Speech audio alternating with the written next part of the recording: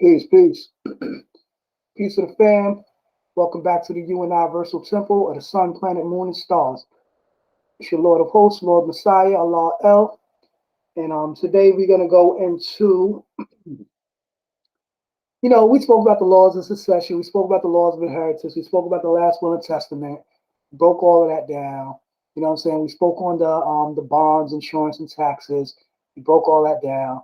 Um, what else? What else? What else? The laws of nations. So we didn't break all of this down because this is a lot. But we went through a lot of things, man. If y'all been watching the videos lately, man, we've been breaking down all this stuff for y'all, man. You know what I'm saying? Now me myself, all I require from the people is that y'all get into the information, man. You know what I'm saying? Like, don't be like sitting back and waiting for like me and King and Keith to, do all this research and study and figure all this stuff out because we're taking time from our lives, time from our companions, you know what I'm saying? We have women, King has a wife, you know what I'm saying? Like he has children. Me, I'm doing all of this to try to get back with my children, you know what I'm saying? So like, everybody has priorities and things of that nature. But what I'm trying to express is that you want to get your priority, the major priorities you want to get in order with your life is your estate, is the planning of your estate. So all of this that we're teaching is all about estate planning. And guess what, y'all? Y'all getting free courses. All these videos are free courses. This is not legal information. Let me give my disclaimer. This is not legal information. This is for educational, entertainment purposes only. You know what I mean? However, y'all getting free courses, man. Y'all getting free training. You know what I'm saying? Stuff that when you go to a lawyer or something, they're gonna charge you thousands of dollars for this type of information. You know what I'm saying? And they ain't even really gonna give you all this information. They're just gonna take your information, fill it in the templates that they already have, and then just draw you up a will or draw you up a trust, which takes them like 20 minutes. You know what I'm saying? If that. And you're paying them thousands of dollars for stuff that you could go right online and do for yourself. Let me show y'all something, man. Let me show y'all how simple this is. You know what I'm saying? Like this is nothing hard. You ain't gotta pay thousands of dollars to no lawyer because you don't know how to do certain things. You know what I'm saying? Let me show you how to do this. Okay. Let's say a will, last will and testament.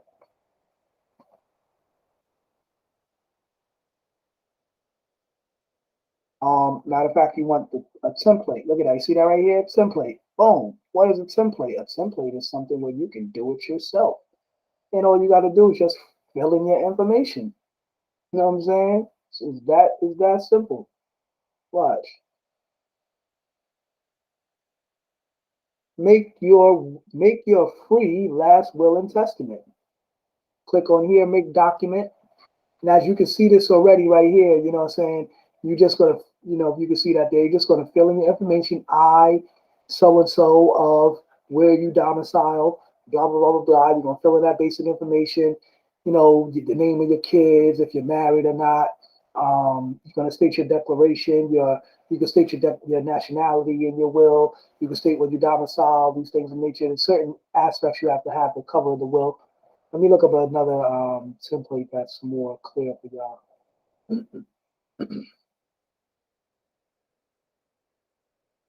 You know what I'm saying?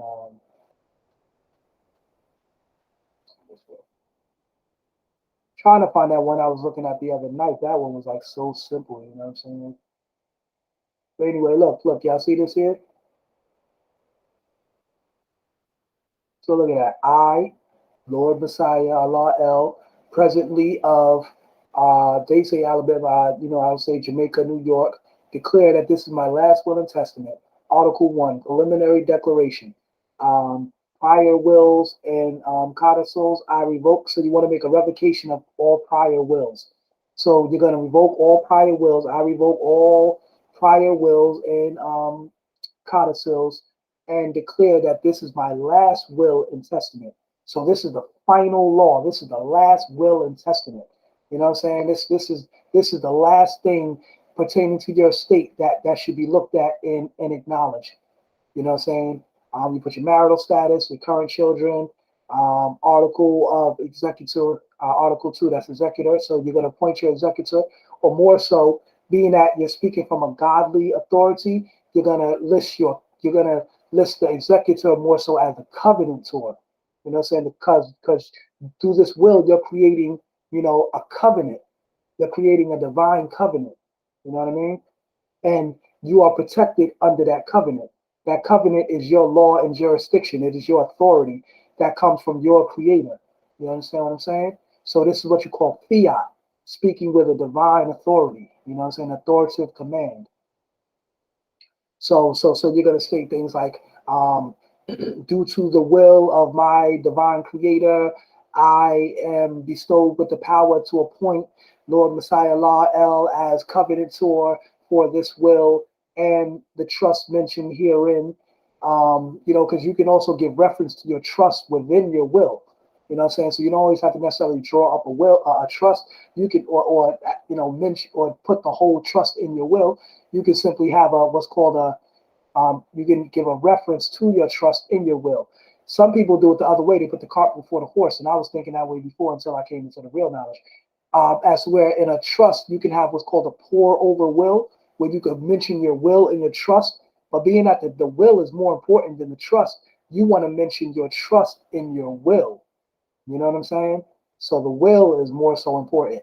So your appointment is more so important. So your appointment is not gonna be just an appointment, like a commercial appointment, like, oh, you're appointing so and so as the exec. No, it's gonna be a divine appointment because it's coming from the divine authority of the creator, and this is what's giving you the bestowed authority to make this appointment.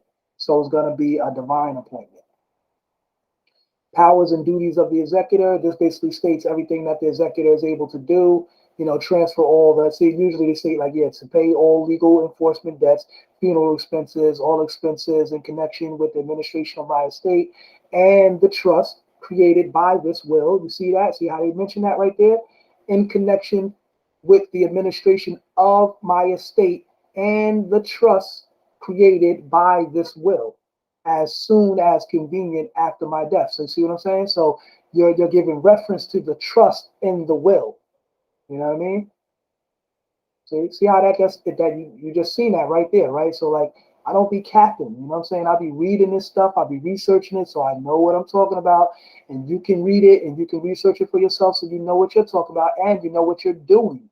So now, what is the major purpose of the appointment, divine appointment, is that you want to set up your appointment, you want to set up your divine appointment, and you want to, or rather I say, you want to make your appointment divine and a divine appointment. So that way, like I say, it has the authority of your creator, and that way the state and no other entity can override the will of your creator. That's where you get, in the Lord's prayer, you know what I'm saying, how they say, thy will be done on earth as it is in heaven. And as Jesus taught us, heaven is within you, the kingdom of heaven is within you. So as you build your earth on heaven, your heaven on earth as it is in heaven, that means that as it is within you, your desire, your will, your conscience, your intent, you're manifesting that in words, in writing, and you're manifesting it in your will. So now it becomes your testament, your testimony, your fiat, your authoritative command with the authority of your creator, which makes it stand as your jurisdiction and your law. You understand? So that's how deep it is. Not just like, oh, well, I'm gonna pass on my property to my kids. Oh, I got a will. No, a will is very deep, man. This is like a manuscript of divine authority on the planet. You know what I'm saying? Like, this is how a man, and specifically for a man, this is how a man brings himself back into the laws of succession, the laws of men, the laws of nations. You know what I'm saying? So you could stand as a real true head of household, a real true as a true man when you manifest your will. You know what I'm saying? You have to establish your will on this earth. You know what I'm saying? And make it reign forever and ever. Like I said, the most important thing is to set up your line of successors, your line of executors or covenantors, those who are going to take it over after you, and after them, and after them, and after them, and after them, and after them. And say 5 or 10 generations down the line, somebody will set it up for another 5 or 10 generations and keep it going and keep it going and keep it going. In fact, like I said, in my will, I'm going to have instructions where they're going to be, whoever the executor after a certain amount of generations, they're going to be bound, they're going to be obligated to make sure that they set up the extension of successors, going on and going forth. You know what I'm saying? So you could have something in your will that states like, okay, well, if something happens to my son, he's not able to receive whatever benefits, I pass it on to my niece or my nephew. They will be next of kin. You know what I'm saying? They will be next in line of successorship or heirship as far as possession of the inheritance. So, being that you establish all of that, that keeps the line of succession going on. So, therefore, the state never has a chance to try to come in. They could never say, oh, the estate is abandoned. They abandoned the property. There's nobody in the will lined up to be in line next. Okay, I guess it's our turn now. So, they can never get a chance to come back in and probate your estate. You're setting up your line of succession. So the distribution of residue, you know what I'm saying? Okay, you mentioned your children. Guardianship of minors. Yeah, you want to have an appointment of guardianship as well. So say if anything happens to you, you become incapacitated or you can't take care of your kids for some reason, you appoint a guardian to be the guardian for your children. Um, testamentary trust for minor beneficiaries, you know what I mean? Testamentary. That's the agreement that the parents set up for the minor. You know what I'm saying? I intend to create the testamentary trust for all minor beneficiaries named in my will. Wow, actually, I kind of like this will right here. I think I might cop this right here. Copy and paste some of the lingo from this right here. You know what I'm saying? I like this. This is fire. You know what I'm saying? I name my executor as trustee, the trustee of any and all testamentary trust required in my will, and assets bequeathed, transferred, or gifted to a minor beneficiary. So, in other words, you're appointing someone to handle that transfer, to be the trustee and transfer over the property to the beneficiary. So, yeah, I always give that example. You watch the show Ghost. You know what I'm saying? The show um yeah, Ghost. Um, and on the show, 50 Cent show Ghost, you know what I'm saying? Ghost, he had left his son, he left his son, I mean, Power is the show Power, you know what I'm saying? Second season called Ghost, book 2. So in Ghost, you know what I'm saying, Power, Ghost, you know how Tariq, he killed his father. He killed Ghost. Now, Tariq thought he was going to get all this money that his father left from him and, split it up with his mom and they're going to live happily ever after without the father. No. You know what I'm saying? Your father was wise. He set up a trust. Ghost had set up a trust. So that way, Tariq, he couldn't get none of that money until you finish college with a certain grade point average and you achieve something in life before you just foolishly spend all this money. You know what I'm saying? So that's called estate planning. Ghost planned the estate for his son, so his son couldn't just come into the money and just squander it away. He set up a plan, you know what I'm saying? Like, meaning you got to go to college, you got to get this certain grade point average, then you could get certain money. And then he probably had it set up to where, okay, now I'll turn over the business to you. You know what I'm saying? You could run the club, you know what I'm saying? Whatever, da, da, da, da, and all that type of stuff. So, everything is set up in your will and in your trust. Well, the trust is simply a depository to hold assets. You know what I mean? But the will is more so the provisions on how all of that is to be carried out. You can have those provisions in the trust too, but a will is, like I say, it's the will of the being, and it's more than corporate. It's more than commercial. Because, like I say, when you state your divine appointment and things of that nature, and in your preamble and your declaration and everything, you're gonna put some fiat on it. You know what I'm saying? You know how they put some stake on it, put some fiat on it. You know what I'm saying? You're gonna put some godly authoritative command on it. You know what I'm saying? So like I said, you're gonna say this is a divine appointment as to you appointing your executor. You know what I'm saying? You know how like ancient kings back in the day they said they ruled by divine right. You know what I'm saying? So this is your divine right. You understand? That's how you got to see it. It is your divine right. You know what I mean? So like my woman, man, she always be quoting that. She be talking to her son on the phone that night, and she be quoting that Lord's Prayer. Say your prayer, man. You're a grown ass man now. You still saying his prayer. But anyway, you know what I'm saying? Talk about some say your prayer, say the Lord's Prayer. You quoting that Lord's Prayer all the time, but you don't really know what that prayer mean. And I'll be breaking it down to it. You know what I'm saying? You know what it actually means. You know what I'm saying? And everything has a meaning. You know what I'm saying? And when you break down words, then you know the meaning of things. And everything is not only just based on the context of the words, but also you have to be wise enough to know how to dissect what words mean. You know what I'm saying? As in, sometimes you got to read in between the lines. You know what I'm saying? As they say, because words, some things are spoken in parables or riddles, or whatever the case may be. So it's not saying exactly what it's saying. You know what I'm saying? Like, you know what I mean? Like, somebody will say something in general, but they're making us they're talking about someone specific. Like, damn, somebody just passed gas in here, and then they'll like look toward the person that they talking about, like, this nigga, yeah, they just passed gas, like, you know what I'm saying? So now it was a general statement, but your eye contact is obviously specifying the person that you're talking to. You know what I'm saying? But anyway, you know what I mean. So a will could be a general thing. It could be on the public side, and the state could come in and administrate it, or you can make it specific to yourself. And like I said, when you get into the certificate of international will and things of that nature, you make the will, you put the will on an international level to now, like I say, you're transcending the state boundaries, the state statutes and so forth, for how the state is going to come in and handle things. Because like I say, the state right now, due to the whole birth certificate and all of that, blah blah blah, we are wards of the state, meaning that we are state property.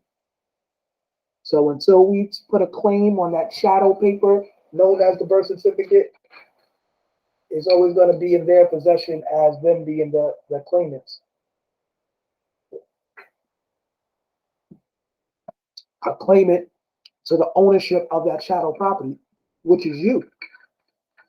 And our joinder to that has been the signature that we've been signing with all this time. Now, you got people that say, oh, there's ways to sign without liability and all of that stuff. Yeah, I hear all of that, man. But if you are the straw man, if you're signing with the straw man, that straw man is the straw man, regardless of how you want to UCC 1-308 it and all of that. Straw man is a straw man. Change your name, change your identity. You know what I'm saying?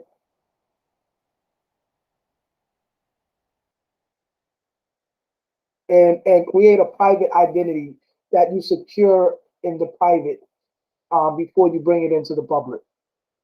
You know what I'm saying? Secure your private name in your wills and in your trust and everything, and then you bring that, and then before you update it in the public. You know what I'm saying? It's called the alter ego doctrine. Now that could pertain to commerce. You know what I'm saying? As far as like a company being separate from the individual, and therefore you're able to, like a DBA or something like that, you're able to operate in commerce as an alter ego that doesn't necessarily tie back to the straw man. You know what I mean? So now, as far as estate planning, you want to develop your private estate or your private account that you're gonna, or your private trust, which is your depository account, and your private will, which is your particulars expressed in words, which creates your state, and more so your nation state, because your nation is your family, your tribe. Your family is your nation. You know what I'm saying? You may belong to many other nations, Nation of Islam, Nation of God's Earth, Nation of this, Nation of that, but your true nation is your family, the family that you create on this planet. That's your nation. And you can draw them up as to be members of your international organization and international, the word nation in there, national, they are part of your nation. And therefore, they are provided all the international protections of your international organization. See what I'm saying? This is how you protect yourself and protect your children by bringing them into an international forum. You know what I'm saying? An international recognition and an international standard of law that gives them international protections, which will make them immune to the state's abuse, or not immune, or rather say, give them protections against the state's abuse. And the state abuse is, like I said, I explained that story about the crows on the straw man. If you're not being the living man as the farmer and coming out and moving that scarecrow around, the crows or the agents out there trying to cheat your estate or eat your crops, they're going to swoop down and eat those crops every day because they see that scarecrow is sitting still. That straw man is sitting still. You haven't claimed it. You haven't put it. You haven't transferred it. You got to move it around. You got to transfer it from that. Like keep it, break it down to minor account, close a minor account, and open up a primary account. You got to transfer that, all that public property into your private estate. And now that shows that you are being the living farmer moving around the dead scarecrow to scare away the crows from eating at your crops. You know what I'm saying? And the crops are symbolic to your estate. These agents or agencies are eating at your estate. They're exceeding your estate. And to them, even though we know it's wrong, as far as they're concerned, they're just doing their fiduciary capacity, which is managing the estates of the incompetent people, the so-called minorities. A minority root word is minor. A minor is an adolescent, one who thinks in an adolescent state of mind, and they're not mature enough to handle their affairs as an adult, and they need someone to speak for them. That's why when you get a lawyer or a legal aid or anything like that, you're showing that you are incompetent. You cannot speak for yourself. You're not competent or mature enough or of the age of majority to be able to speak on your own behalf. You need they always try to force you to do that.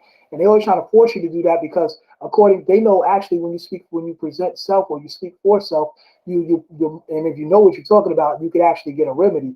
But dealing with the lawyer or the legal aid, or the attorney. The attorney means to turn over. He's only going to turn you over to the jurisdiction of the court.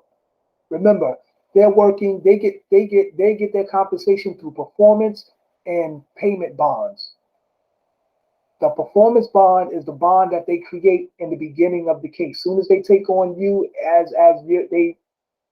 take on you to be their counsel, they immediately draw up that bond, that performance bond. And the performance bond is to state that, okay, the length of time, like there's going to be a performance performed.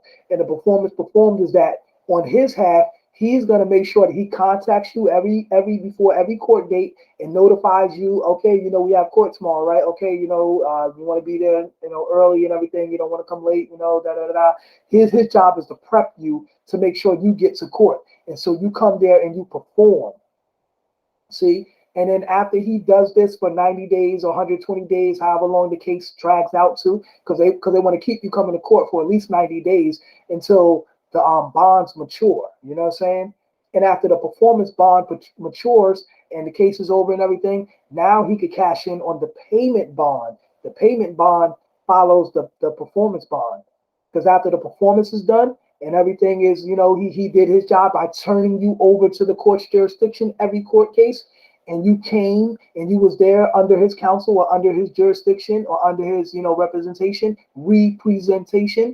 and they represented your straw man for you, which was him being a trustee for your estate. Then he turned you over to the court's jurisdiction, and the court made their decision on whatever. And now you're looking at him like, yo, man, you were supposed to, and he's sitting there like, yeah, I know, and he give you that bullshit, that story. And now you like, yo, what the fuck? You know what I'm saying? Yeah, because he wasn't there to help you in the first place. He was there to turn you over to the court, you know what I'm saying?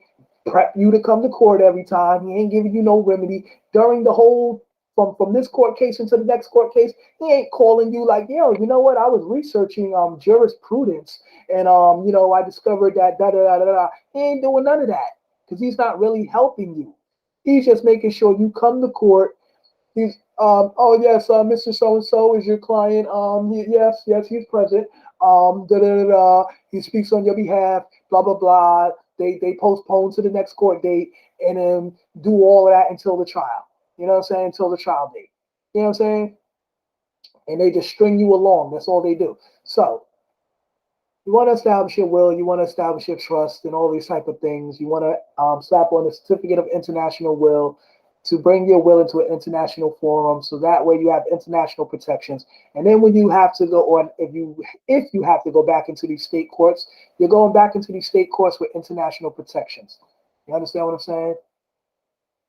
And that way you're not just getting jerked around and blah blah blah blah blah. So okay, trust termination. If you happen to terminate the trust, okay,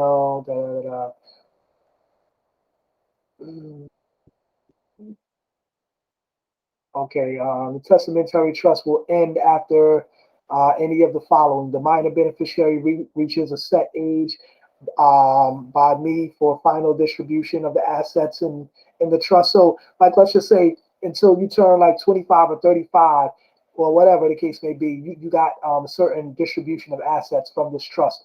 Like you get like $5,000 every year until you turn a certain age or whatever. You know what I'm saying? Depending on how much is in the trust and how whatever set up. So you know what I mean, that's how that'll go. Um, and the minor beneficiary dies or the assets of the trust are exhausted through distribution. So in other words, if it ain't no more money left in the trust and there ain't nothing else to distribute, that's the end of the distribution of the assets because all the funds is run out. So that's why I say you should plan your estate and set up a plan of how the assets or the funds will be distributed in a timely fashion.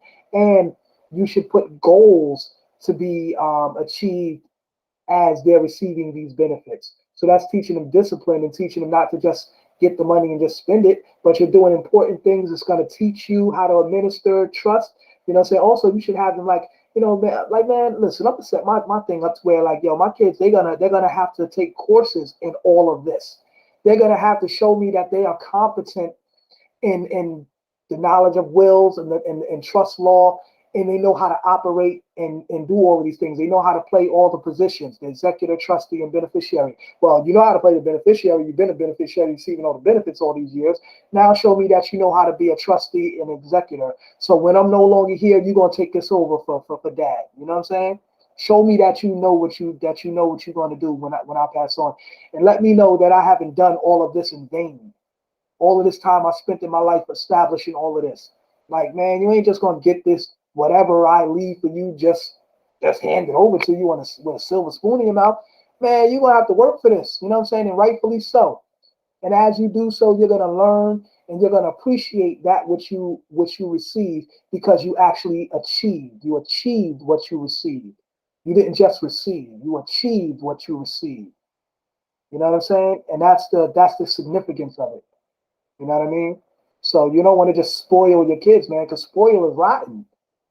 Definition of spoil, or one of the definition of spoil is rotten. So you don't want to spoil your children. You know what I'm saying? You make them rotten. And rotten kids don't appreciate nothing. You know what I'm saying? Because they always just been giving, giving, giving. You know, as they say, too much is given, much is required. So, you know what I mean? If you just giving your kids things, giving, giving, giving, and you ain't requiring nothing of them, they ain't showing you no discipline, they ain't, you know what I mean? Then you're just spoiling them and you're making them rotten. You might think to yourself, well, I'm just trying to give them what I didn't have. Yeah, you can do that, but also teach them lessons along with it. You know what I mean? So then they could pass these same lessons on to their children. You know what I mean? So now they're not just foolish with money, because as they say, a fool and his money shall depart. You know what I'm saying? So you want to teach your children, you know what I mean? As how to do all these things. Like this, like to me, this is fun. To me, I think this is fun. I think this is something that I would love to pass. I'm gonna love to pass on to my children. You know what I'm saying? To teach them how to do all of this. Because the science is that, whatever I acquire and that gets passed on to them, then whatever I acquire and what they acquire, they're gonna pass on to their children. Then whatever I acquired, my children acquired, and their children acquired, they're gonna pass on to their children. Then 3, 4, 5, 6 generations in, man, they just each generation just gets wealthier and wealthier. You know what I'm saying? So you see how that goes. So this is a great thing, and I think if you express it to children in this way, this is something that they would want to work toward and help to build the family legacy. You know what I'm saying? Not just be spoiled brats waiting for mom and dad to do everything and hand them everything. You know what I'm saying? That's why you got these spoiled children nowadays that don't appreciate nothing. You know what I'm saying? Because they just parents just giving them everything. No lessons coming along with it. Just giving them. Okay, that's what you want to do. I mean, that's on you, to each his own. I know what I'm going to do. So all right, so you got, see right here, general trust provisions. See, so see how, see right here. So you put in your trust provisions in your will. So you can, like I said, you can reference your trust in your will. So instead of having a pour over will in your trust, you're gonna have a pour over trust in your will. You know what I'm saying? If there's a such terminology, you know what I'm saying? I'll reverse the terminology. You're gonna have a pour over trust in your will. So the pour over trust is right here, the general provision, the general trust provisions. Now, why are they talking about trust provisions and this is supposed to be a will? Because you can mention your will, you can mention your trust in your will. And you can also declare your nationality in your will. And you can also put your declaration in your will and all of that. You can put everything in your will because this is your will. Thy will be done on earth as it is in heaven. You know what I'm saying? And where is heaven? Heaven is within you. The kingdom of heaven is within you. You know what I'm saying? So, and as Elijah Muhammad taught, heaven and hell is a state of mind. And it also becomes a physical living condition. So, if you think in heavenly thoughts and you're thinking of creating a heaven for yourself, then you're gonna create a heaven for yourself. If you're thinking hellish thoughts and you're thinking, you're thinking down and you're not thinking, highly, then you're gonna dwell in that negative state or that hellish state and you're gonna create a hell for yourself. You know what I'm saying? I'm not trying to create a hell for myself. I want to create a heaven for myself. You know what I'm saying? And not just myself, but like I say, for my generations to come. So this is not just me thinking of myself. And like I said, when I used to think about the will, I used to think about, I used to be like, damn, man, I don't want to think about death. But man, I didn't accepted it. I've been talking about wills all fucking mad long. So I done been thought about death 1,000 times in my mind. It's not even a scary thing anymore. It is what it is. You know what I'm saying? But my whole thing is to make sure that I establish my will on earth before I reside in my everlasting heaven or my everlasting peace. You know what I'm saying? So before before I depart, I'm gonna make sure that I, manifest this will. So actually, I never actually die because the will is carried out. The will is carried on. You live through your will. So you got a pet care derivative, pet caretaker. So you could give directions on if you got any pets, how you want them to be taken care of. You know what I'm saying? If any of my pets are suffering in poor health or beyond reasonable treatment at the time of my death, I direct that according to this discretion. My executor have my pets humanely euthanized as soon as possible. You know what I'm saying? Da, da, da, da, so all those provisions to take care of your pets, if any. Pet care fund. You can even have a pet care fund, saying I direct that my executor gives such amount of money, to handle whatever expenses, dealing with your pets, you know what I'm saying? Personal debt forgiveness. I wish to forgive the following debts owed to me. So you mentioned any debts that you have, and what I'm saying, I guess you have your executor or your trustee handle that, you know what I mean? Individual omit. Wow, this got a lot of good info, man. I'm gonna get some of the info from this right here, man, because some of this I can add to my will. Um, and like I said, there's so much stuff you can mention in a will. So just shop around as you're like, and look at this. See, like I said, how you can just fill in your information in here because this is a template, but also you can shop around and find different templates and find, like, they might have different clauses in there. See all these different clauses in this one?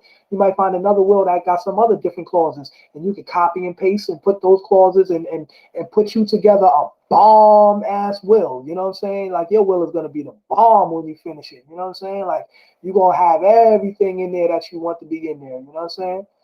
So disputes between beneficiaries. So yeah, so if any bequest requires that the bequest be distributed between or among multiple beneficiaries, the specific items of property comprising the respective shares shall be distributed by such beneficiaries if they can agree, and if they cannot agree, given reasonable time to do so, by my executor. So in other words, if the kids can't agree, then the executor is going to step in and say, okay, well, this is what's going to happen. This is how it's going to be. You know what I mean?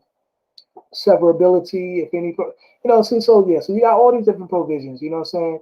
And then you're gonna have your witnesses, you know what I mean? You're gonna have your notary attestation, not just a regular notary, but a notary attestation, which is where the notary is gonna write on or sign on a separate document how they attested to the fact that you and your witnesses all are attested to this document, you know what I'm saying? And you all witness each other's autograph on the document.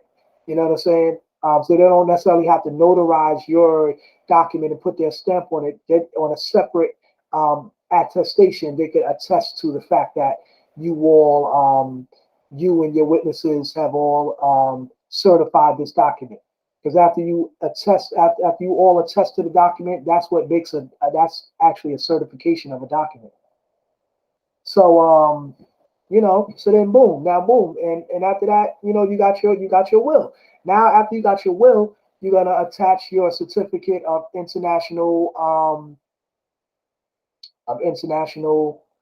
certificate of international will to it. Okay, and let me pull that up now. See. So yeah, I'm just showing y'all how to do this, how this thing works. People, like I say, a lot of people don't like to deal with the will or even think about their will because, they associated of when they die. And a lot of people don't even like to think about death. So they just something that they never really even attend to. But yo, this is something important, man. This is utmost important. You have to attend to this. Face your fears, man. You know what I'm saying? Face all your fears and get at me. There's so many donuts, I'm on back streets.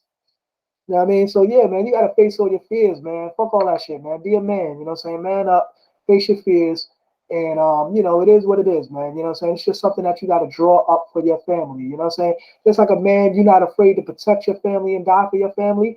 Then why be afraid to think for your family and plan the estate for your family, plan the future for your family? Like you'll go out on a limb and put yourself at risk and defend your life at a moment's notice and die for your family and be like, yo, I stood as a man for my family. But as you're living and you got all this extra time on your hands, man, draw yourself up a will. What are you doing? You sitting around. What are you doing? Right now, you listening to this right now. What you doing? Get online and get yourself a template and get this started, man. Get the process started. You know what I'm saying? Get it started. Because if you don't do it, you already know. We explained what probate is. You know what I'm saying? The state is coming. They are coming. They waiting to catch you slipping. You know what I'm saying? They want you to be slipping. They want you to die in testing or die without a will. Why do they want you to die without a will? So they could take whatever property you had and claim it as theirs. That's why. So you understand what I'm saying? So, and you know, yeah, it's real like that, man. So it's like, I mean, hey, man, it's on you, man. If you care about yourself, if you care about your state, you care about your future, then you know what I'm saying, you'll take heed to this information. If you don't, then you'll tune in and like King L Bay say, you want to hear that Tony, Tony, Tony? It feels good. Yeah, it feels good. Yeah, it feels good. I want that feel good information. You know what I'm saying? A lot of people want that feel good information. Shit. I hope this information make you feel good, but not only make you feel good, make you feel motivated to want to get up and go and do what you need to do. You know what I'm saying? And like I just showed you, it's not that simple. Let's just think about this. This whole video might be an hour. Let's say even say 2 hours of your life that you took to listen to this video. You know, not just this one, but multiple ones out there. You know, so not just me, many other people. But get the information and just draw up your will. And let me pull up excuse me, the let me pull up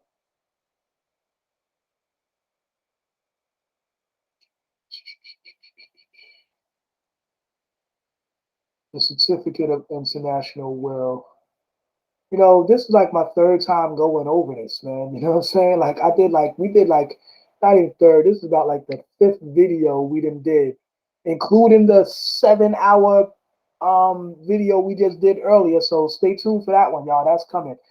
Um, I guess maybe after I post this one, that's coming. Right now, I'm waiting for it to upload, and I hope it didn't. You know, I hope everything went smooth on it because, like I said, it's like a 7 hour long video of consistent knowledge.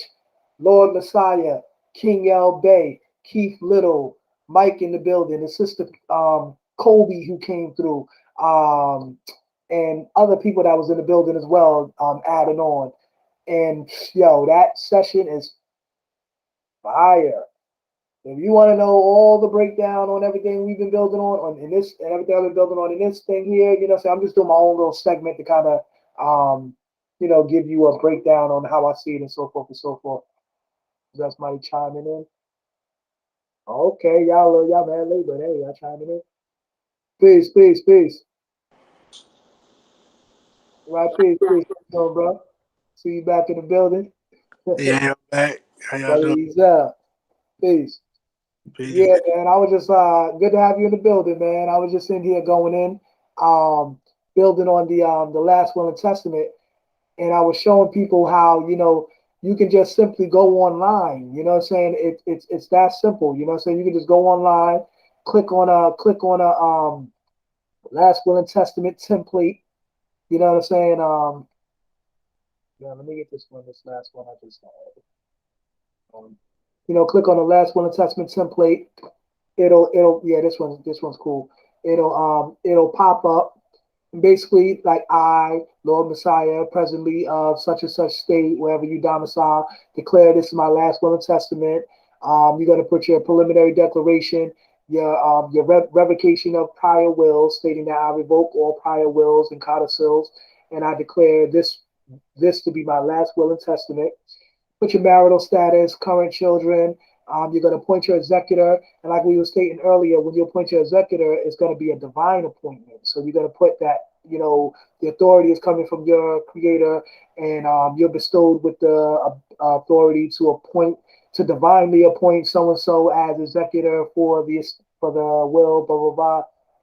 It's going to be a divine appointment. You have your powers and duties of the executor.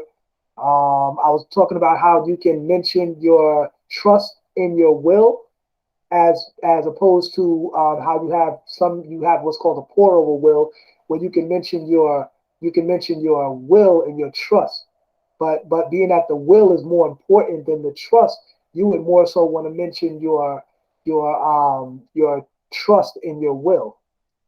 So oh, and brother, as I'm building, if any time you want to interject and you got any questions, chime in. Because I'll be going in, but you can Uh, on. yeah, I'm just listening. Last will and testament. That's what's up. So the creator. Yeah, you said we could put the creator in there. That's the will I'm trying to follow. Right. Um, yeah, I'm just listening. Uh, shoot, probably gonna get ready to do all of this stuff too. So, what? So this is the will portion of it. Where does the international law comes in, or what supersedes what is the God's law superseding international, or is international just law to protection from the states? Okay, great question. And I'm gonna go into that in 1 second. Let me just finish skimming through this last will and testament template, and I'm gonna go right into that. All right, so then they talk about specific gifts. If there's any specific gifts you want to be distributed, da da da da. Distribution of residue, anything residing in the trust after all the distributions are made, da da da da. How you want that to be handled. You mentioned your children, guardianship. You appoint guardianship over your children. So if anything happens to you, you become incapacitated, you're in the hospital, whatever, you can't attend to the property, you have a guardian appointed over them. So that way the state don't step in and be like, oh, okay, well, we can take guardianship of the children, ad litem, and all that other bullshit. So you appoint a guardian. Testamentary trust. Now, see, this is testamentary trust. Now, it says testamentary trust for minor beneficiaries. So the testamentary trust is basically stating that I intend to create a testamentary trust for all minor beneficiaries named in my will. I name my executor as trustee and trustee for all testamentary trusts required in my will. See, so they're speaking about a trust in the will. And then they go right here, trust administration. They speak about the administration of the trust, trust termination, general, and then now beat this right now. They got general trust provisions. Now, why are they speaking about the trust provisions in the will? It's supposed to be a will. That's because, like I said, you can mention your trust in your will. Now, you have what's called a pour over will. Like in a trust, you can mention will in a trust as well. They have what's called a pour over will.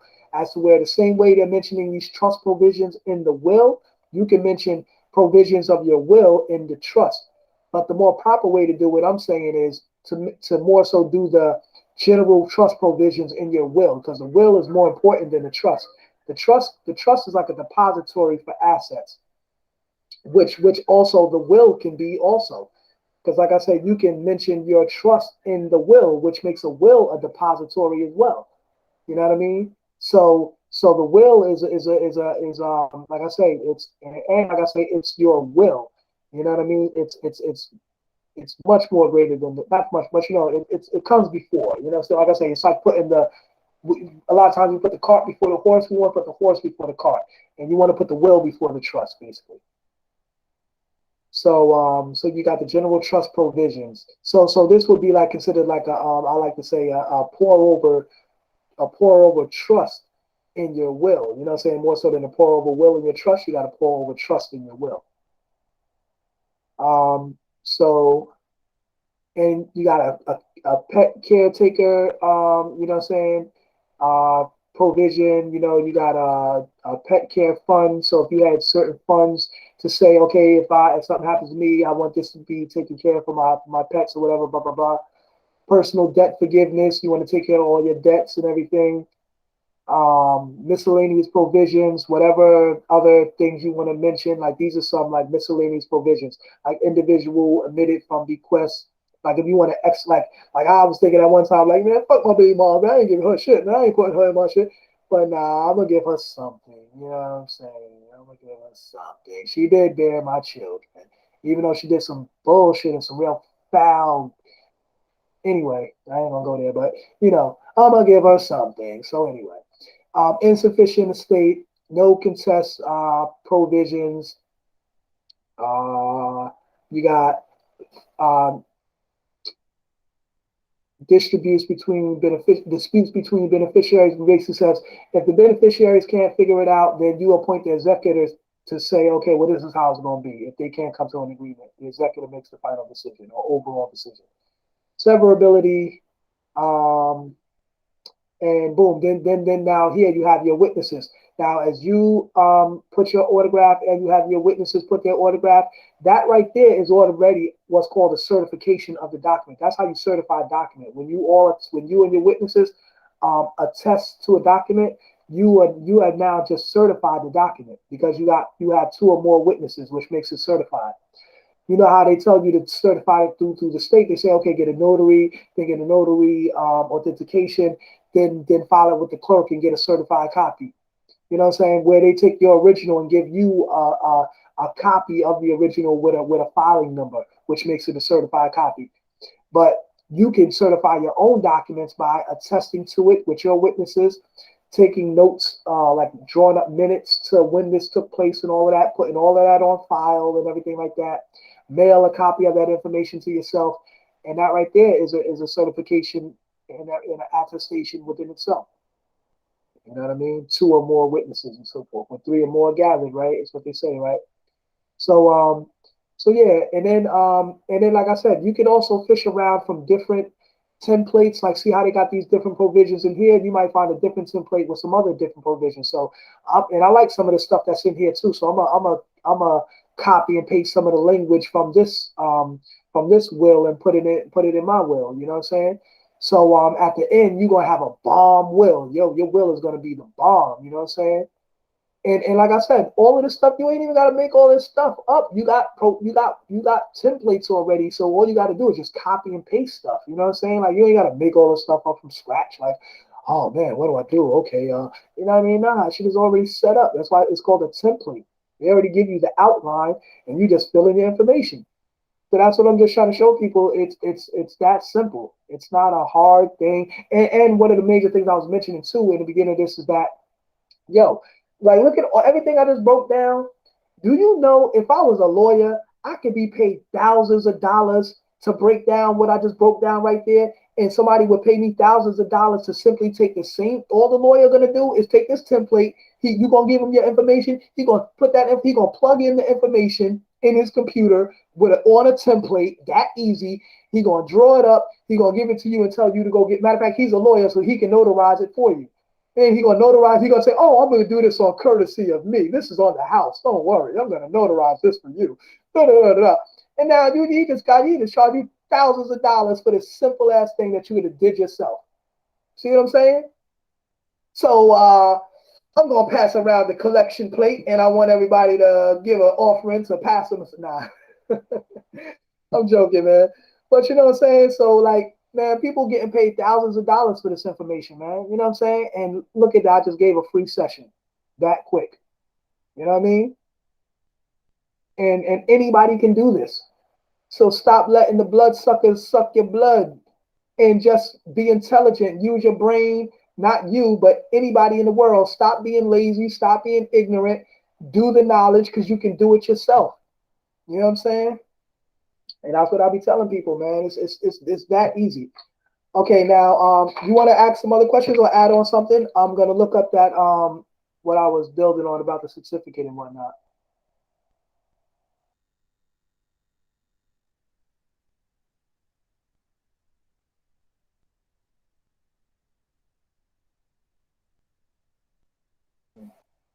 Pardon me, pardon me.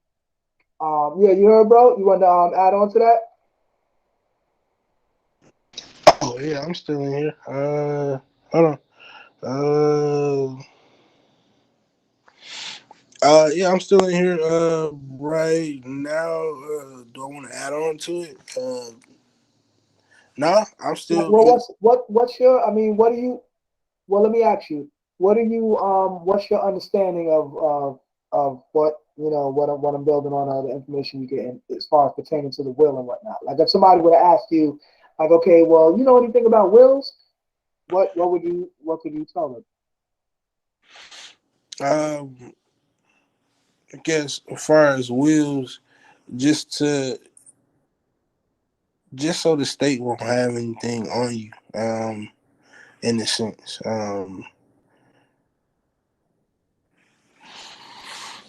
I guess I gotta look into it some more because I'm still wrapping my head around everything. I just know like I want to do God's will, and within doing God's will is um, Is doing being your will outside of because you are God.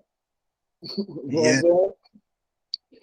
You know, a lot of people have different religious ideologies and so forth, but I will tell you from my knowledge and understanding that you being an original man, you being a supreme being, you are the true and living God, and your divinity is universally bestowed. You know what I'm saying? Meaning that you know you have a universal existence, and every like earlier when I was breaking down about elemental, you know what I'm saying? El meaning God, mens meaning mind, al meaning pertaining to. So elemental meaning pertaining to the mind of God. So the whole universe is mental or elemental, meaning the whole universe pertains to the mind of God. And so therefore, being that we have innate intelligence, we are born with embedded intelligence of the universe. Excuse me, and therefore you are what your father is. And even like Jesus was always saying, as a man thinketh, so is he. Jesus Yeah. was giving people knowledge of self. I don't know why people be getting all spooky and all of this stuff about Jesus, man. Jesus was teaching knowledge of self. He was teaching you that he said in Psalms 82 and 6, yea are gods, and all of you are children of the Most High. Yeah. And then it says, you shall die like men and fall like one of the princes. Now, people be trying to take that like, see, but it says, you shall die like men and fall like one of the princes. Okay, that only means that the gods he's talking about are men. And not only men, but you shall die like one of the princes, meaning that you are also royalty. See what I'm saying? So Jesus was teaching the laws of succession. He was teaching you how to ascend into the throne of your father. You know what I'm saying? He expressed it as the Heavenly Father, but understand that when he was teaching the disciples in Luke 17:21, they were asking him, where's the coming of the kingdom of heaven going to be? And he said, it's not going to be a place that you observe with your physical eyes. It's not going to be a place where you could say here nor there. He said, for behold, the kingdom of heaven is within you. Mm. See what I'm saying? Yeah. He didn't say the kingdom of heaven is up in the sky and beyond the clouds or down the block and around the corner. He said it's within you. So even as the scripture says, if people want to be on that, oh well, God is a spirit. Well, okay. Well, it says the spirit of God dwells within you, not outside of you, within you. So if you're trying to find God, guess where you got to look? Not outside of yourself, within yourself. Yeah. It's that simple. So the whole world, or the majority of the world, is lost when it comes to the reality of God because we're looking for God in the wrong direction. We're looking outside of ourselves when we need to be looking inside ourselves because that's where God is. See what I'm saying? It's that Yeah. simple. Yeah. It's that simple. Like I said, I don't know why people see. You got the pastors out there and all of that, and all these bloodsuckers who want to preach you a good story about Jesus, and they want to tell you about, and this and that, and the Huda Mahama, and the Hida Maho, and Jesus said, and he walked down the valley, and all of that shit, man. Like, come on, man. All the dramatics. Man, just teach the knowledge, teach the word, and give the people the information. You know what I'm saying? All that dramatics and then he's putting on a show. You know what I mean? He's putting on a show to keep the people coming back so they keep spending their money on feel-good information. Yeah. Not information that's going to truly inspire them. As they say, all the men were inspired by God. So then this knowledge should inspire you to do something. You know what I'm saying? Not to just sit in a damn church and clap and hoop and holler. Yeah, that's right. Teach all. That's right. That's right. Teach. Teach that word. That's right. And that's how it be. You know, and all we doing is hooping and hollering and being yes men and yes women.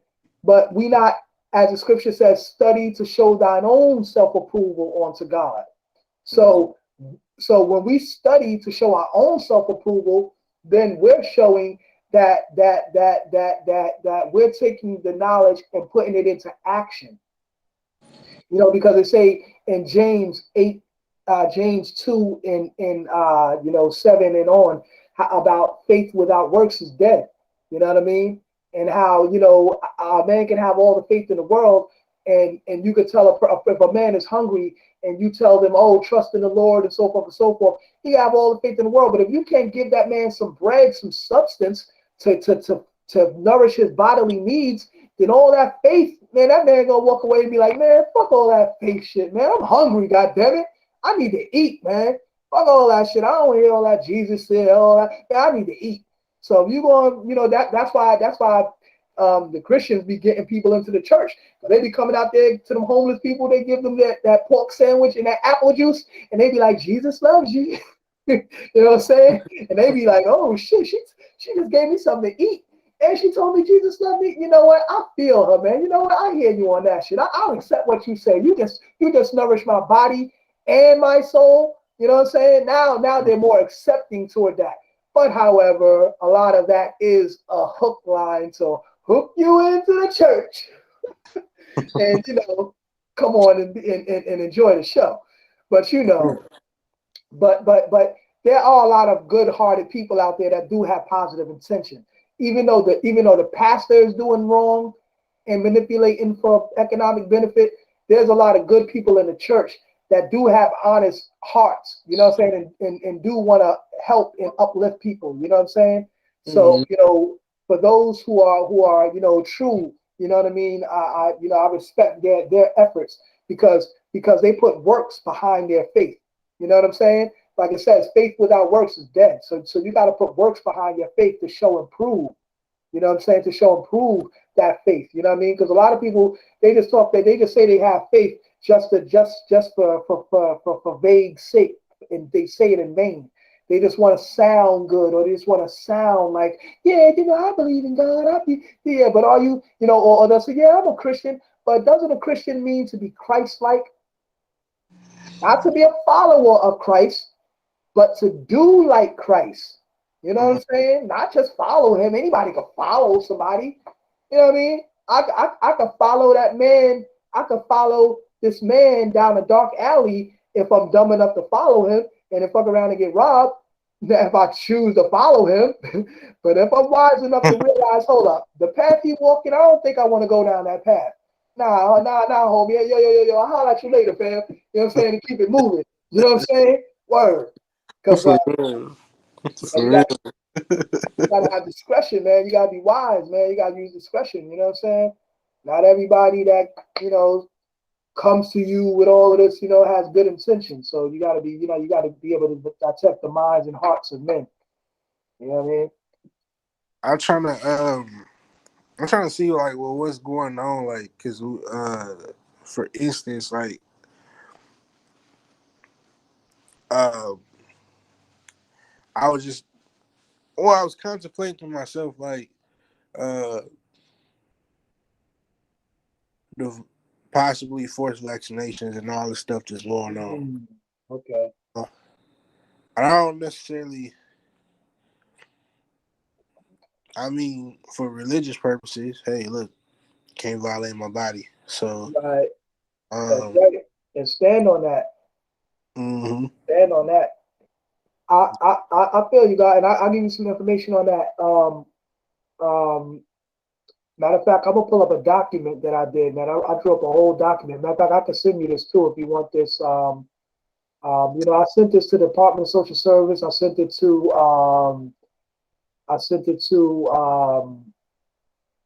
my son's mother's lawyer, or whatever, and I sent it to the judge that was on the case, the last case that I was dealing with. So I sent it to all of those people. King Ezzell was saying I should have sent it to the Department of Justice. So maybe when I revise this document, I'm gonna send it there and put some more fiat in, hype it up and whatnot. You know what I'm saying? Yeah, for sure. And let them know that let them And know I that. know, like, Yeah, it's that. kind of a situation like to where, like, uh, for me, I'm just recalibrating what's supposed to be, as far as, like, I know, like what you were just saying, the will of our Father, our Creator, is our will, because God lives within us. So, kind of whatever we want is what will be, in the sense, when we put the work in to do it.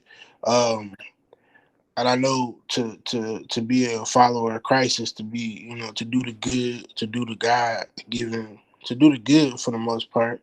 Love thy neighbor as thyself, love thy mother and thy father. You know what I'm saying? Once others, you have to do unto you. You know. Mm, And, and and those was two of his most primary teachings. You know what I'm saying? I'm questioning right now. I'm questioning the Babylon society with capitalism, and um, it's like, You got to come out of her. yeah, we playing with the devil right now in the sense Right. they getting ready to try to jab you and all this extra stuff. So it's like we slaving ourselves just to be able to own a car, a house, and just like God made horses. We're supposed to be, messing with the horses and living free and planting food, and maybe we do have other amenities and things of that sort, but it's more so along the lines of, hey, we're not just doing it for selfish reasons and selfish gain. Um, Right. so Right. yeah, the will and testament for me is just to get outside of, you know, the norm that I've been born into, leaving Babylon and even getting to a point of even just creating and figuring out what can I do to help, the world or my community and society and things of that sort, you know. Well, Um, the so first thing I would say to help anybody outside of self is to first help self. You know what I'm mhm, saying? And that's not a selfish thing. That's more of a self concentrated act so that you can bring yourself into a better position so that you can help others. You know what I'm saying? Because right, it's like, you know what I'm saying? Like as you say, you can't help nobody else, so you help yourself, right? So, you know what I mean? Getting your affairs in order, then you can help others get their affairs in order. And all of this is going to help us in the long run. See, a lot of people, they looking for the get rich quick scheme. They looking for the overnight, you know, success and all of that. This ain't no overnight thing. You know what I'm saying? This ain't no overnight thing. This is something that you're establishing, like I said, for generations to come. You know what I mean? So it ain't just about you. You know what I mean? A lot of people, they wanna, like I said, they on this paper chase. They wanna, like, that's that information about the birth certificate and all of that. Certain people I don't like to build with that about, because some people, they on that paper chase and they just wanna find some kind of way to finagle some kind of funds out of the system. And I'm trying to tell people, man, like say all crimes are commercial, man. And people be trying to mess around with that birth certificate and, oh yeah, you send it here and you do this and you do that and all that. Man, listen, you gonna fuck around and get yourself in trouble, man. You know what I I'm saying? see it. I see it just from a level of like how they ready to jab the mess out of us right now. We better stop messing with them, man. They're ready to do all type of stuff Yeah, to us right now. They mistreat the mess out of us. We think we doing something yeah. by having a You lot of know, money. and they didn't necessarily make it mandatory, but they trying to make the situation seem like we have to take it. You know what I'm saying? And Yeah, like I said months ago, I already knew they was gonna create the scenario as to where, like, they make it seem like, well, everybody has to go back to work, so before you go back to work you got to get vaccinated, and the kids have to go back to school, but before they go back to school they have to get vaccinated. So, you know what I'm saying, they're going to use the whole work and school thing as a reason why everybody should get vaccinated. But on some job, not all states said now, state employees are like, a lot of them, they say they want them to take it, and they can't like test out anymore. They try to like delete that option, like they have to be vaccinated type shit. That's why I was like, man, people that work for the state, they in a tight position. They might have to, like, quit their job or resign for a while or take a leave of absence until ownership blow over. You know what I'm saying? Because um, or unless they're going to take the vaccine. Like, I'm not taking that shit. You know what I'm saying? I'm gonna wait. either. I'm not either. Shoot, that's why I'm like. I'm That's why waiting I'm in all the that shit. class right now, trying to learn, trying to figure out, what can be done, how to get out of Babylon, what's the will, what's the international laws, how it all comes together for the protections and God given rights and things of that sort. So I could just be like, when I do get approached with whatever situation, it's just like I know I'm right. I can act like Christ, and I can just be like, yeah, get it, you know what I'm saying? Just handle it properly. Uh, Yeah. I'm trying to handle this. Hey, what you mean? so, I so just got. yeah, I was gonna say, I yeah, gotta so get. so so yeah, as far as like with this whole vaccine shit, it's like, like I said, I'm good. You know what I'm saying? I'm good. And as far as like I say, people that choose to do that, that's on them, man. They better know what they put in their body. You know what I'm saying? Now, this the thing about the vaccine and whatnot, as far as the science, right? The vaccine, right? It has what's called mRNA, messenger RNA, which means that within this virus, it has a messenger, or within the vaccine, it has a messenger RNA as to where it's gonna now like download basically memory codex of this vaccine in your system. And how it does that is what's called, see, like when it's it has an agent within the vaccine that it activates the spike protein. Now, the spike protein is a protein that acts as a receptor that, like, as to where, like, say, when something foreign enters the body, like a vaccine or whatever, the spike protein will heighten this. It'll like send out a whole lot of receptors to absorb this vaccine. So that's how it downloads into your system, and the memory of the RNA is recorded in your system, or basically downloaded into your system. Right. So basically, the spike protein in Asians and Caucasians is naturally very high. So when they take this vaccine, it's not going to affect them the way it affects more melanated people because our spike protein is low. So when the vaccine gets in us, it heightens that spike protein, and it creates receptors for us to download this mRNA into our system. So basically, it's going to affect us because it would be foreign to our immune system.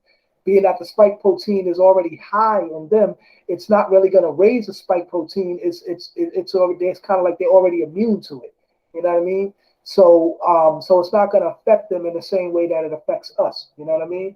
So this is why, being that we not with it, they now the whole stigma in the society is, oh, well, see, the black and brown community, you guys are holding back society because you just get vaccinated. I mean, come on, what are you guys waiting on? I mean, come on, this is and then everybody's making it seem like it's our fault that society is not opening back up and everything's not going back to so-called normal because we don't want to take the vaccine.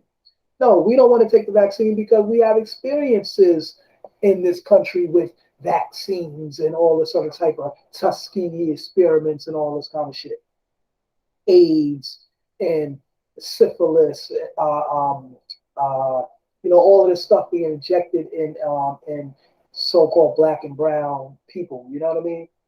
And you know what I'm saying? So a lot of the stuff is in the clinics, in these little so-called free clinics where we go to get medical with our EBT cards. You know what I'm saying? We go get our medical attention, and they injecting all kind of stuff in us, experimenting on us. You know what I'm saying? Testing their generic vaccines and drugs on us. You know what I'm saying? They make us guinea pigs.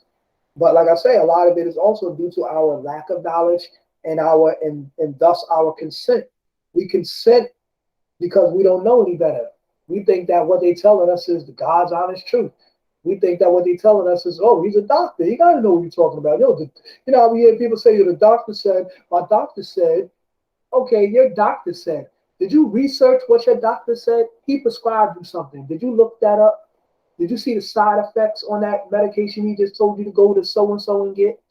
Because don't you know every time the doctor writes you a prescription, he gets a little percentage off of every script he writes? See what I'm saying? So it's all the economic game, man. It's all to make money with the pharmaceutical industries and all of that. The doctors work with pharmaceutical industries to sell you guinea pig products and experiment on you. You know what I'm saying? You mind if I interject right there? Yes, That's sir. Yes, sir. crazy. That's crazy. It's just like for financial gain, you know what I'm saying? When there is no parable of God and we all extinctions of all that is and God lives within. But just for financial gain in this capitalistic society, these motherfuckers are just straight up trying to fuck us up, and this shit bogus as hell. Never mind. But yeah, man. it make you more and more just want to be with nature. You know what I'm saying? Like naturally. You know what I'm saying? Forget all this extra stuff and it. I don't know. I'm learning though.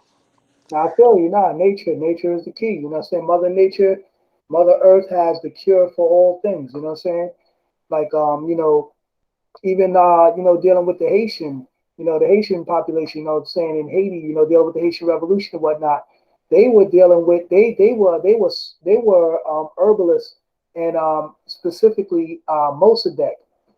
Mossadegh, he was one who was an herbalist. He was deep. He knew the herbs. He would study the herbs, and he would actually make poisons that they would use to poison the plantation masters and shit, so that they could lead revolutions and get free and shit. You know what I'm saying? And people try to say it was voodoo and all this type of stuff. No, it's that they were in tune with the herbs and in tune with nature, and they knew how to use these things to create weapons. That's biochemical warfare in a way, and you know supernatural warfare. You know, what I'm saying more so you could say as far as pertaining to us because we're in tune with the forces of nature as man, as God, the supreme intelligence. We have the ability to manipulate or alter the forces of nature. I'll give you a prime example.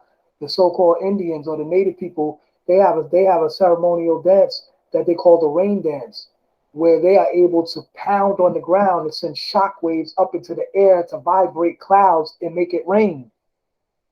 You know what I'm saying? Literally. You know what I'm saying? They do this. It's called the rain dance. You know what I'm I, saying? I be noticing that with our emotions, that's an innate part of our ability as extensions of God or God living in us. Unconsciously making stuff happen and not really realizing like, oh snap, you know what I'm saying? Like emotions and thoughts and yeah, or two or three Exactly. gathered together make something happen for sure. Because you are energy, right? This is what people gotta understand, right? It's a energy can never be created nor destroyed, right? So if that's a fact, if that's a law of physics, energy can never be created nor destroyed. It can only be recycled or repropagated into a greater or lesser form than the original will. So therefore, energy is energy and it's infinite. Being that we are energy, that means that we never were created and we never can be destroyed. Hence, we have no creator and we have no destroyer. We have no beginning and we have no end. The only beginning is the beginning which you begin, and the only end is which you end. And that's usually in the physical because the mind is infinite. See what I'm saying? So, as a man thinketh, so is he. Thoughts are infinite. The mind is infinite. You know what I'm saying? Once you become in tune, once you become conscious, universally conscious, your mind is in tune with the universal mind, and you're operating with universal intelligence. You can see it like this, right? Every thought that you think, KRS once said, the thoughts that you think are the thoughts that come into your environment. And I'll break it down like this: how your thoughts are universal. It's like a drop of rain falls from the sky and falls into the sea. That raindrop, once it falls into the sea, it synthesizes with the whole body of water. So now you can't dive into the water and grab hold of that one raindrop of water and say, "Here you are, I got you." You know what I'm saying? Like, no, like it's already synthesized into that water. So it's now become one with that water. So the same thing with your thoughts. As you think thoughts, your thoughts synthesize into the surrounding universe and become one with the universe around you. So therefore, now your thoughts become universal. As a man thinketh, so is he. The thoughts that you think are the thoughts that come into your environment. So you actually control your physical environment with your thoughts, literally. You know what I mean? So you got to be a strong mind and be in tune and be able to control your environment because the mind is the master. You know what I'm saying? The mind is the master, and you control all situations. You master all situations uh, with the mind. You know what I'm That's saying? that's what they say. Focus on the good, focus on God, and the good attributes that God wants to give us, and things of that sort. Because all the extra stuff is just we damning ourselves, on accident. They say a wise man will listen and increase in learning. You know what I'm saying? He will seek counsel of the wise. It says that all thy gain understanding, right? But then it turns around and says you're not supposed to lean towards your own understanding. But hold on, man. Which one is it, man? And all thy gain understanding. Now, after I go my whole life seeking and searching for knowledge and wisdom so I could gain this understanding, then I gain this understanding, then I can't lean toward this understanding. So, damn, now I'm lost. What am I supposed to do now? You know what I'm saying? Like, what do I put your trust in him? But wait a minute. He told me to gain understanding. And then when I gain understanding, don't lean toward it. Man, I can't trust somebody like that, man. He's confusing, man. That's confusing. Like, hold on, wait a minute. I don't understand. I'm lost now. Confusion bring more confusion. We bring more confusion our way. But but but but remember, but wait a minute. But God is not the author of confusion. Yeah, right. I don't know. I don't Well, know. I got some questions about that, man. See what I'm saying? When it comes to, I got some questions. So let me just take you somewhere real fast. uh-huh.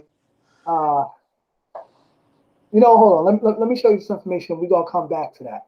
Remember Numbers 23 and 19 and John 17:20. We gonna come back to that. But okay, so this says right here, certificate of international will. So you can see this right on the screen. All right, cool. So, all right, certificate of international will. Now, you see this right here. This says DC law, international will of certificate. So see DC, they have this code of District of Columbia. And you see this right here. It says certificate convention October 26, 1973. Excuse me. I name, address, capacity, a person authorized to act in connection with international will, certify that on date and place, the testator, excuse me, name, date of birth, in presence of witness. You have the witnesses right here. Has declared an attached doc has declared that the attached document is his or her will, and that he knows the contents therein. So in other words, remember, like I said, you're going to take this certificate and once you fill it out and attach it to your will. This is the certificate of international will. This is what's going to make your will bring it into an international forum. So it says, I furthermore certify that, and then you could like write an additional clause right there, so if you want to add something extra in there, in my presence and in that of the witnesses, the testator has signed the above and has acknowledged his signature previously affixed to be. See, I should have read this out for the girl earlier because I kept talking about this document, but I didn't show it. And all those hours we was on that damn thing, I could have pulled this up. But anyway, she'll get it from Keith. Um, to be completed in appropriate following a declaration of the testator, or more so the covenantor, saying, stating that he or she was unable to sign his or her will for the following reasons. Blah, blah, blah. All right, that's if you weren't able to. The witnesses that I have signed the will to be complete, if appropriate. Each page of the will should be signed by and numbered. I have satisfied myself as to the identity of the covenantor and the witnesses as designated above. Um, the witnesses the witnesses meet the conditions requisite to the act, such as according to the laws under which I am acting. To be completed, if any, the testator has requested me to include the following statement concerning the safekeeping of the will. So, place of execution, date, signature, and seal, if necessary. Put your seal. So the boom. Now, when you fill that out, you're going to attach that to your will. That's going to bring your will into an international form. Now, you can read this little excerpt right here. I'm going to go to the bathroom real fast. I'll be right back. You can read this right up here at the top right here. Okay. Let's see. The authorized person shall attach to the will a certificate to be signed by him or her, establishing that I can't see that because something in the way right there. Establishing that the requirements of the chapter of this chapter of valid execution of the international will have been implied with the, and I can't see whatever the rest of that is. Authorized person shall keep a copy of the certificate and deliver another to the testator. The certificate shall be substantially in the following form. So Right. So the authorized person shall attach the will to the will a certificate to be signed by him or her, establishing that the requirements of this chapter for valid execution of an international will have been complied with. The authorized person shall keep a copy of the certificate and deliver another to the testator. That's showing like a what you call a poor man's copyright as well. When you mail stuff to yourself, um, the certificate shall be substantially in the following form. So then, boom, like us, you fill out the certificate. So right there, they just told you that basically when you fill this form out, that's saying that you followed all the protocols. You followed the standard of how to do this, and you follow. It says that has established that the requirements of this chapter for valid execution of an international will have been complied with. So in other words, you complied with the requirements for your international will. So that's you fill this out, you attach it to your will. That makes your will international. Boom. It's that simple. that's simple. It's that simple. Word. See what I'm saying? what's the That what's the simple. so do they got all the so I gotta actually Oh, touch up no, no, no, no, no, no, brother. You got to send me a donation of about $2,000 or $3,000, brother. I just gave you. thank you for real. For real. Nah, I'm joking with you. I'm joking. You're joking. But nah, but all right. So let's go back a step. All right, now, now that like I said, that was for DC, right? So then Mhm. you got now this is the official one, but we're gonna come back to that in a second.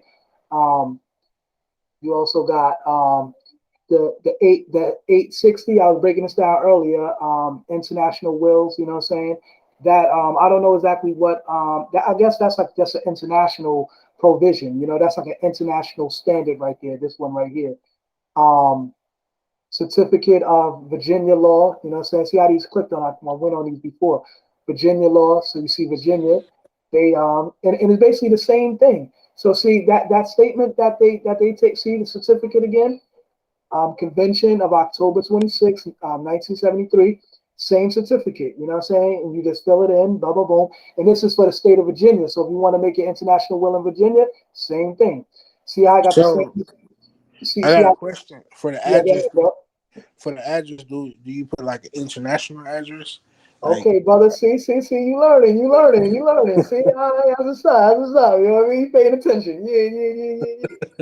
Yeah, that's right. You know what I'm saying? You make or rather I say now, if you don't have an international address quite yet, you could use the address to your website, or you could use your ISBN number from your filing with the Library of Congress, and you could use that as a reference number to reference all your documentation, and that's like that's just as good as a address because address or course address is basically a form of correspondence. They want to have a way to correspond with you, so mm, you giving them the address to your website, which has all your documentation posted, or you give them the ISBN number so they can look up in the Library of Congress your filing of your will and your international certificate and everything like that, and all your other documentation, your nationality papers, all that, your trust, everything. would would an email work if Uh, they just? Would an I, email I was work? I was thinking that, you know what I mean, email, because I was like, yeah, like email, right? It's email, you know what I mean? Like shit, they accept that in court nowadays. Like you can do an email as a third party way of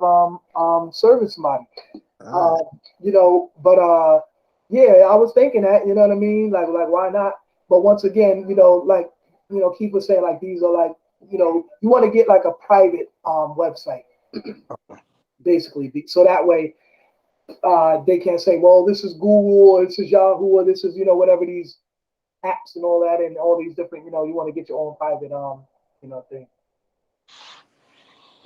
Okay. So that'll be your address. But as you look up on the top right there, you see, right, 64.2 437 certificate. The authorized person shall attach the same exact words that was on the other thing. Now I'm gonna go to the convention thing to show you exactly where they got that from. They got those words from the convention of October 26, 1973. That's where they got that from. And all they did was basically turn the provisions from the convention. They turned it into statutes of each state.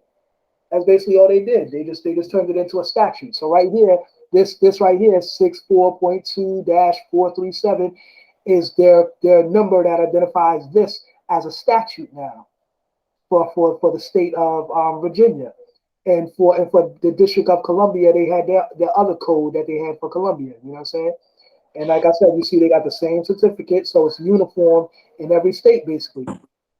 But these are just different states that all have acceded. And basically, the United States has acceded to this convention. You know what I'm saying? So really, basically every state or every um, you know regular state has acceded to this. You know what I'm saying? So I'm pretty sure you can look this up like for every state, basically. You know what I mean? See, they even got one for Canada, the UK, Australia.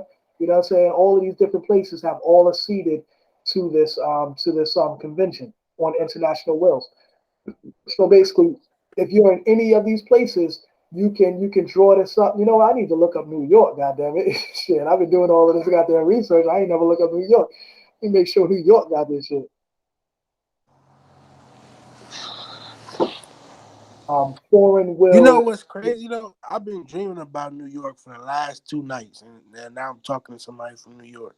Uh, that's the That's mind crazy. right there. See how the thoughts you think of the thoughts that come into your environment. You know what I Yeah, mean? That's the law of attraction right there. You know yeah. what I'm saying? That's the law of attraction. And you see how powerful the mind is? All you gotta do is think something and it'll physically come into your environment. So due to the law of attraction, what we gotta understand, especially with dealing with women and whatever else in life, stop chasing and attract. You know what I'm saying? We gotta stop chasing and attract because the mind is that powerful. You can look at a woman and just draw her up and give her that mental vibration, and she gonna feel you. If she feel you, she gonna put herself in a position for you to say something to her or for you to, say make the move or whatever the case may be. And that's how it works, man. The mind is powerful. I do it all the time. You know what I'm saying? But mind is powerful, man. You know what I'm saying? You draw these women up. Because woman is the water. Man is the sun, and the woman is the water. You know what I'm saying? The earth, and she's covered by water. So the same way the sun draws the water up into a fine mist that the naked eye can hardly detect, because it's seen in the mind. You know what I'm saying? It's the same way you draw her up. You draw her up as water. You draw her up in a fine mist that only the mind can detect because it's something between you and her. You know what I'm saying? It's a mental thing going on. You know what I'm saying? You ain't even got to be showing it physically or you even got to say words, but it's a mental thing going on. You know what I'm saying? For So, real, that's awesome. but it's all real, you know? So, yeah, all right, so let me pull up the convention. Uh, so yeah, so like I was saying, and I seen one the other day for California. California got their own, thing or whatever. So basically, like I was saying, like every state has their own, what you call it, basis for international wills, New York estate planning. Okay, um, basis of international will, understanding international will. All right, where's the certificate, man? I don't want to hear all this other shit, man. Y'all better pop up that certificate, goddamn it, showing that y'all down with the plan. Say like, what's good? But you know, though, this is some good information right here, and I think I might come back and read that later. Say that. This is actual work. Actual work. Okay. Planning for. See, come on, man. What's good, man? International Wealth for New York, man. What's good? Uh, International Wells.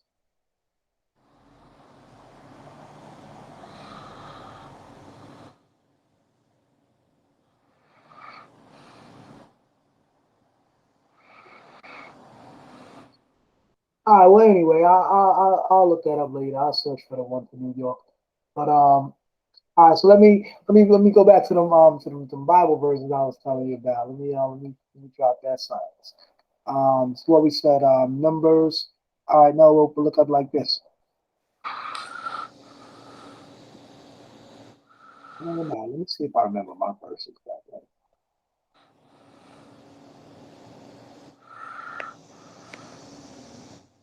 Yes, yes, yes.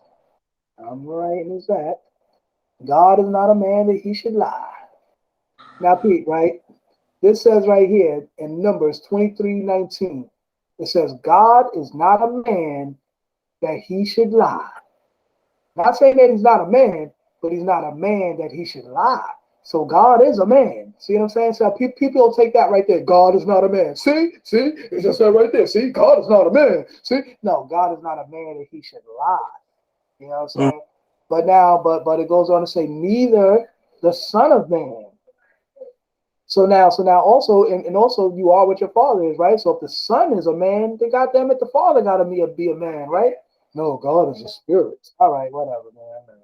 So anyway, neither the son of man that he should repent hath he said, and hath he do it, hath he and shall he not do it, or hath he spoken and shall he not make good on it? Meaning, like if you say something, he's supposed to make good on it. If it wasn't correct or whatever, if he made an error or something, if he lied or whatever, he's supposed to make good on it. So it says that God is not a man that he should lie, neither the Son of Man. Okay. Now people will take that. See, that's right. My God is an almighty truth. God don't lie. What you talking about, boy? Let's get this devil out of here, boy. What's wrong with you? Talking about the Lord like that. What's wrong with you? Okay, well, let's see what the Lord said in John 17 and 20. Because you know, God is not a man that he should lie. You know what I'm saying? Um, Hold on, maybe not John, Matthew. Pardon me, Matthew.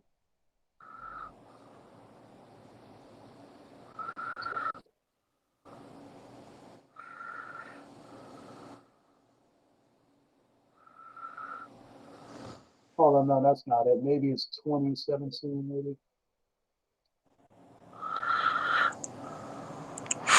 Yeah.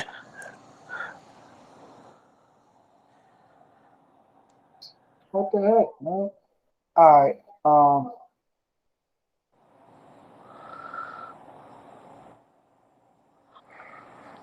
John 2017. Okay, here we go. Boom. Now it says, John 2017, it says, Jesus said unto her, touch me not, for I have not yet ascended to my Father. But Mm. go and tell my brethren and say to them, I ascended to my Father and your Father, and to my God and your God. So what is he really saying there? Like, what is this? He's saying that basically he's speaking to Mary Magdalene, and Mary Magdalene came on him. He was like basically trying to beam up to Scotty. He was like in his meditation trying to ascend to the Father, I guess. And he was like, "Oh no, don't touch me yet." He says, "Touch me not, for I have not yet ascended to my Father.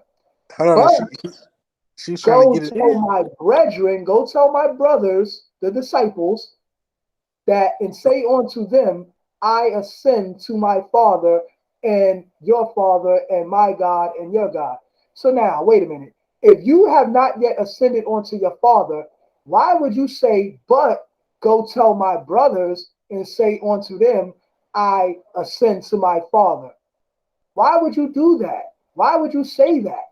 Isn't God not a man that he should lie? Neither the Right, Son of Man.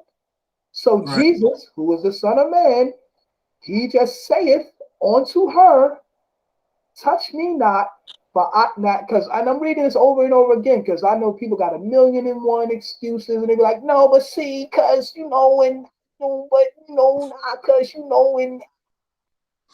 and then also now also let me not, because precept upon precept, let me not just take that verse. Let's go up So, some more verses to show so, that Mary. Yeah, go ahead, bro. so that's just trying to say, well, what is that really trying to say? Like, or It's saying that he lied, basically. You know what I'm saying? He lied. You know what I'm saying? He said, touch me not, for I have not yet ascended to my Father. But go and tell my brothers and say unto them that I ascend unto my Father and your Father, unto my God and your God. And check it out. Then it says, Mary Magdalene came and told the disciples, which was his brothers, that she had seen the Lord and that he had spoken these things unto her, which was that he didn't ascend to his Father, but he told her to go tell them to. So now, if it says so that God is not a man that he should lie, neither the Son of Man, the Son of Man just lied about his ascension to the Father, and he told somebody else to go and spread the lie, and then she went and spread the lie. So okay, I see what goddamn, you're not only did he lie, he went and told and influenced somebody else to go and lie. Now, come saying. on, man. Now, how they Now, going to justify that one? now I see what you're saying on that one. I Yeah. want to know. I want to hear it. Now, like I said, I'm gonna read on a little more because people are like, oh, so you're just taking that one little verse and trying to say, okay, so let's see where. And remember, it said in Numbers 19 and 23 and 19 that if he said something and he made not good on it, like in other words, he's supposed to make good on what he said. So let's see if he came out and said, no, my bad, I didn't sin, y'all. No, Mary, that wasn't right. No, you should have told him that. No. He correct it? Did he make good on his error of words? So anyway, it says, then the same day and evening being the first day of the week, then the doors were shut where the disciples were assembled for fear of the Jews. Came Jesus and stood in the midst and saith unto them, peace be unto you. So the God came and was like, peace. You know what I'm saying? And when he had said, and when he had so said, he showed them he showed unto them his hands and his side. Then were the disciples glad when they saw the Lord. then they said Jesus to them again, peace be unto you, and my Father hath sent me, even so sent I you. Now wait a minute. All right, hold on. We're going a little bit more. And he had said this his brethren unto them, and saith unto them, receive ye the Holy Ghost. Now wait a minute. How you gonna bring them the Holy Ghost when you didn't even ascend to the Father? You was trying to beam up to Scotty, but it didn't happen. That's why when Mary Magdalene came, he was like, nah, don't touch me. Like he was in the middle of his meditation or something. He was trying to, beam up to Scotty. He was trying to ascend to the Father, but it didn't happen. He was like, nah, don't touch me. Maybe she messed up his flow or something. You know what I'm saying? And his astral projection, he was trying to astral project or something. You know what I'm saying? She So, messed up his flow. And then he said, wait, all right. He said, wait. I didn't ascend to the Father yet, but go tell them that I did. And then he comes back later, however later this is, and then the same day at evening, he came back later on that day in the evening, the first day of the week, when the doors were shut, where the disciples were assembled for fear of the Jews. Came Jesus and stood in the midst and said unto them, peace. So, and they were happy to see the Lord, and so forth, so forth. And he said unto them, receive ye the Holy Ghost. But so what does it mean to ascend unto the Father? What is that really trying to say? Is that like because starting to realize, you already realized, but I'm, catching up as far as we are an extension or God lives within. So what is it saying to ascend upon the Father? Be more like God? Ascend means to rise. You know what I'm saying? To rise. In simple terms, but we gonna look it up. You know what I'm saying? Mhm. Ascend means to rise. So So that's like being the good of God, like the you are, what I'm saying? Like, because if we can manifest something instantly, that's like thinking of the good, being the good, and knowing that the good is coming to you versus I haven't ascended unto the Father and I'm on some bullshit right now and I'm kind of scared or some shit. Like maybe like that. You think that's what he was saying? um, it says ascend to. It says go up or climb. She ascended the stairs, rise through the air. You know what I'm saying? Rise through the air. So, like I was saying, he was trying to beam up to Scotty. He was trying to rise through the air. He was trying to go up to the Father, up to heaven or whatever, as they say. You know what I'm saying? So he was trying to go up in the air. He was trying to rise through the air. And he said, "Touch me not, for I have not yet rise through the air to my Father. But go and tell my brethren, go tell my brothers that I rise through the air and went up to my Father." And I guess when he went up to the Father, that's supposed to be the Holy Ghost, right? So then he comes back later on that evening and he says, oh, he said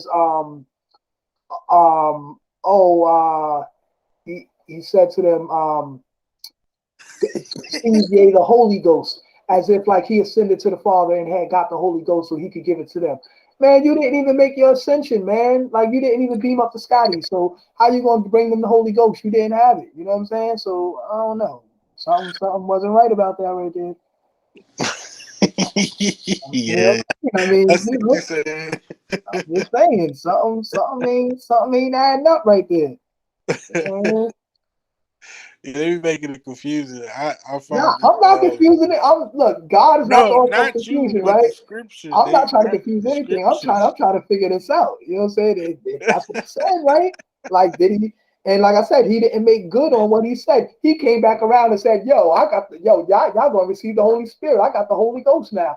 Man, you didn't even make your ascension. So how you got the Holy Ghost, man? Like, come on, like that's like faking the funk, man. Like you ain't even make your ascension, so you can't necessarily have the Holy Ghost. I mean, So what's the Holy Ghost?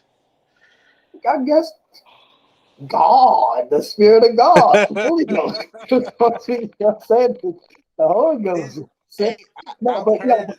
but do the knowledge though, right? See, everything is elemental. Like I said, man, when you're dealing with these elements, everything is elemental. So now, spirit. The word ghost in Hebrew means lungs. So when you say Holy Ghost, that means holy lungs. And from your holy lungs comes the breath of life, which is spirit. The root word of spirit is the Latin word spira, which means breath. You know what I'm saying? So spirit is breath. The spirit of life, the spirit of life is the breath of life. Because once this breath release, once you breathe that last breath, that's it. You know what I'm saying? That's the last breath. That's you know what I mean. That's the end of the life in this physical shell. You know what I'm saying? That's you gave up the spirit. Even like they said in the Bible when Jesus was on the cross, they said he before he gave up his ruka, before he gave up his spirit. You know what I'm saying? He gave up. They say he gave up the ghost. He gave up the spirit. He had his last breath. The breath left his body. That's the ghost. That's the spirit. You know what I'm saying? Facts. You know what I'm saying? So we got to do the etymology of words and so forth, so we know the meaning of what these things are saying. Because otherwise, people will get real spooky on you. You know what I'm saying? They'll be like, "Oh, it was it was the spirit of God, like God is some kind of spooky ghost floating around or something." Like, nah, man. God is all the all the elements of the mind. Young Pharaoh said, he said, God is the highest extent of the mind, which uses elements and matter to express itself. I'm going to say that again. God Mm. is the highest extent of the mind, which uses elements and matter to express itself. You know what I'm saying? So that's deep right there. Ponder on that. Yeah. God is the highest extent of the mind, which uses elements and matter to express itself. That right there sounds more practical to me than, God is some kind of spooky spirit floating in some unknown dimension somewhere, Well, which is yeah. a singular being, and he controls everything, instantaneous, moment, um, all at one time, everywhere in the universe. But I yet, mean, but yeah. yet, but yet how many God fearing people getting shot down by the police innocently every day in the streets? All of these are good Christian God fearing people. You know what I'm saying? How are they getting shot in the back? Does God ever intervene? Does he swoop down and be like, "No, officer, you are not going to shoot this man right here"? He has been following Christ ever since he was young. His mama, his grandmama brought him up in the church. He been praying church, saying church songs all day. He been wearing rosaries around his neck. He been reading the Bible. He been going to church, Bible study. All that. You are not going to kill. This is a child of God. Why does God not intervene and stop that bullet from going into that innocent man's back as he's running away with his hands up? And he believes in God. He's a God-fearing man. He's been believing in God all his life. In fact, as he's running away, he's probably praying to God. And God, Well, we, in fact, when Jesus was on the cross, let me bring you to Matthew 5 and 8. No, not 5 and 8. What is it? When we, Jesus is dying on the cross, so-called, right? Jesus' last 7 words was, "My God, why hast thou forsaken me?"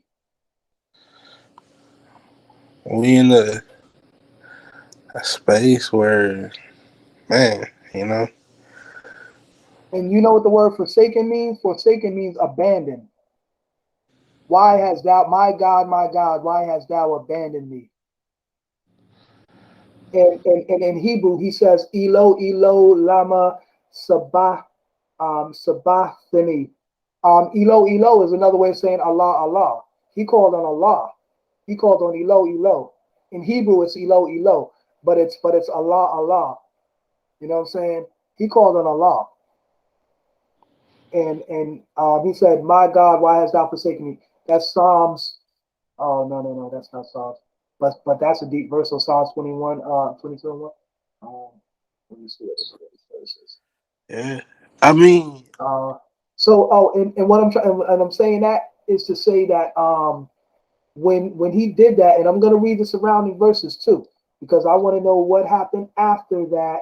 When he said, "My God, why hast thou forsaken me?" He was calling out to God, and know this, right? Don't they say that God and even Jesus was like all knowing? He knew everything before it even happens. You know what I'm saying? So why all other things he knew, but why when he was on the cross in his last moment in time, he didn't know and he didn't understand why he was on that cross. He was asking why. Why is asked by a question by one who wants to acquire knowledge. If you are all knowing, you should not be asking any questions because you're all knowing. You know everything. You shouldn't necessarily be asking any questions, especially since he was communicating with God all throughout the whole times and all that. He was talking to the Father and all of that. He even left the disciples to go off and pray and talk to the Father. He had this personal communication with the Father. But in his last days and times, he's on the cross and he calls out, "My God, why hast thou forsaken me?" This is right here, Matthew 27 and 46. About the ninth hour, Jesus cried out with a loud voice, saying, "Eli, Eli, lama sabachthani." Uh, that is to say, my God, why hast thou forsaken me? My God, why hast thou abandoned me? Abandoned.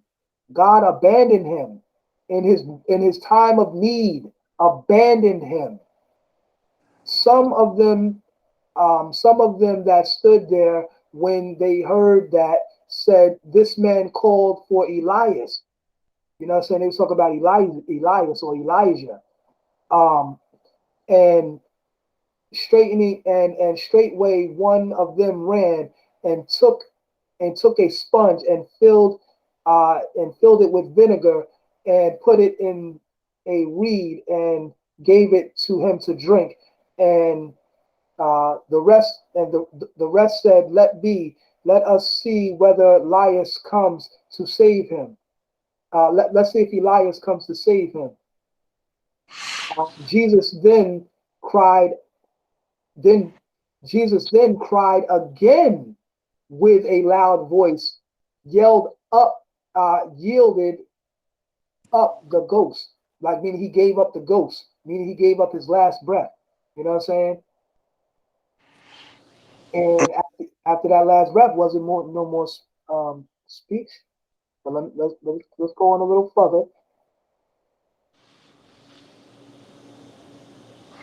So and he yielded up the ghost. And like remember, ghost in Hebrew means lungs, and in the lungs is spirit or spira, which is breath.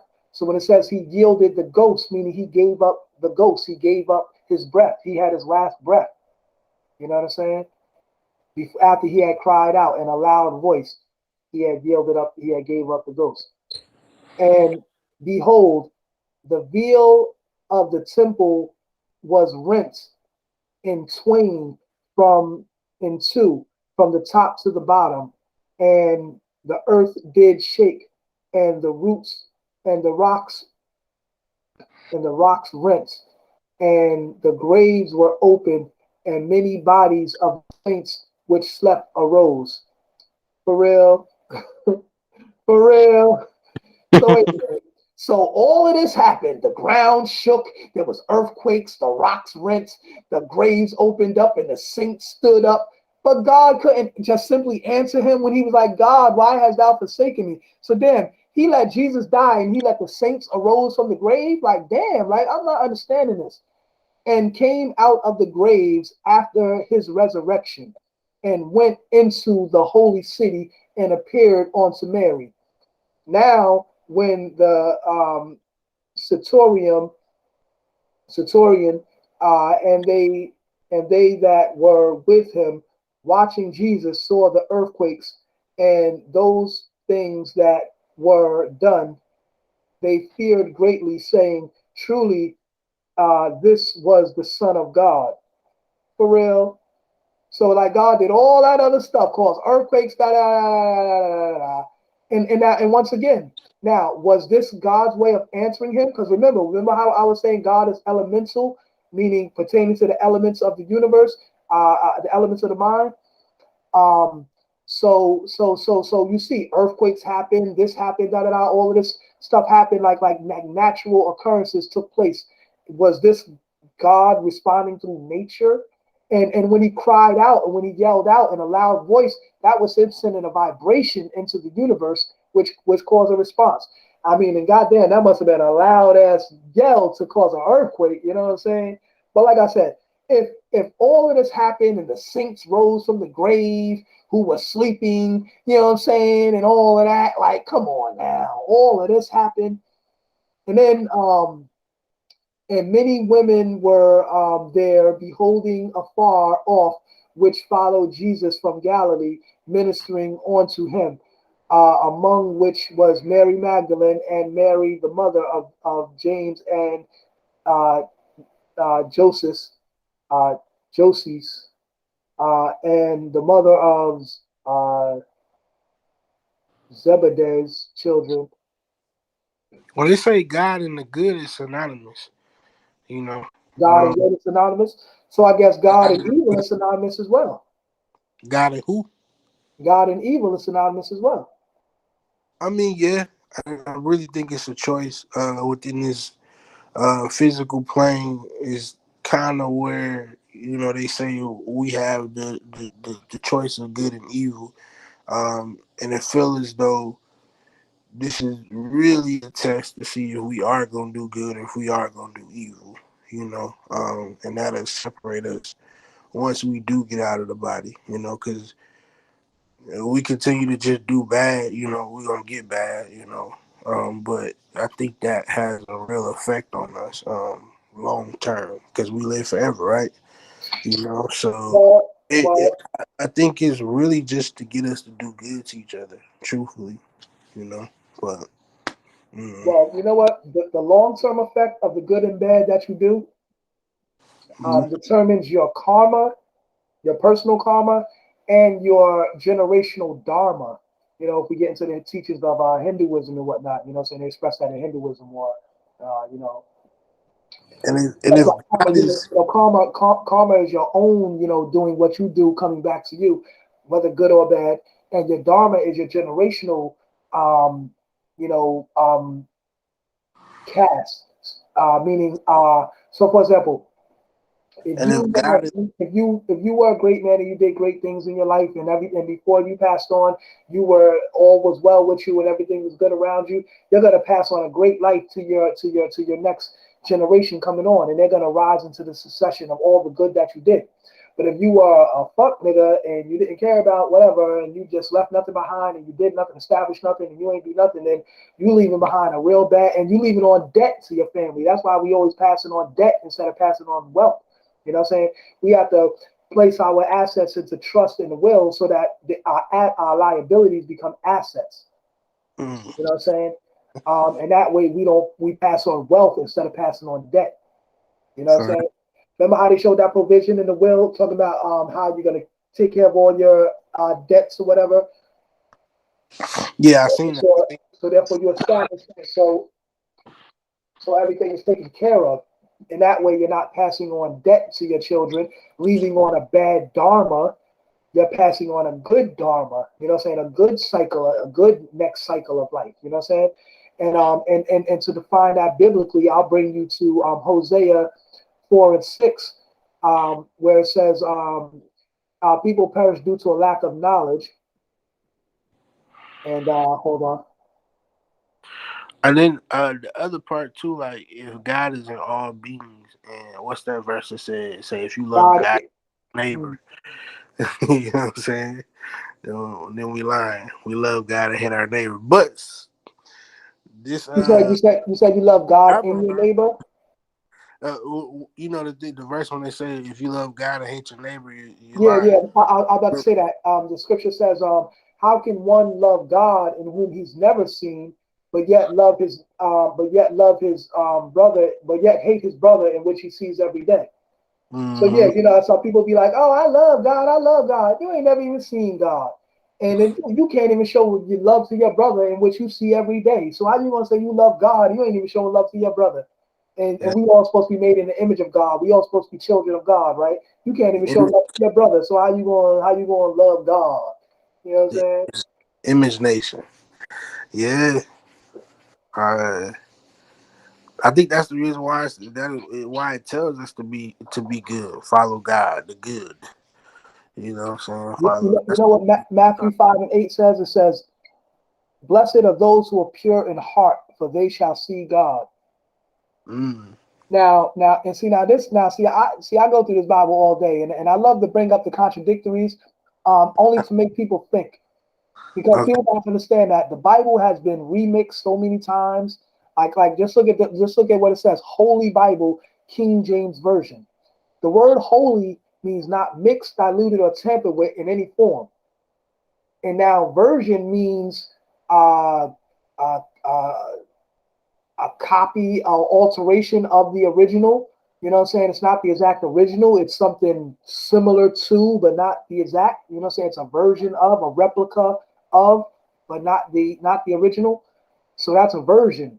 Um, so you got all kind of versions of the Bible nowadays, but where's the original text? You see what I'm saying? And Yeah. so if can't nobody show me the original text, then the Bible is no longer holy. It's no longer holy because King James, he obviously mixed, diluted, and tampered with the book, so to where it's no longer holy. It became his version. So now it's no longer, and Bible means book, coming from the Latin word biblios, which means book. Mm, So it means holy book, a book that has not been mixed, diluted, or tampered with in any form. But once King James mixed, diluted, and tampered with it and made it his version, that means it's no longer a holy book. So it's contradictory to say Holy Bible, King James Version. That subtitle is a contradictory to the original title. You understand? yeah. Yeah. Right. So now what I'm trying to say is that being that the Bible has been so rewritten, it has so many contradictions in it. So now whoever tries to live out this book they become a walking hypocrite themselves. See what I'm saying? Because it has so many contradictions. And if they say you're supposed to accept all the word of God, and they say the word of God is unchanging, but hold on, it changes a whole lot. And I'm gonna show you a whole lot, you know what I'm saying? But check it, right? So Sure. Hosea 4:6 says, "My people are destroyed for lack of knowledge. Because thou hast rejected knowledge, I will reject thee, that thou shalt be no priest to me, seeing that thou hast forgotten the laws of thy God, and I will also forget thy children." Damn, this dude is a generational. Cause when so-called God get mad, man, he don't just get mad at one person. He get mad at every. Like damn, the story of what you call it, he wanted to destroy the earth and kill the birds, the fish. Like damn, what they got to do with it, man? They just minding their business, man. God I wants to do every damn thing. so does it really just come back to like God is really the good, and truthfully God placed a lot of power in us, and we should think of the good more than we think of God trying to destroy us in a sense, especially. I mean, I hear you that, bro, but I don't know. It's kind of hard to say that when you got so much evidence of him just being this like pseudo masochist killer. You know what I'm saying? This dude be on some yo, God ain't playing, yo, yo. And don't you know God? Don't you know the devil only killed about 10 people in the Bible, and all the people that he killed, guess who gave him permission to do so? God. So we want to be blaming and I'm not playing the devil's advocate, but you know, we always trying to blame everything on the devil, like, oh, the devil is evil, the devil stomp on the head of the devil, and all of that. Man, listen, God do way more evil than the devil. In fact, God created evil, and I'm gonna get into that in 1 second. But it says, I will reject thee, and thou shalt, and thy children. It says, as they were increased, so they sinned against me. Therefore will I change their glory into shame. They eat So up, they eat up the sin of my people, and they sit their heart on their iniquity. Right. sin, and who ate up the sin, and He's why speaking.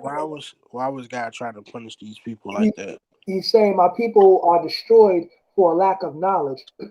And it says, Okay. because thou hast rejected knowledge, I will reject thee. And Oh, then it says, because I have forgotten the law of thy God, I will also forget thy children.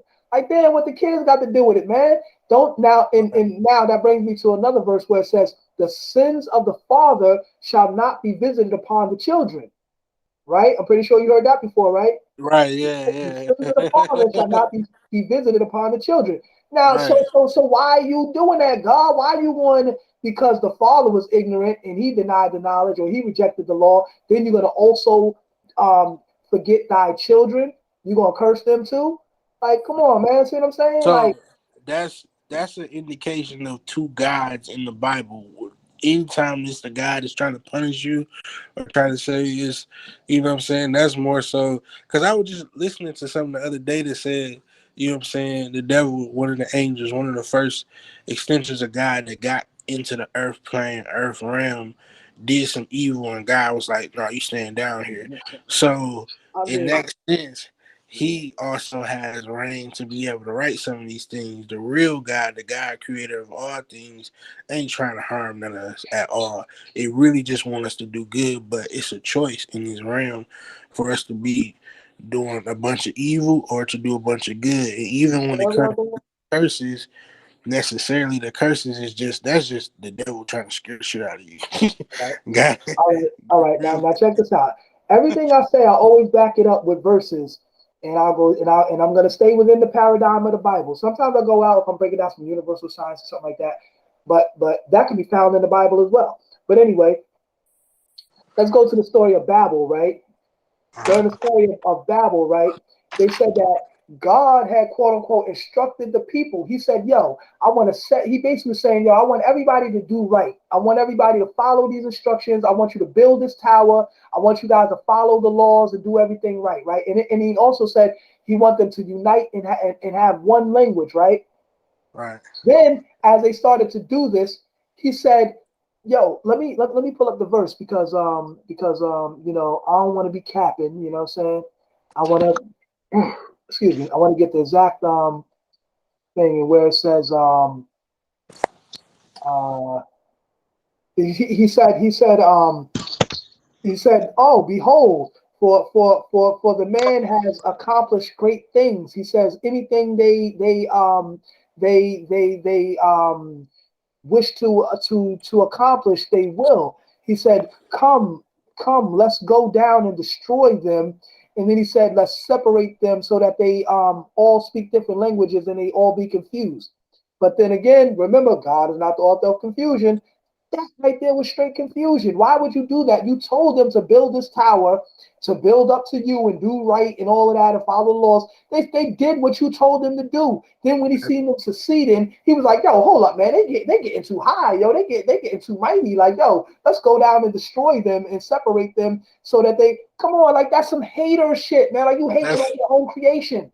Why Yeah, would you do that, man? You just told them to build up and follow your laws and do everything. Then when they start doing it and you see when they were being successful, oh nah, man, I'm a hater. I'm a jealous God. Let me go down there and destroy this shit. Like you kick down, you see a kid building a sandcastle, you come and kick over the sandcastle. that's Some foul shit. Like who does that, man?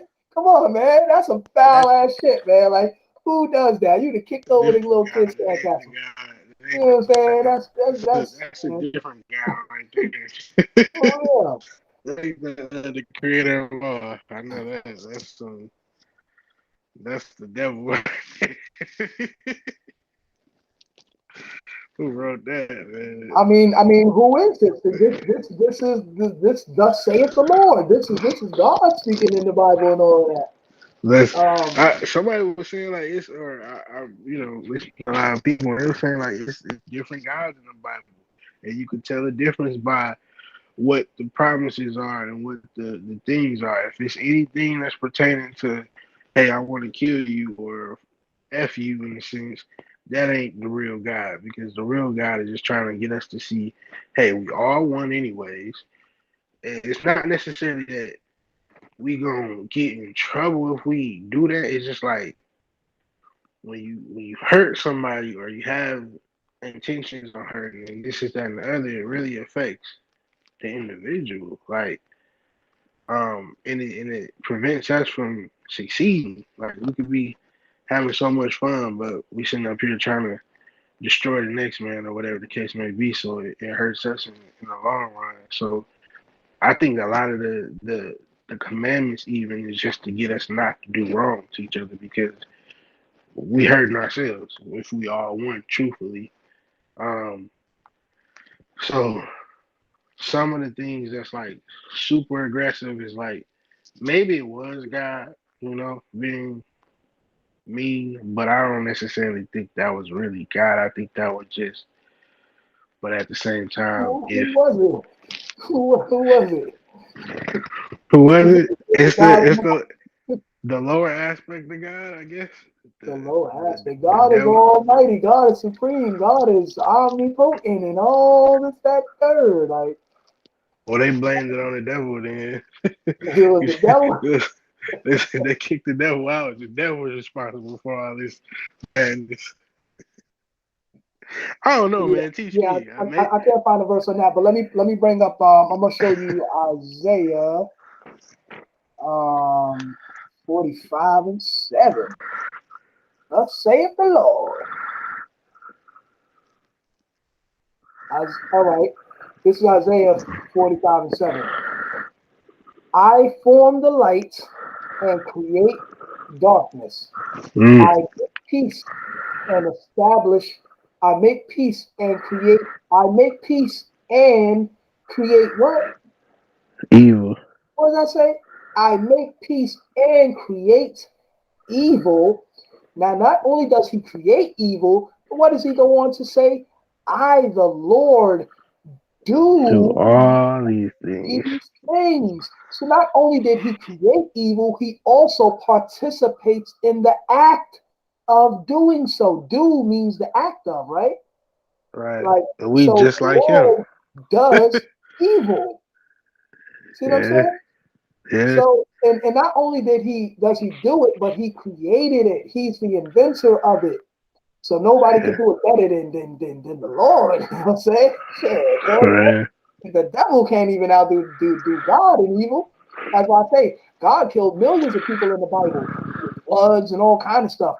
The devil only killed 10 people, about 10 people in the Bible, and all the people he killed, he got God's permission to do so. So if you notice in the Bible, the devil was like a hitman for God. You know what I'm saying? God sent him to tempt Job. He sent him to tempt Jesus. You know what I'm saying? On the mountains. Jesus told Jesus, "Oh, you believe in God? Jump off this mountain. God gonna catch you, right?" You know what I'm saying? Like, you know what I'm saying? Like, so all of this type of stuff, right?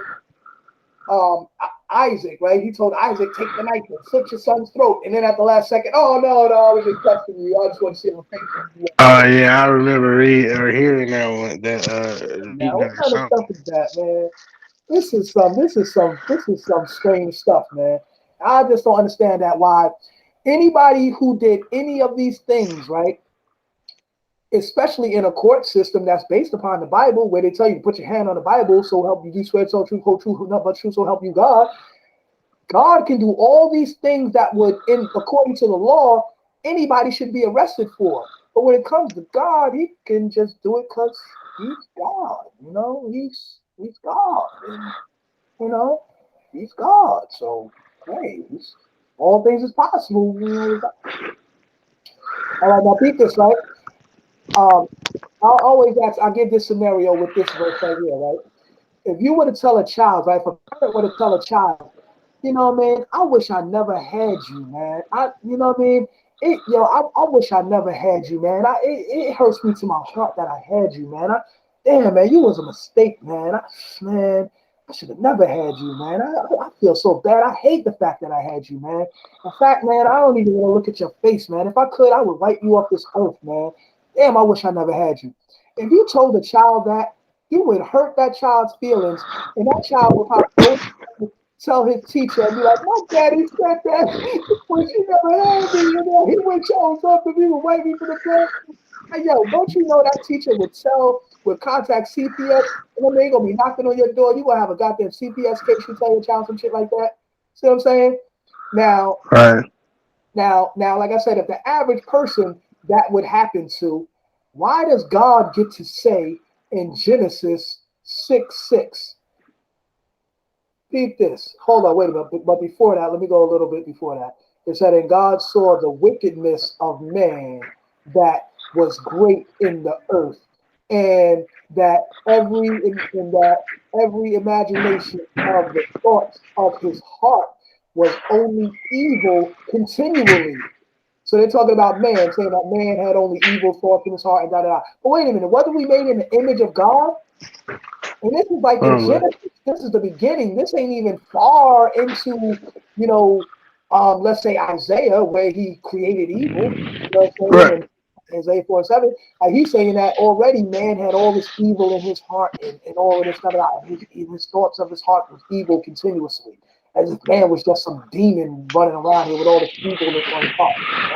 And then it says, Yeah. in Genesis 6:6, it says, and it repented the Lord that he had made man on earth, and it grieved him at his heart. And the Lord said, I will destroy man whom I have created from the face of the earth, both man and beast, and the creeping things, and the fowl of the air. God damn, what the ants and the birds and the beasts got to do with anything, man? They ain't do nothing. They ain't got nothing to do with what man you say man was doing. Did it say the beast had hate in his heart? Did it say the creeping things on the earth had hate in his heart? Did it say the fowl of the air had hate in his heart? No, it said that man. So if you was gonna wipe off man, just deal with man. Why you gotta destroy everything else around you too? That's like a person that has an anger management problem. Like You know what I'm saying? When a person get mad, they want to destroy their room and destroy everything around them and tear up everything. Like you would look at that person as a person who has an anger management problem, right? Right. So, like, Yeah. what's up with this dude, man? He just gets mad and want to destroy every goddamn. Like, come on, bro. What's wrong with you, man? Calm down, bro. You need some therapy or something, man. You want to talk about it, man? I know you're lonely out here. You in the universe by yourself. Damn, talk to somebody. Talk to yourself about it. Damn, what's going crazy? What's wrong with you, man? Oh, come on. Calm down. What's all of this, man? Like, come on, man. So it grieved him at his heart that he said he said he was destroy man, everything, thinking about it. But Noah, he found grace in him. Because Noah was special. And Noah, he chose Noah of all people on the whole planet. He chose Noah and his sons. And then also remember, God knows everything before it happened. Shem, Ham, and Japheth. Now you get into the whole story about Noah being drunk and basically being in the room masturbating.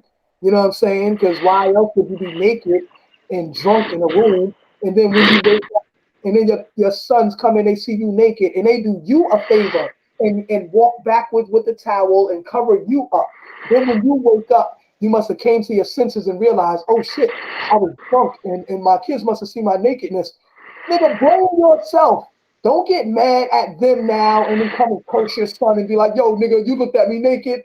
Oh man, that was a sin. You shouldn't have did that. I'm gonna curse you or whatever. And then or God cursed him or whatever the case may be. No, man, blame fucking Noah. He was in there drunk in there jerking off, fucking masturbating, whatever the hell he was doing. He was naked in there drunk. That's his fault. Why you gonna blame the son when they actually did a favor and covered him up?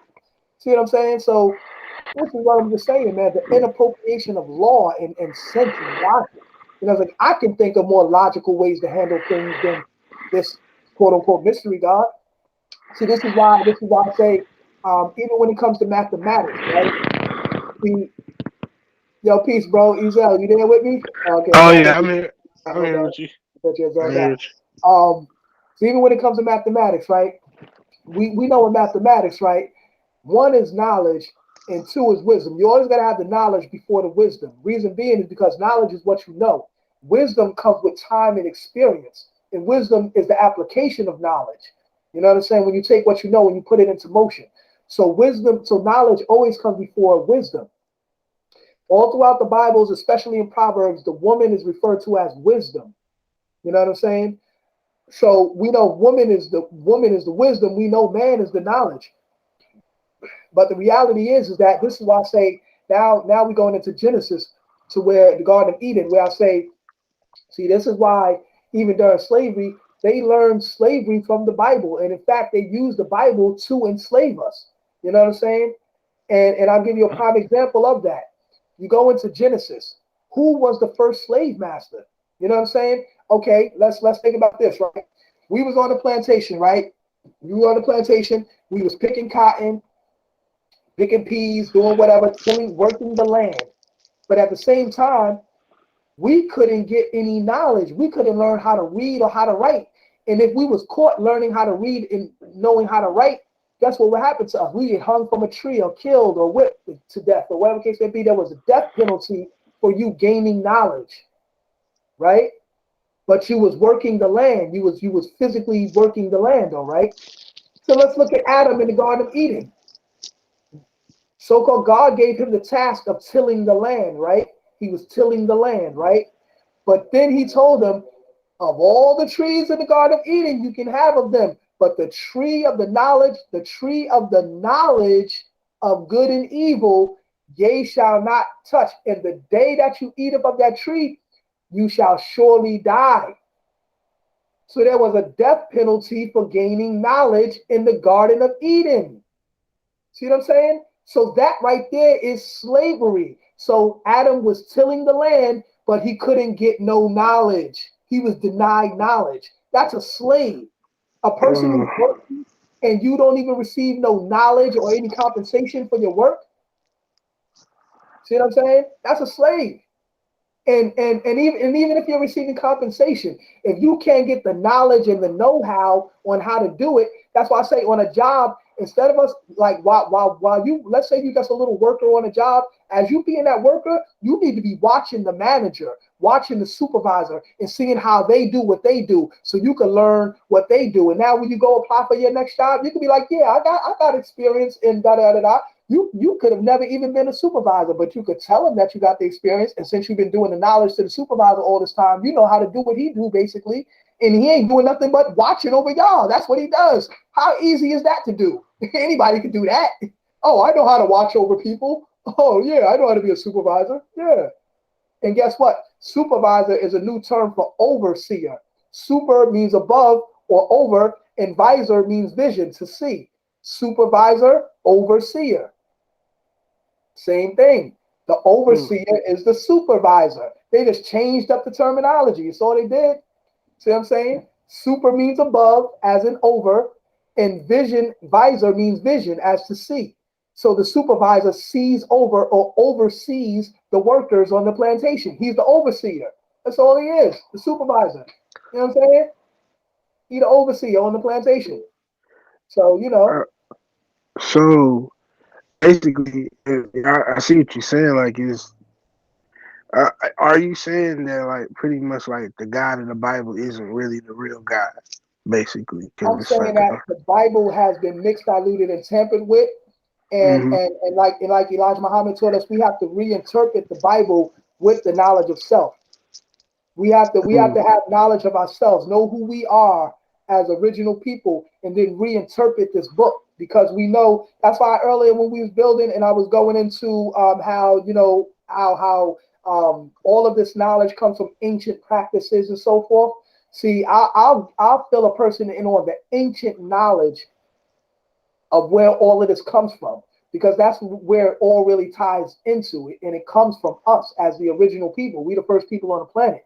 So before anybody made any religion, before there was a Buddha, or before there was a Caucasian image of Christ, or before there was anything other than that, there was original melanated people on this planet Earth, practicing universal principles and laws of nature, and we were very in tune with it. You know what I'm saying? And that was the law. That's what it was. Like I said, the word nature comes from the word netzer, which means God, or netzeru, which is plural, meaning gods or goddesses.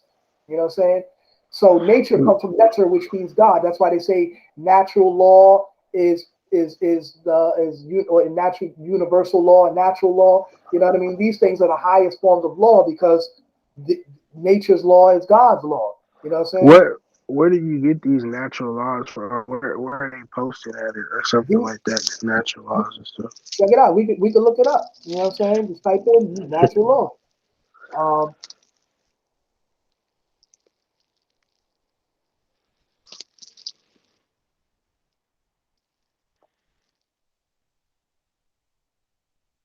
or what is natural law?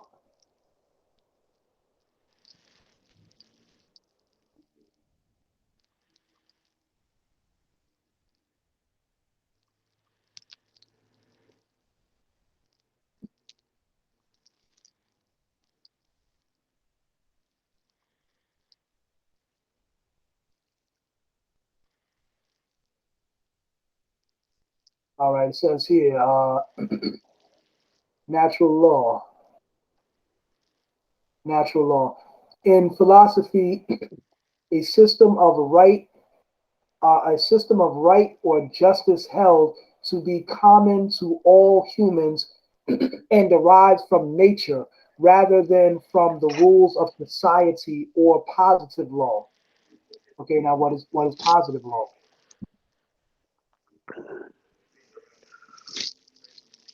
Positive law, international law. Whoa, see. So after universal law comes natural law, and then positive law, which is international law, dealing with the laws of nations. And every nation pledges their allegiance to God, or to their creator, as the United States says, one nation under God. Every nation pledges their allegiance to their creator, and therefore that gives them the godly ordinance of natural law on the planet. That's why I was talking earlier about building your heaven on earth.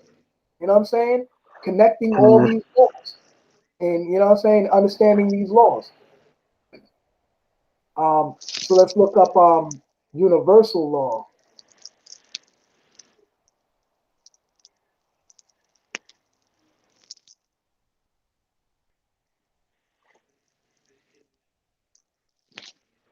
Laws of the universe, 12 universal laws.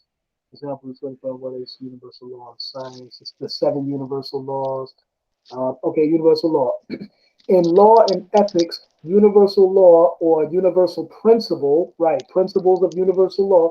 Um, Universal principle refers as concepts of legal legitimacy actions, whereby those principles and rules are governing human conduct, which are most universal. Um, yeah, let's click on this. Which are most universal in their acceptability. Their acceptability, translation, and philosophical basis are therefore considered to be the most legitimate. So right, so right, this like I said, nature's law is God's law, and this all goes back to universal law, the principles of the universe. You know what I'm saying? Like I said, the whole universe is mental. You know what I mean? And this is dealing with laws. Laws is established in the mind. As a man thinketh, so is he. So that's why I say when you create your jurisdiction and your will due to your godly ordinance, you're stating your will, which is your law. You are creating your law. You know what I mean? Literally. One type of universal law is the law of logic. See what I'm saying? The law of logic, which prohibits logical contradictions known as sophistry. Yeah, right. See, so you don't want to contradict yourself. And as the scripture says, it says you're not to be double minded. You know what I'm saying? So you don't want to contradict yourself. You know what I'm saying? That's why I say the Bible is being rewritten so many times and it got so many contradictions in it that if you try to follow that out, if you say, "Oh, I'm living out the Bible," you're gonna be a walking hypocrite because you it gets so many contradictions in there. Like one minute, like I say, one minute you'll be telling somebody, "Well, listen, son, and all you gain understanding," and then on the other half you'll be telling them, "Well, you ain't supposed to lean towards your own understanding." Well, which one is it? See what I'm saying? Like, so you'll be giving hypocritical advice. You know what I'm saying? See what I'm saying? You'll be telling So you'll be is it you'll a you be out here telling Mary Magdalene, "Oh, touch me not, for I am not yet ascended to my Father, but go and tell my brothers that I ascended to my Father." You don't want to be a man that lies, because God is not a man that he should lie. You know. yeah? So am I? So incorporating because just I'm trying to be righteous as possible. That's kind of like that's probably gonna be my law. But Righteousness comes from your own heart, bro. On some real shit. Blessed are those who are pure in heart, for they shall see God. So how you see God is through you being righteous and your heart being pure.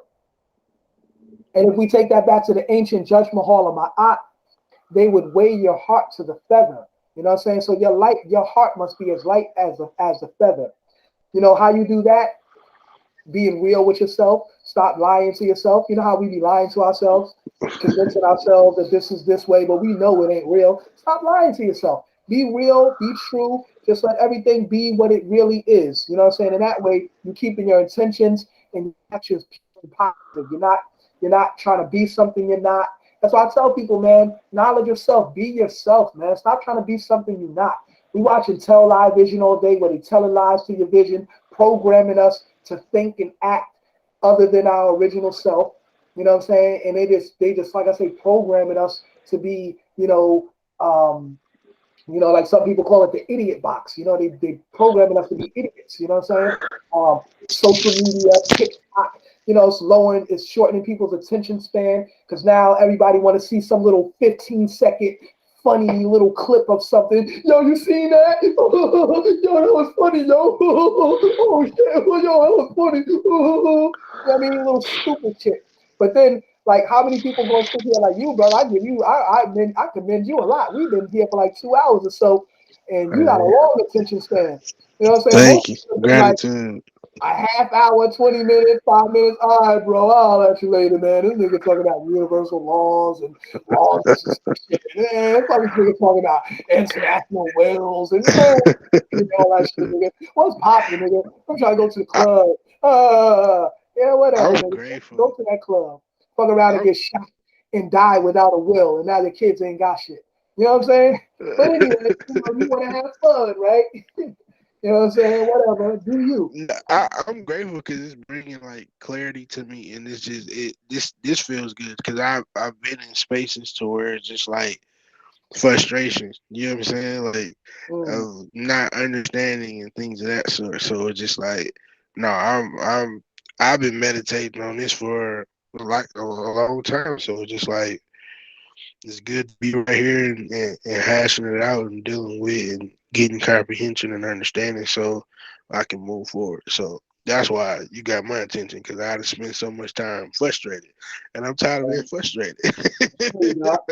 And that's these guys. See me, what I do, man. Like as you seen earlier, man, how we was all chiming in and helping the sister with her situation and so forth. Like that's what we supposed to do, man. We supposed to be, here for each other. We supposed to help each other out, man. Like if there's some information that I have, it's nothing for me to click a button and share information. That's nothing. You know what I'm saying? So if it's something so easy for me to do, then just do it. Like Nike say, just do it, right? Like all that, like I say, people want thousands of dollars for consultation sessions and all of that. And I'm not gonna front. If a person was willing to compensate me for some consultation sessions, I'm not saying I wouldn't appreciate or accept the donation. I mean, hey, I ain't, I'm not refusing donation, but I don't, never see me asking for anything, or never see me like, and I'm not saying people are wrong for that either. People can ask for donations, not like I said, pass the pork chop. I'm gonna pass around the collection plate, and everybody put your hard-earned money in the collection plate, so I can tell you what Jesus did, give you some feel-good information, and have you come back next Sunday. You know what I'm saying? You know what I'm saying? But meanwhile, uh, Monday through Saturday, you in the world sinning, and then think you could come back to church on Sunday, pray to Jesus to be forgiven for all your sins. Nah, it don't work that way because you ain't being real. You playing games. You know what I'm saying? You playing games. And for those who are religious and who are serious about their religion, you should know that you can't take the word of God in vain. You can't be playing with that, man. You know what I'm saying? Because, you know, and really, like I say, everything is all in the mind. So even if there is no mystery God and you still believe in that concept, your mind and your thoughts are still focusing on that. And you're still having some kind of counsel with yourself in your own consciousness to know whether you're doing right or wrong. So simply through your own thoughts, your own thoughts is gonna judge you. Your own mind is gonna judge you. Yeah. You know what I'm saying? You can't even, you know what I mean? You can't unless you just stop thinking. And how you gonna be like, who does that? Unless you a vegetable or something, you ain't gonna stop thinking. So you're gonna judge your own self in your own mind due to your own conscience. You know how you say people say, "Oh, you got a guilty conscience." You know what I'm saying? People start telling on themselves, but yeah, but you got a guilty conscience. You guilty about something. That's why you telling on yourself. You know what I'm saying? So, like the mind is always going to reveal itself. You can't hide from yourself. That's why I say people need to just stop lying to themselves because you can't hide from yourself. And people that are wise enough, they're going to see the truth. So I don't know why people be lying all the time, man. Lying all the time. Everything is a lie, a lie, lie, lie, lie. Everything come out your mouth is a lie, lie. Stop lying, man. I be telling people all the time, like, yo, stop lying to me, man. Don't you know I am the truth? You cannot lie to me, man. Like, I know what it is. You're not going to deceive me. You're not going to pull nothing over my eyes. You're not going to do something in front of me that you think I didn't see. Like, come on, man. Stop with all that shit, man. Allah for all I've seen, man. You know what I'm saying? Like, people got to understand, man. My third eye is open, man. I'm awake, man. I'm not blind. Not, you know what I'm saying? I'm not going to turn the other cheek or turn the blind eye. No, I see, and I'm going to speak out on what I see. So it is what it is. So people need to stop lying and just keep it real, man. Life will go so much easier, so much better that way, and universally, because like I say, everything is vibration in the universe. So everything, the vibration is coming from the intent of the heart. So if you traveling like the scriptures are saying with the evil and thoughts in your heart and all of that, that's gonna vibrate into the universe, and you're gonna get some kind of physical reaction from that energy that you're putting out there.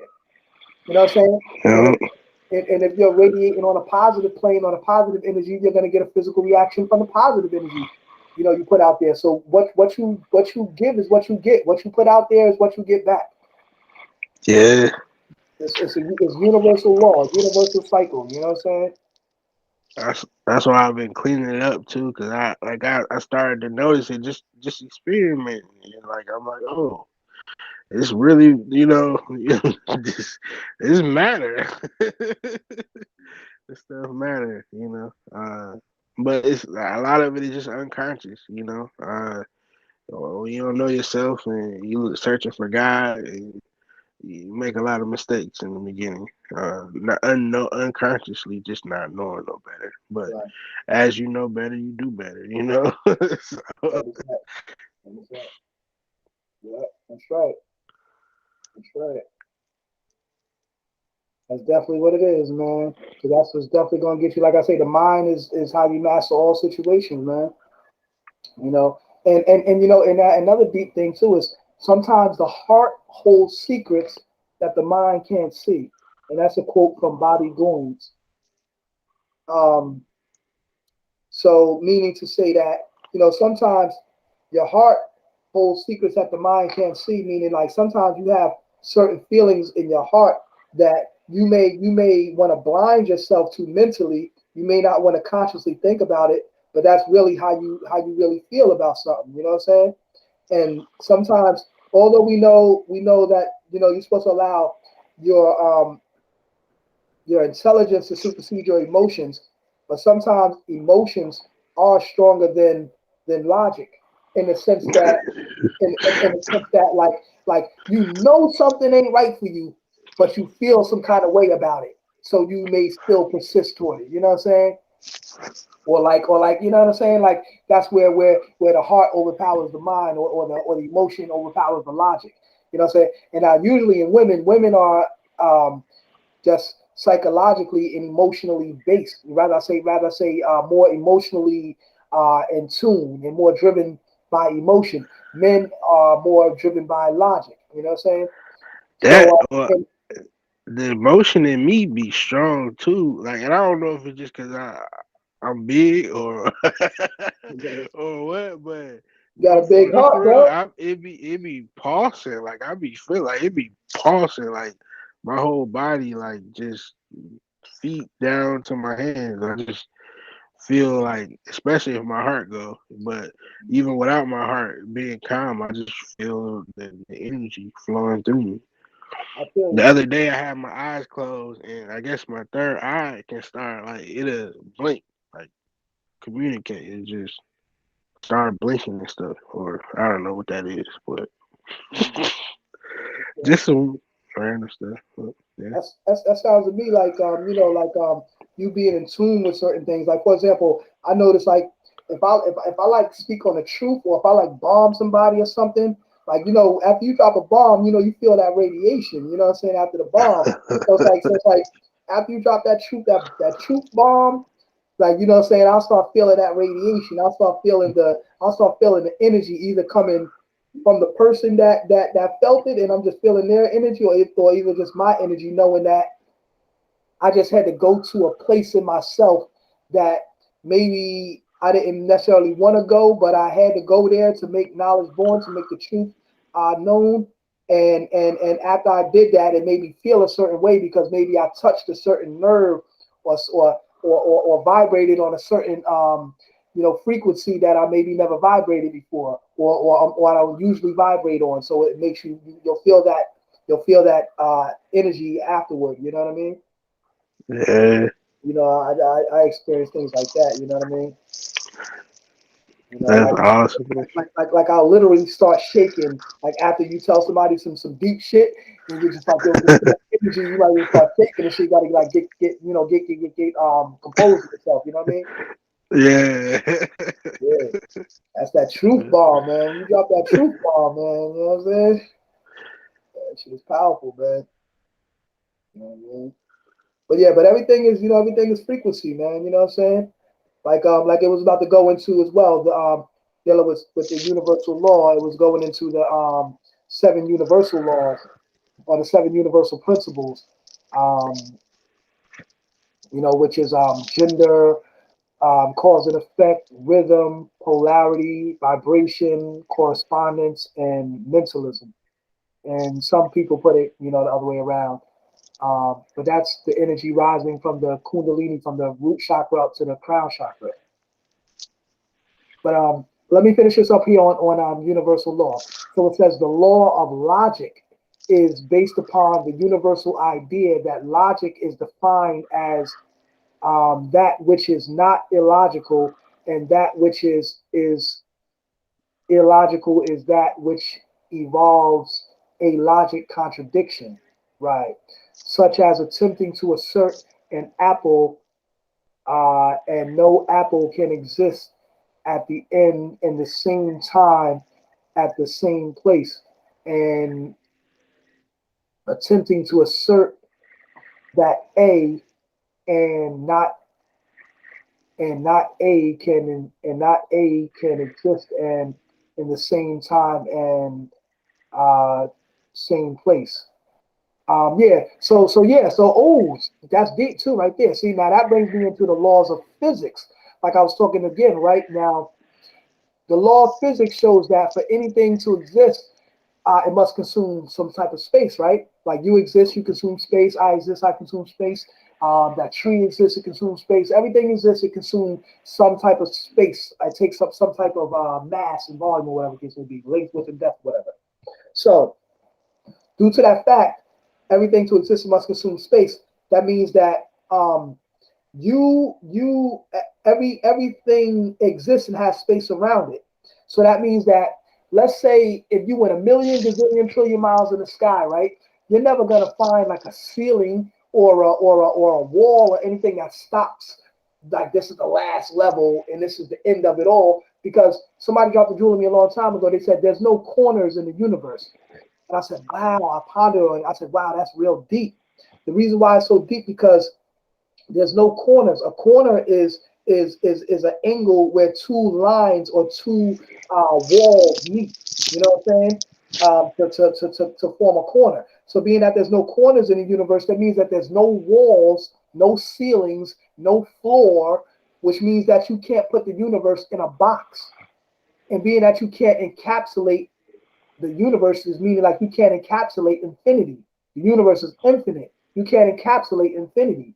So and even if you did try to put the universe in some kind of box, guess what? That box itself would have space around it, and whatever's around that would have space around it, and whatever's around that would have space around it, and on and on and on and on and on and on and on and on and on and on and on and on and on and on and on. That's why I say for anything to exist, it must consume space. So we exist and we consume space, and everything in the space is infinite. So that's why I say there's no place where you can get crowded up to say, oh, damn, we reached the edge of the universe. This is it. There's no more. We can't go any further. Like, no. Now, we can say that as far as us being human and we can't go but so far out of our atmosphere. Yeah, we know that. But like I said, it's just impossible. Like in the logic mind, as you can fathom what I'm breaking down, you can just use your mind to see that there's no box encapsulating or surrounding the universe or putting the whole infinite space in a box. Because like I said, even that box itself would have space around it. You know what I'm saying? So that's why I'm saying you can infinitely think outside the box, as they say. You can never put your mind in a box. That's why they say think outside the box. Never allow your brain to be, your mind to be capsulated, because you can never trap your infinite mind. You got to always think outside the box. So being that we know the universe is infinite, we know that thoughts are infinite, so that thoughts go on and on and on, just like space goes on and on and on, because all space is conscious. All the universe is conscious space. You know what I'm saying? And then you also have liquids and solids within the gases, gases, liquids, and solids within that infinite space. You know what I'm saying? Length, width, and depth, which define these things. You know what I mean? And all of that type of stuff. Mm. So the same concept. So I killed two birds with one stone. The same thing. The same thing you could say about the quote unquote Big Bang Theory is the same thing you could say about a quote unquote singular God. Just said that he floated in the universe and then all of a sudden create the universe. You cannot create the space that's already there. You see what I'm saying? The only way you can like the universe is not a piece of paper where you could draw and erase. You know what I'm saying? I mean, it's symbolic to that, and in a way it is. You know what I mean? But it's not. You know what I mean? Meaning a piece of paper, even a piece of paper is square and it has a dimension to it or whatever and all of that. So even that is it's in its own dimension, but it's within the infinite dimensions of the universe. You know what I'm saying? So anyway, I say that to say that. So let's say the theory is that they say okay, God was floating around and he created all the space like this. And the same thing they say the Big Bang theory. There was molecules existing already in the universe and then they caused some kind of explosion and then gave birth to the universe. No, the universe, those molecules already existed within the universe itself. So whatever explosion happened, it didn't give birth to the universe itself because that already existed. Those molecules existed within the universe itself. You know what I'm saying? So it didn't create the universe itself. It only gave birth to the sun and the planets and the stars in our particular solar system. Root word of solar is soul, which is sun. Thus, the solar system, the sun system. The sun creates all of the stars. So that's all that means. So the Big Bang Theory simply was the creation of the solar system, not the universe. You know what I'm saying? The universe at large. And therefore, there's no singular being in the infinite universe that can create infinity itself. That's why I say religion has given us this kind of I say fairy tale because I think so infinitely, so universally. You know what I'm saying? I'm this little fairy tale stuff that they be saying is like it's baby stories to me. It's myths, it's mythology, it's mythology. You know what I'm saying? Because I know the ancient stories of where all of this comes from. I know that Jesus is really coming from Horus. And Horus had 12 disciples, just like Jesus had 12 disciples. And they said Jesus was the son, just like Horus was a solar Messiah. The sun, which is Horus, is the sun. That's why you see the horizon. Horizon is Horus rising. The Mm. horizon. And also, before we had a watch or a clock, you had what's called the sundial, where they measured the time of the day by the sun. You know what I'm saying? Because everything was measured by the sun. That's why they say Jesus is the sun. And the sun travels throughout the year through 12 constellations. So Jesus and the 12 disciples is the sun and the 12 constellations that it travels through. That's why they say Jesus traveled with 12 disciples. That's the sun traveling through 12 constellations. As above, so below. You know what I'm saying? Mm. Yeah. Yeah. If you got a pencil and pen, you can write this down real fast. It's called the Zeitgeist. So if you haven't seen it yet, it's a documentary called the Zeitgeist. Zeitgeist the movie. I gotta write that down. And they break down all of this what I'm talking about as far as the Jesus and the 12 disciples and him being the son and all of that. You know what I mean? This is all I that's think all. I'm finna text it to put it in my Okay, notes. that's cool. They say yeah, what was I about to say?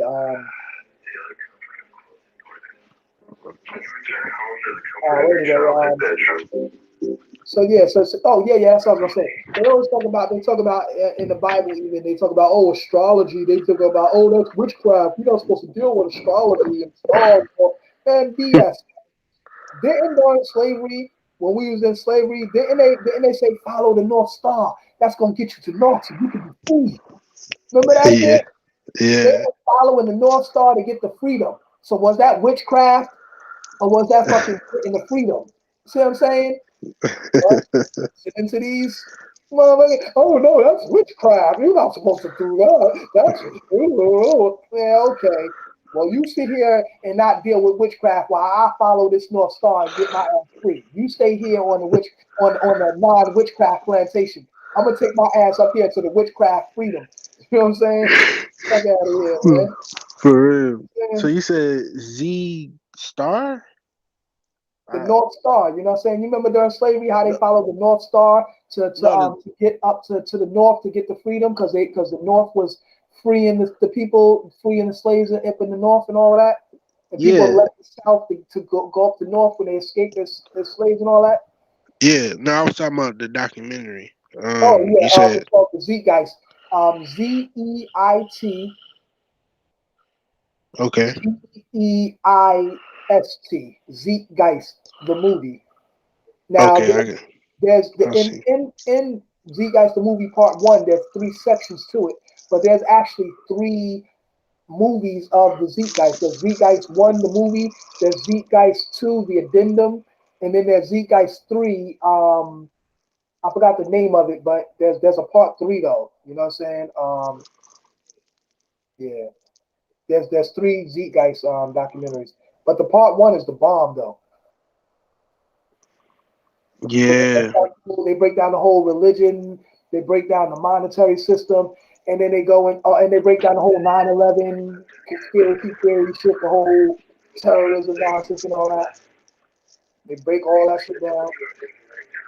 How they was using the whole so-called war on terror as a fear tactic to maintain control over the people, just like they're using this pandemic of corona to keep control over the people, keep us in fear. Oh, what do we do next? Oh my God, am I gonna die? Oh, I gotta keep my mask on. Oh, they said do this, they said do that. Control. And while they controlling you, keep this mask on your face and shut the fuck up and don't say nothing while we doing all of this. You know what I'm saying? Yep. That's what they said. So they said this. They said, yo, keep this mask on your face and shut the fuck up while we killing you motherfuckers with this corona shit. Shut your bitch ass up, nigga. Put that mask on and shut the fuck up. That's what they did, man. You know what I'm saying? yeah, You know what I yeah, mean? I already for knew real. this was some bullshit. You know what I'm saying? I wasn't fucking with this bullshit. You know what I'm saying? But Yep, trying to block that spirit, man. yeah, they keep you in a spirit of fear. So like I'm saying, right, going back to the courts, right? The courts, they dealing with sorcery and witchcraft and all that shit, right? Peep this, peep how, see, they dealing with sorcery, right? Because the judge, he's dealing with black all kind of magic, right? He sends you a summons, right? Remember in witchcraft, right? They say a summons, right? A summons means to conjure a spirit, right? A summons means to conjure a spirit. So they send you a summons in the mail saying you have to come to court or we're going to come and capture your physical body and we're going to lock you up. We're going to issue a warrant for your arrest if you do not come and appear for court, right? That's what they tell you, right? So now they just sent you that summons and they sent out a spirit of fear because now you just read that summons. You're like, oh shit, man. You telling your people, you got, yo, man, they saying I gotta come to court, man. Yo, I ain't even got nothing to do with that shit, man. Yo, man, they saying if I don't come, man, they gonna issue a warrant for my arrest, man.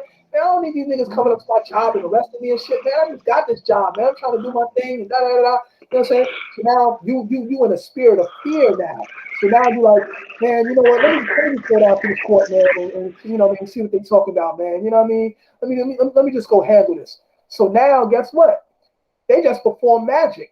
They summoned you in a spirit of fear, and then they made you physically appear before them. Like voila, this nigga waved his magic wand, called a subpoena or called a summons, and made you physically appear before him. Wow, this nigga got magic, yo. He's dealing with magic. This dude is a sorcerer. You know what I'm saying? Sitting up there with that black robe on. What you doing back there in your secret chambers? What you really working with? What are you really studying? You know what I'm saying? For real. Like, and this ain't. I'm not reaching with this, man. This is real science, man. This is what they are literally doing. For Right? You know the word Rite Aid, Rit is the root word of ritual. You know what I'm saying? mm, And Rite Aid is performing rituals through the sorcery or through the pharmaceutical, through the pharmacy. They're dealing with the elements of the plants and whatnot to create all these pharmaceutical drugs to alter your mind. You know what I'm saying? And now, of course, they're dealing with spiritual alchemy too, because this is alchemy through these drugs and all of that. You know what I'm saying? They're dealing with. So they causing alterations on your mind. You know what I'm saying? Like I said, they making us guinea pigs to all their generic products and shit. You know what I'm saying? Have you ever felt lonely, depressed, tired, sleepy? Try Zoloft. Try Zepazon. And all these crazy ass scientific damn names they got for all these fucking drugs. Oh, but the side effects may cause this, that, da da da, da, sudden death. God damn, hold up. Did you read that? That nigga says sudden death. Hold up, wait a minute. Did you hear that shit? How the fuck is that legal? You know what I'm saying? For real. Saying like, wait a minute. And they got this shit on a commercial. Oh, but he said it real low and real fast. If you want side effects, you know what I'm saying? You know how they do that shit fast at the end of the commercial? You know what I'm saying? So Oh yeah, so you you can't can't understand tell you. it. Can't say they didn't tell you. They did tell you it causes sudden death, blood clots, and all kind of shit like that. So when you're on the toilet shitting blood out your ass, don't tell us we didn't tell you that that's what it causes. We told you the side effects. You know what I'm saying? Fuck out of here, man. I'm good. You know what I mean? This is crazy, man. But like I say, our people perish due to a lack of knowledge. Just like I was showing my girl earlier, she went and bought these beef sausages. I said, babe, did you read the ingredients? She's like, and I knew she was going to jump and be like, man, it's beef. I said, no, look at the ingredients.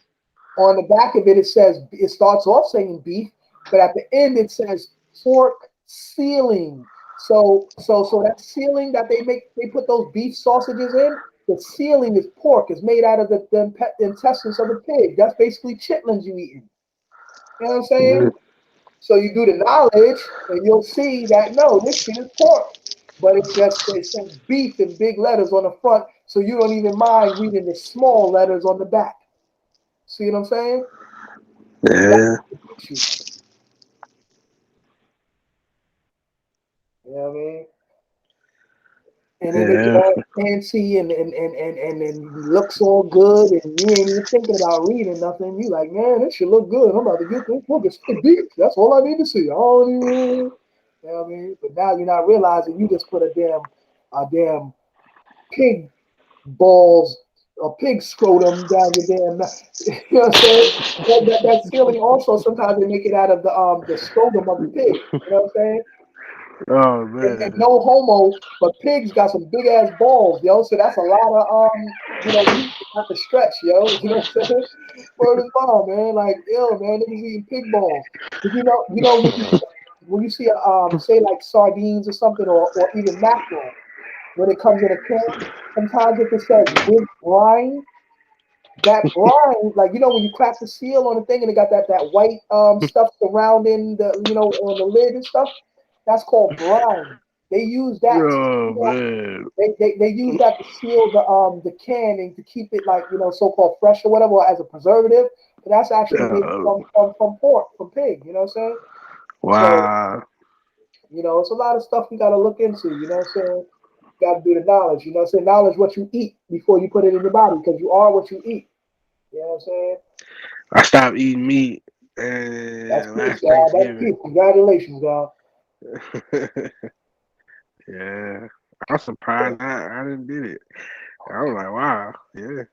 Yeah, that's one of the best things you Yeah. could have done for your whole life. You say you about to add, you about to preserve a good 20 to 30. If you keep that up to, you know what I mean? You about to preserve a good 20, 30 years on your life. Like, what Hey. you tell me right now? How old do you think I am? Let me see. Don't judge it by my words and Third. my mentality, so you think I'm an old man. But judge it by like physically. Tw- How do you think I physically look? I'm 20. I'm Oh, let me 27. So you probably like 27. 27. See what I'm saying? God, I'm Yeah. 39. You 39. Yeah, man. See what I'm saying? See what eating healthy Oh, will man. do for you. You know what I'm saying? You will preserve your For life. real. You know what I'm saying? A lot of people, yo, Hey. I seen people I ain't seen in like 10 years. They be like, yo, man, 10 years went by, man. Ain't nothing changed. You still the same. You know what I'm saying? Like, and I don't look no older like that. You know what I'm saying? Yeah, man, that meat will do it to you. You know what I'm saying? That meat. See, a lot of people don't understand the uric acids in the meat. It puts a strain on your pancreas. This is Mm, causes a lot of pancreatic failure too, which leads to diabetes. You see what I'm yeah. saying? So that's What's why what's tofu? Cause I tofu is not really good for you. You should eat a lot of it. Every once in a while, if you eat it, oh okay. But tofu, because tofu is estrogen, basically. You know what I'm saying? ooh And tofu is soy, and soy Mhm. is estrogen. You know what I'm saying? Soy has a high estrogen content in it. So for men, that's not good for men to eat a lot of soy. That shit makes you soft. You know what I'm saying? Makes your muscles all soft and all that shit. Like, you know what I mean? And that's, Yeah. yeah. I fell back from that soy. You know, and I used to eat that shit like as alternative for meat and all of that. But now I just only thing I eat as far I eat fish. You know what I mean? Salmon, whiting, stuff like that. That's my form of meat. You know what I'm saying? Other than that, I don't eat no pork, no beef, no chicken, no no lamb, none of that shit. You know what I'm saying? Just fish. You know what I'm saying? And scaled fish at that. You know, like Deuteronomy chapter 14. It breaks down to you what's good and what's not good to eat. You know what I'm saying? You're supposed to eat the scaled fish because scaled fish with fins. Scaled fish have and fins, so they move around quickly through the water. They scaled fish have that's like their protective system. But a fish like a flounder has no scales, so a flounder is absorbing all the toxins of the sea. So it has no Uh, protection on itself. So that's like a toxic fish. It's a poisonous fish. You know what I'm saying? that's what they be talking about catfish like that. Yeah, right. Catfish now cipher. Y'all don't eat catfish. You know what I'm saying? Yeah. And plus, too, and tilapia, see, and also too, tilapia is no good. We need to eat the wild caught fish more so than the farm raised, because farm raised is factory shit, basically laboratory shit. Um, Yeah.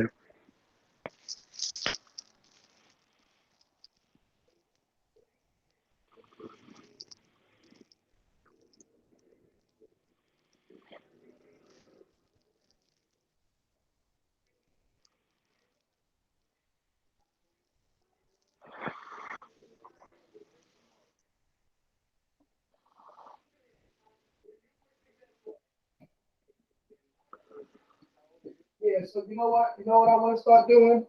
I want to start having I want to start having sessions like me, you, the sister earlier. We was talking to the lady earlier. She's trying to get her will together and everything like that. And we could just start having sessions where we just coming together and we start working on our documents. You know what I'm saying? Because that's what I'm about. Like we could break down all the knowledge all day and everything like that. But me, I'm to the point where man, I'm just trying to get straight down to business, man. Let's get these documents done. Let's get these documents out the way, get them executed, so that way we can build up this book that we want to build up, file it with the Library of Congress, and so forth, so forth. You know what I'm saying? But that's what I was saying For real. earlier. You know what I mean? Like I don't know exactly what everybody got going on in their life. Everybody got different situations and everything like that.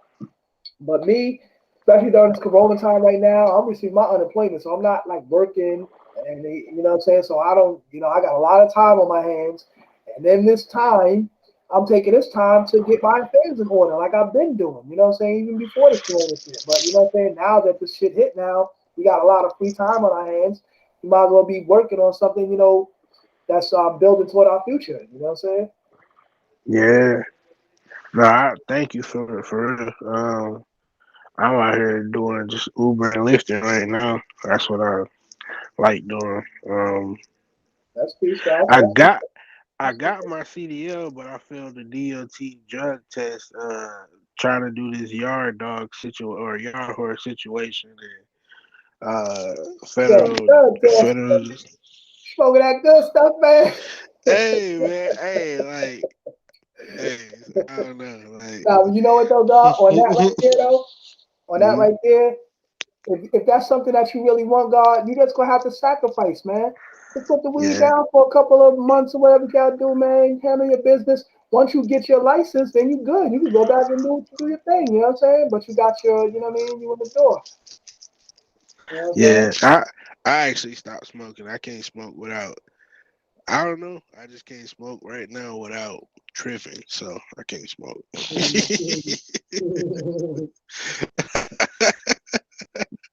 I hear Hey, like literally the first time I smoked though, I was like floating on clouds, and when I closed my eyes, I was in that. like for real, like literally just floating I've on done it. clouds, I've done pure pure white clouds around me. I'm just floating like what the, and I was nervous, and then just was like flowed. Like what? The Yeah, I tell you. Yeah, I ain't gonna front like last summer, or maybe 2 summers ago.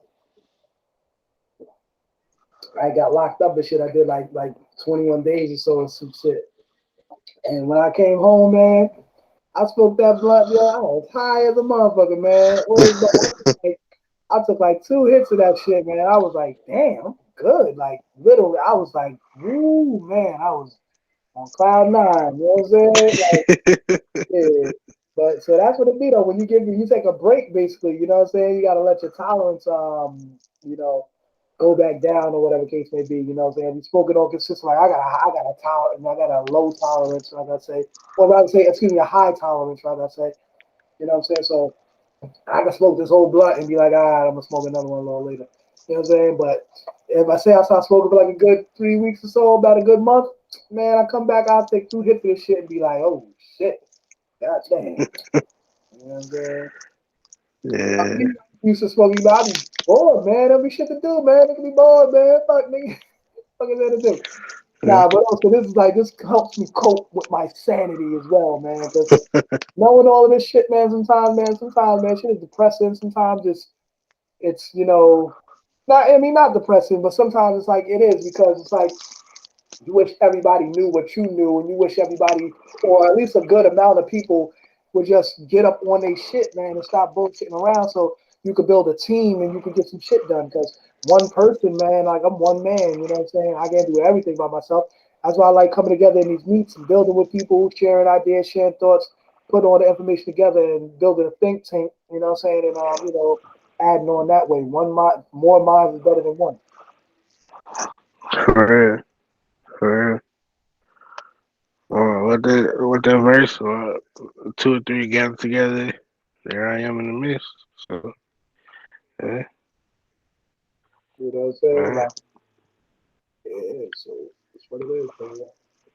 But yeah, I was gonna say if you I don't know, you said you had started up your will or you wanted to get into that. I wanted to get into it.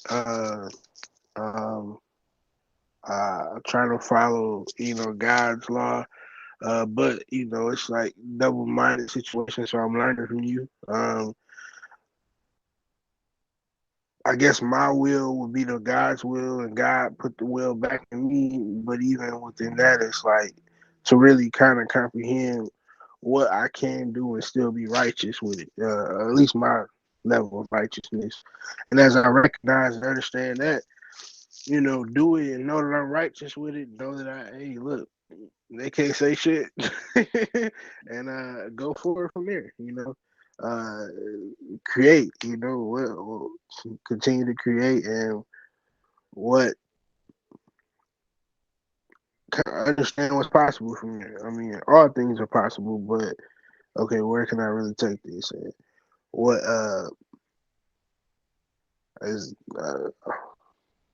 Federal Reserve notes ain't where it's at, but what still gotta survive. So what's all these different avenues and different things. So just getting real rounded in it all to see where I can go with it or where we can go with it, and um, eventually I feel like I'm like once I'm able to understand it, I know like I'll be able to like get other people to be like, hey, fam, right here, this is what it is, how it is.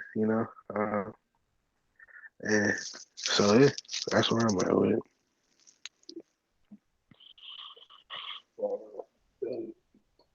See, I just posted up that joint right there, right? Everybody Yeah. hates Chris. I did the knowledge, right?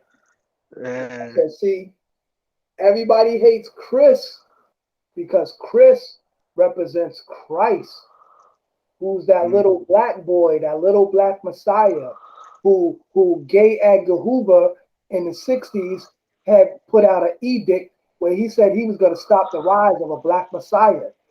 So even Mm. Hoover bear witness that the black man is God, that the Messiah was black.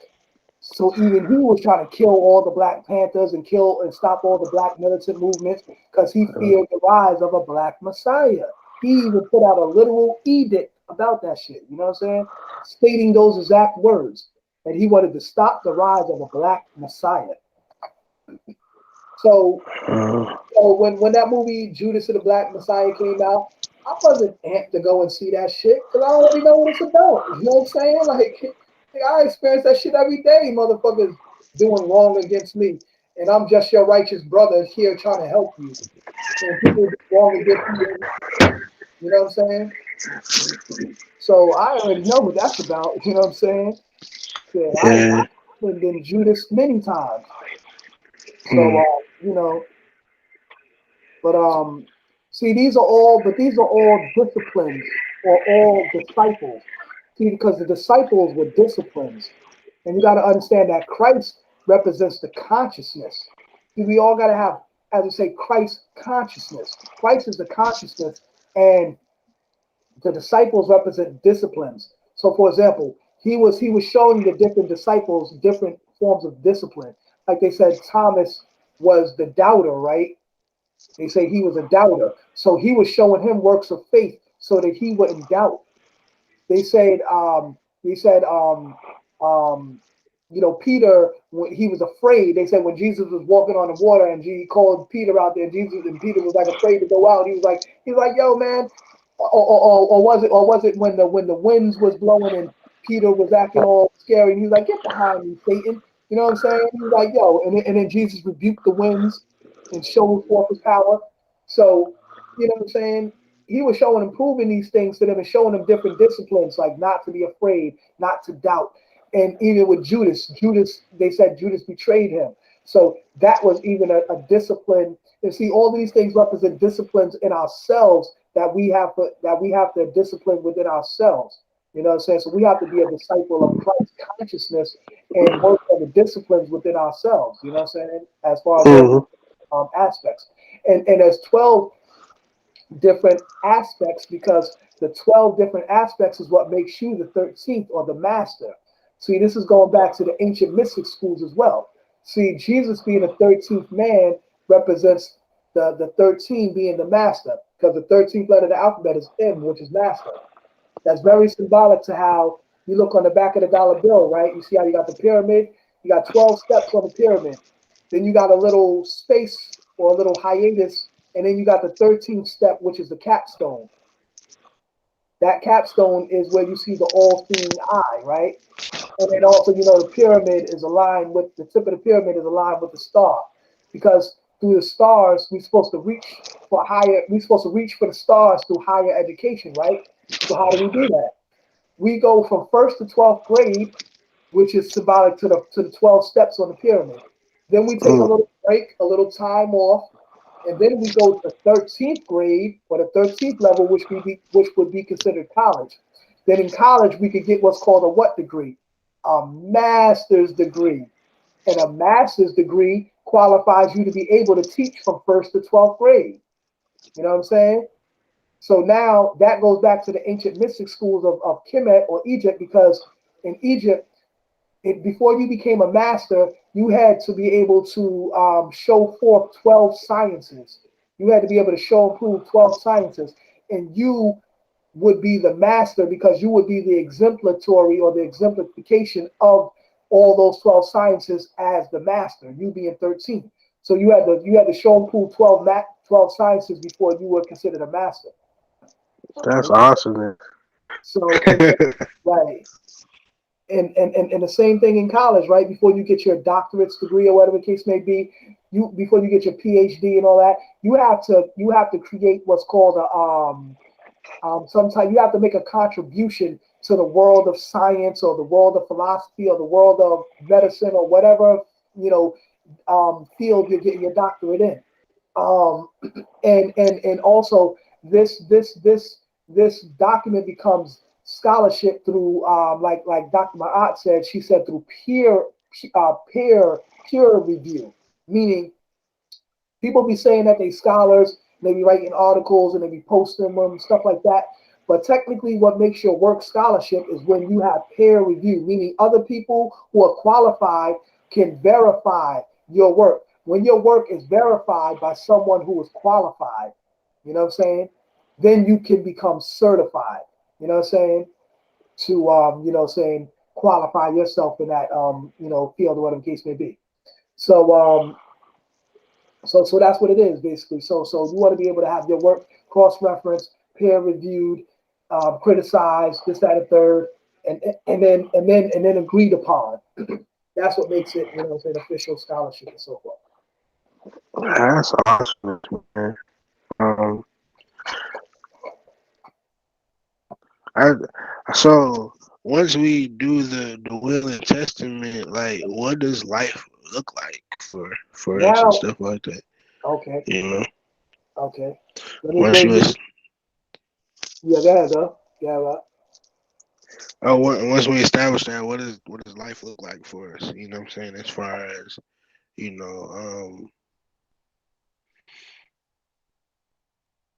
yeah,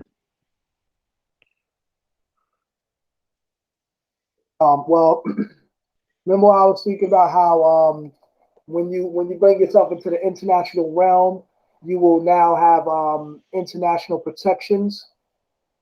This right here is an example of the type of protections you will now come under.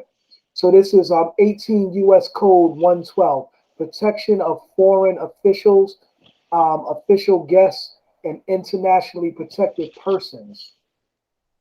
It says, whosoever assaults, strikes, wounds, imprisons, offers violence to a foreign official, official guest, or internationally protected person, or makes any other violent attack upon the person or liberty of such person, or if likely to endanger his person or liberty, um, makes a violent attack upon his official premises, private accommodation, or means of transportation. So, in other words, police can't fuck with you and all of that. Or attempts to commit any of the foregoing shall be fined under this title or imprisoned not more than 3 years or both. However, in the commission of any such acts, usually deadly, dangerous weapons, inflict bodily harm, injury, shall be fined under this title and prison no more than 10 years or both. So yeah, so basically, by them harming you and all of that, man, they could be imprisoned and fined and all of that, man. So they gonna think twice about messing with you. And repeat this, right? The internationally protected person. Let's click on that real fast. It says for the purposes. Oh, and you can see this, right? Am I sharing this? You can see this, right? yeah, I can see it. All right. I can see it. All right. It says for the purpose of this section, foreign government, foreign official, internationally protected person, international organization, national of the United States, and official guest shall have the same meaning as provided in section 1116B, subsection B of this title. So, in other words, all of these terms are synonymous, basically. So, you as an internationally protected person, you have the same rights as a national of the United States, as an official guest, as an international organization, as a foreign government or foreign official. You would be what's considered an internationally protected person. You know what I'm saying? So now you have the same, like I say, protections of all of this. So now let's go to section 16 D of this 1116.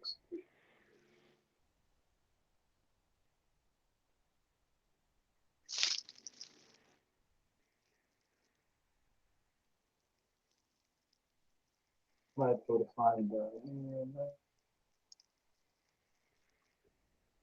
all right. So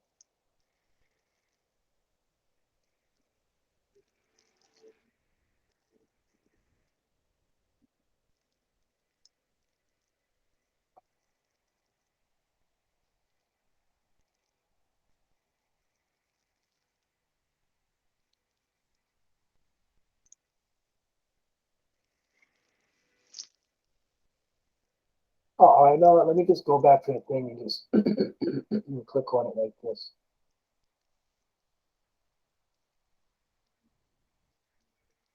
Um, or do they just? Oh yeah, yeah. I can't click on it. Oh, okay, yeah.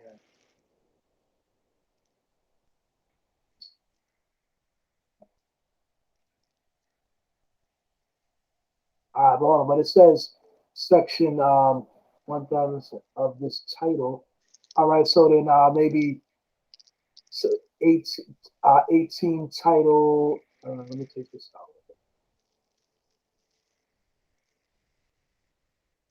Okay, yeah. Murder or manslaughter of foreign official, foreign guests, internationally protected persons. So whosoever kills, attempts to kill a foreign official, official guest, internationally protected person shall be punished as provided under section 11111112, 1113 of this title. For the purpose of this section, family includes a spouse, parent, brother, sister, child, person whom the foreign official or internationally protected person stands in loco parentis, um, or any other person living in his household and related to the foreign official or internationally protected person by blood or marriage. So anybody related to you by Wow. blood or marriage, they also enjoy these rights as well. All of them are protected under this rights. So once you, like I said, once you do your will and bring your will into international form and get these international rights, your whole family's protected. See what I'm saying? Your whole family's protected now, not just you. So, but it says anybody in your household. So, if you got aunties, cousins, uncles, or whatever, or even let's just say something happens during a family gathering and everybody that's there under your family, and then something happens, and then you step to the officer and you're like, listen, officer, you let him know your credentials, let him know you're an internationally protected person and all that, da da da. You be like, yo, listen, all of them are under my protection. All of them, they are under the same protections as I am.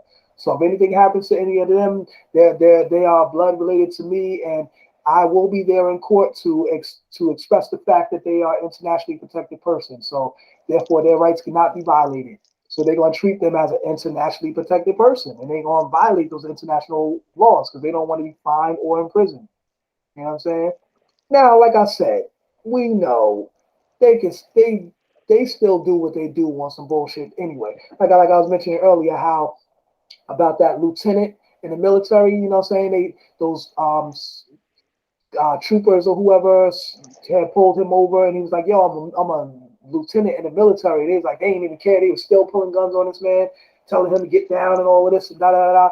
You know what I'm saying? So they can still go on their cowboy shit if they want to.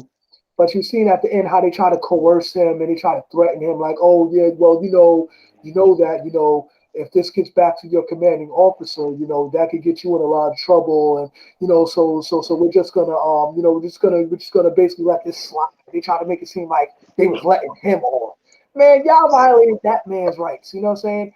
But y'all made it seem like he was in the wrong and trying to make it seem like he need to be quiet about it so he don't get in trouble. No, man, y'all the ones that's violating. But like I say, man, when they in the position to think that when you're on certain when you're in certain positions that you're right and you have power over everybody and you're just the authority and they think that way, they're gonna act that way. So even with these internationally protected rights, you can still encounter just real life situations. Not saying like this is gonna make everybody be like, oh man, hey, back off from that person. You better leave him alone. He's an internationally protected person. You know what I'm saying? You still got people that's gonna be like, I don't give a fuck who this motherfucker think he is. Nigga, get your hands up against that hood, nigga. You know what I'm saying? Whatever, and just still want to fuck with you. You know what I'm saying? Like, this shit can still happen. So, you know what I mean? Whatever. But like I said, if you live to see the judge, there's going to be some repercussions.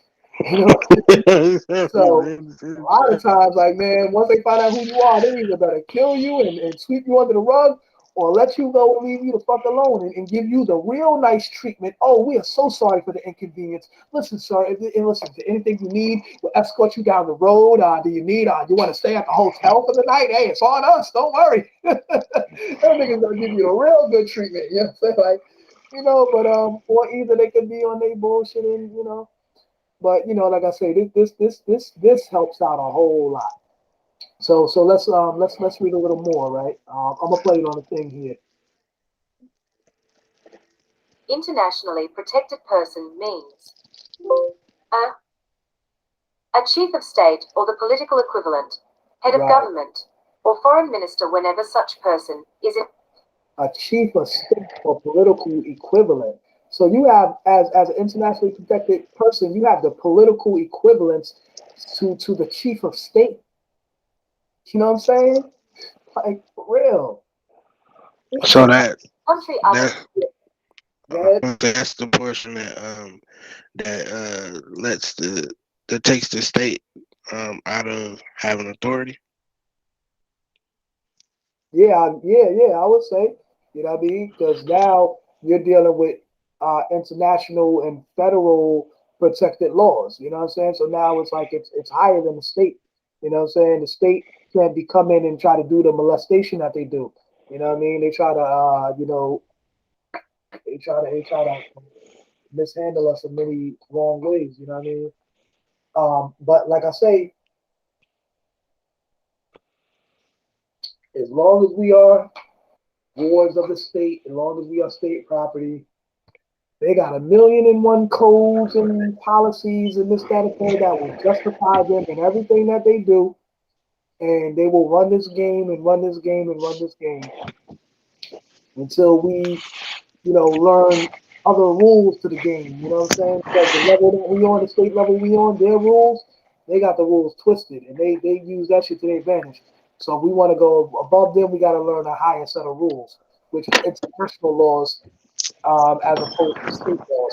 That's why earlier when we was in the thing, I don't want my brother to think like I'm like, trying to come at him and everything. Because I understand he was like a lawyer, he litigated and everything. So a lot of stuff he, may deal with is like, like stuff with the court and all that. But my thing is that, man, I'm not trying to deal with the courts no more, man. I'm not dealing with the state no more. Fuck the state and fuck their statutes and all of that shit, man. You got no wins with the state. You in the state, you're state property. So you can't, as the property, tell the owner what you want him to do with his own property. He gonna tell you, nigga, I'm gonna do what I want to do with you. Okay, you are my property. I'm your master, basically. You know what I'm saying? It's just a modern way of saying it. I'm your master, and I'm telling you what it is. You're not telling me. I'm telling you. So until you get to the stance where you become a master, I'm gonna master you. So that's what it is, basically. We got to show them that we are masters, and we are not to be mastered. You know what I'm saying? That's how I see it. Because if you show them that you are incompetent, you're showing them that you're a slave. Because he who is incompetent is going to be ruled over, right? So just like I said, just like in the Garden of Eden, if God told Adam, "Don't get no knowledge of good and evil," so why? So I can't point out the good or the evil that you do, so I won't know the difference or how to differentiate. You want me to stay blind, right? You want me to just stay a worker, right? Tilling this land, right? Just like during slavery. Oh, I can't get no knowledge. I can't learn how to read or write. You just want me to stay a slave forever? Keep picking this cotton? Yes, sir. Yes, master. You want me to stay like that, right? Nah. But when a man get knowledge, then you can free. You have freedom. You can free your dome, and when you free your dome, then you can free the dumb, the deaf, and the blind who haven't got the knowledge to free their dome. You know what I'm saying? So Wow. Yeah. because knowledge, no ledge. Knowledge is to know the ledge, and once you know the ledge, you become the more knowledge you acquire, you become wiser, which goes into wisdom, and wisdom is wise dome. To have a wise dome full of knowledge. Now, once you know the ledge and you acquire a wise dome, you will now begin to understand or stand under the knowledge and wisdom that was given to you by your mother, by your father and your mother, just like a child stands under the mother and the father. But you grow from an understanding to an understanding as a you have understanding as a child. understanding as an adolescent and overstanding as a grown ass man or a grown ass woman. You should come to you should come to overstand things, not to still understand things as you stand under. No, you are to gain understanding and overstanding. You know what I'm saying? Brothers like, no, cyber God, that sounds like that Malachi York shit. Man, that's knowledge. And that's a development, man. That's what that is, man. You want to stay stuck on understanding, then you stay stuck on understanding. That don't mean I'm not gonna grow and have understanding and overstanding so that I can one day stand over the situation more so than stand under the situation. Oh, I understand, I understand. Nah, fuck that understanding shit. I overstand and I stand over as Lord and Master. You know what I'm saying? Not understanding, like you know how the judge always trying to ask you, do you understand? When they ask you, do you understand the charges? Understand means you stand under. And also understand also means to agree. Like, do you comprehend? And if you comprehend, then that's an assumption of agreement. You understand what I'm saying to you, right? You understand the charge being brought before you. See what I'm saying? Do you understand the charges? See, they're trying to charge you as well. Because remember, everything is energy and currency. They're trying to charge you. But what you want to do is discharge. See what I'm saying? So it's about energy, positive and negative. They try to charge you. They try to get some energy, some currency out of you. Because they know that in God we trust. You are God. You are an energy source. You are the living man. So when they come and create the straw man, they want you, the living man, to blow life into that straw man and give it life, to bring it to life. You know what I'm saying? They want you to blow life into it, like how they say, and God formed man of the dust of the earth and breathed into his nostril the breath of life, and man became a living soul. They want you to play God over the straw man. Because remember, ooh, in God we trust. God damn. See, I love building on the shit I come to do. Did you beat that? Yeah, that's all I was like, See? yeah. Because they place in the authority of it's in its reverse polarity in ways of seeing it. In one sense, they're trying to place the authority of God and place it in trust. So now they say, in God we trust, and one nation under God. So the authority is coming as a nation under God, and that nation, their motto in their court system is, in God we trust. So now they place, it's one nation under God, and they place God in trust. See what I'm saying? So that's will and trust. In one nation under God is the will, and then in God we trust is the trust. See what I'm saying? So they're expressing will and trust law. And then they get you to consent by placing your hand on the Bible. Do you swear to tell the truth, the whole truth, nothing but the truth, so help you God? I do. Yes, I do. You just contract. And you just came under their theotic jurisdiction. See what I'm saying? That's why, like I said, in your will, let's say if you are a Muslim, in your will, you can say the Quran is my jurisdiction, and I follow the Quran from cover to cover, and this is my form of jurisdiction. This is my law. So now, when you come in the courtroom and they say, place your hand on the Bible. Oh, excuse me, pause. Um, um, that's not my jurisdiction. I don't succeed to the jurisdiction of the Bible. My jurisdiction, as it is stated in my will, and it's been stated in the notice before the court, that my jurisdiction shall be the Quran, and I shall uh, follow the Quran from cover to cover, and it is the authority of my Creator, and that is what I stand on. So I shall not be swearing upon the Bible and contracting into your fiatic jurisdiction. See what I'm saying? Because fiat, the word fiat means an authoritative command, um, and more so, it's a when you're dealing with religion or God's sense of culture, it's um it's dealing with ordinance, like I was saying with the will. How you gonna say that this is due to the authority of your creator? That's you adding fiat, an authoritative command, to your document, because the authority is coming from the creator, which is the supreme command, the highest command, you know what I'm saying, the universe, because it is the universe, you know what I'm saying? So therefore, excuse me, that's what's that, and that brings you into universal law and natural law. You know what I'm saying? As I was explaining before, and then that will bring you into next level positive law, which they explained as international law. So remember, it's all starting from universal law, natural law, positive law, which is international law. Then you come back into the state with that universal, natural, and positive protection, which is international protection. So Yeah. see that? See that, girl? See that? Yeah. I just put some Yeah. spank on it. I just put some fiat on it. You know what I'm saying? That's how you put some fiat on it. You know what I mean? Yeah, man. You know what I'm saying? So yeah, I'm just trying to get this mentality out there, man. I'm trying to, get people to Yeah. come to this understanding, man, and that's what it is, man. This is what it is, man. Your will is your will, man. Your will is what it is, man. You know what I'm saying? It's exactly that, your will. Um, but yeah, let me go back and read some more of this where they talk about internationally protected person and what it is. This is real interesting. Other than his, a chief of state or the polit.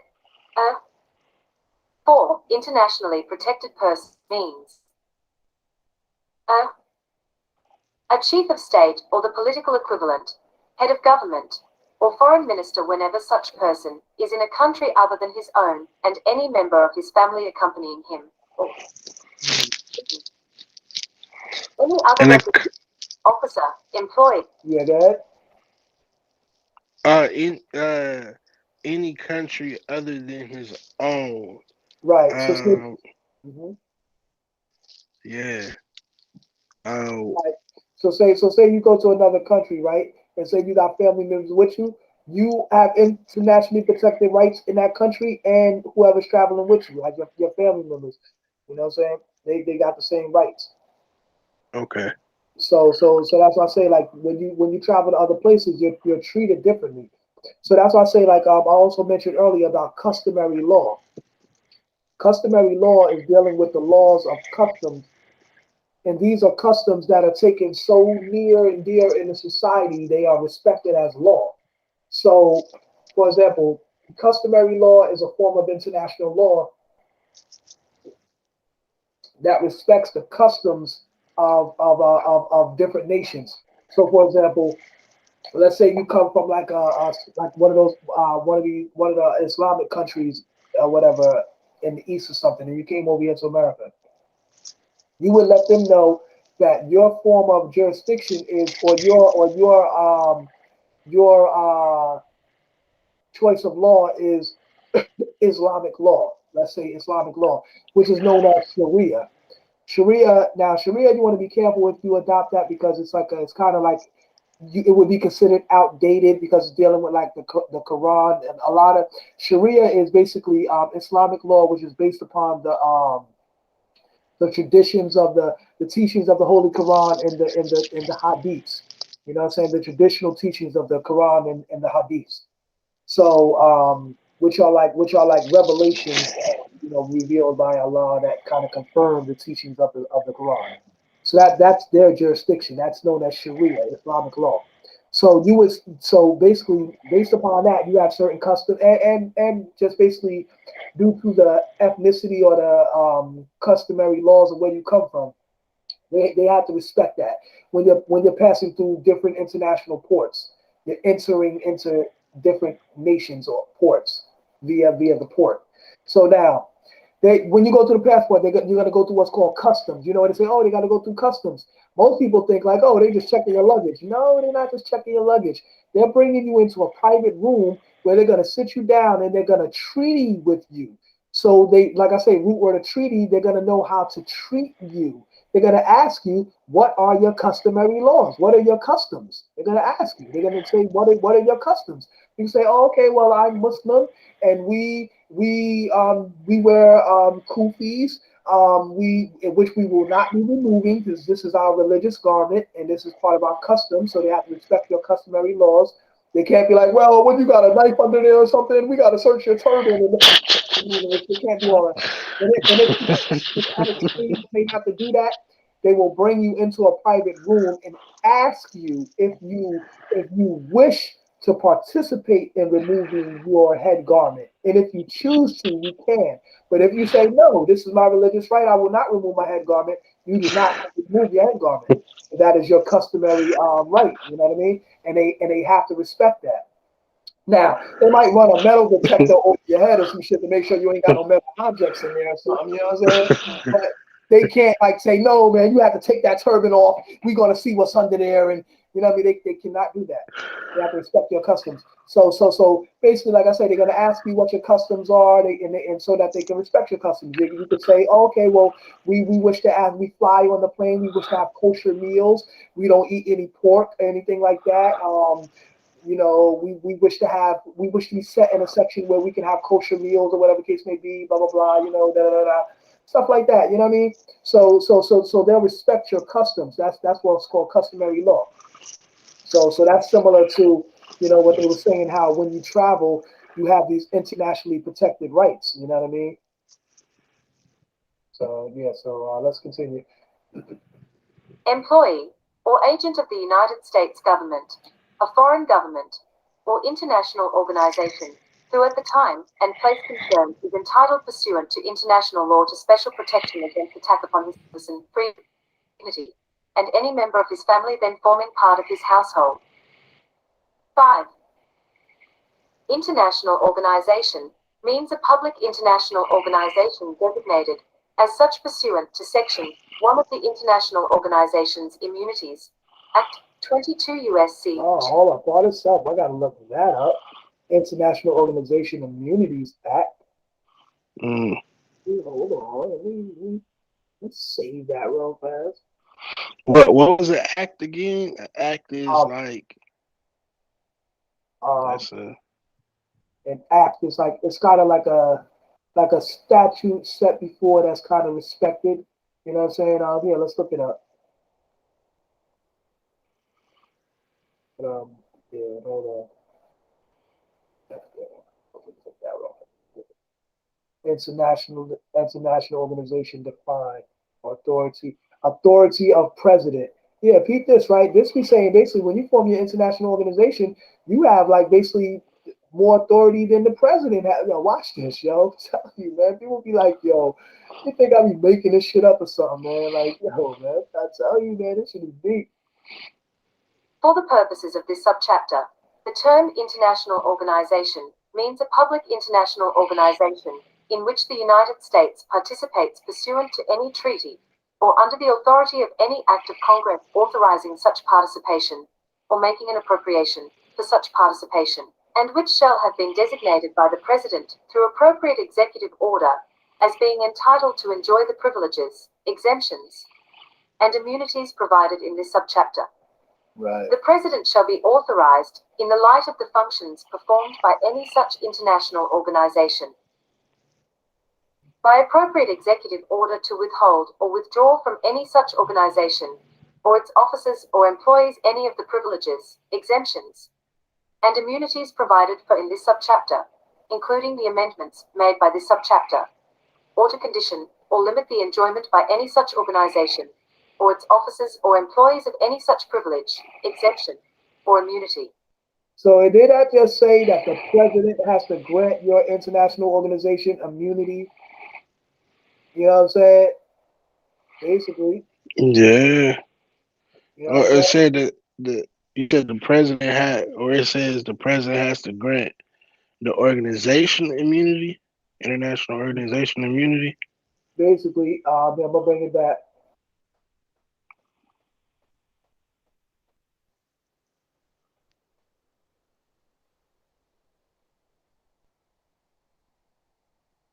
The President shall be authorized, in the light of the functions performed by any such international organization, by appropriate executive order to withhold or withdraw from any such organization, or its officers or employees any of the privileges, exemptions, and immunities provided for in this subchapter, including the amendments made by this subchapter, or to condition or limit the enjoyment by any such organization, or its officers or employees of any such privilege, exemption, or immunity.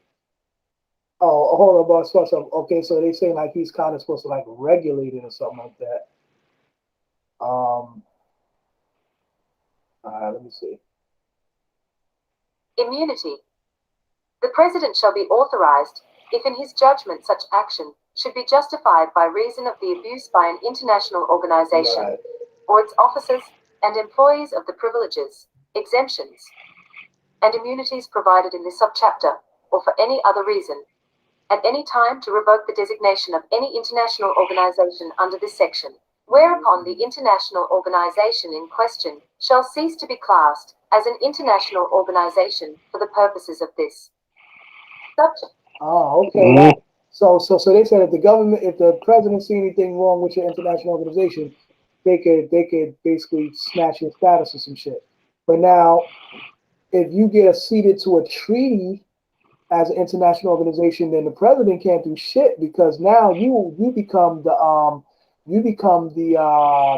minister of foreign affairs for your international organization, which has acceded to a treaty. So now, being that you're acceded to a treaty, you get put on the same level of international law as the countries that acceded to the treaty that you acceded to. So, say for example, if I accede to the Treaty of Peace and Friendship, now that puts me in that same status. The Treaty of Peace and Friendship is the oldest standing treaty with the United States and any other country. You know what I'm saying? It was actually like the first treaty or whatever.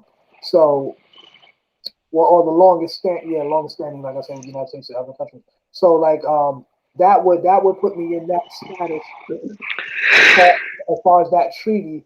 And then like now that's dealing with that's like an international situation, kind of like a dual jurisdiction or dual citizenship, kind of not more so dual jurisdiction. I like to say more than citizenship.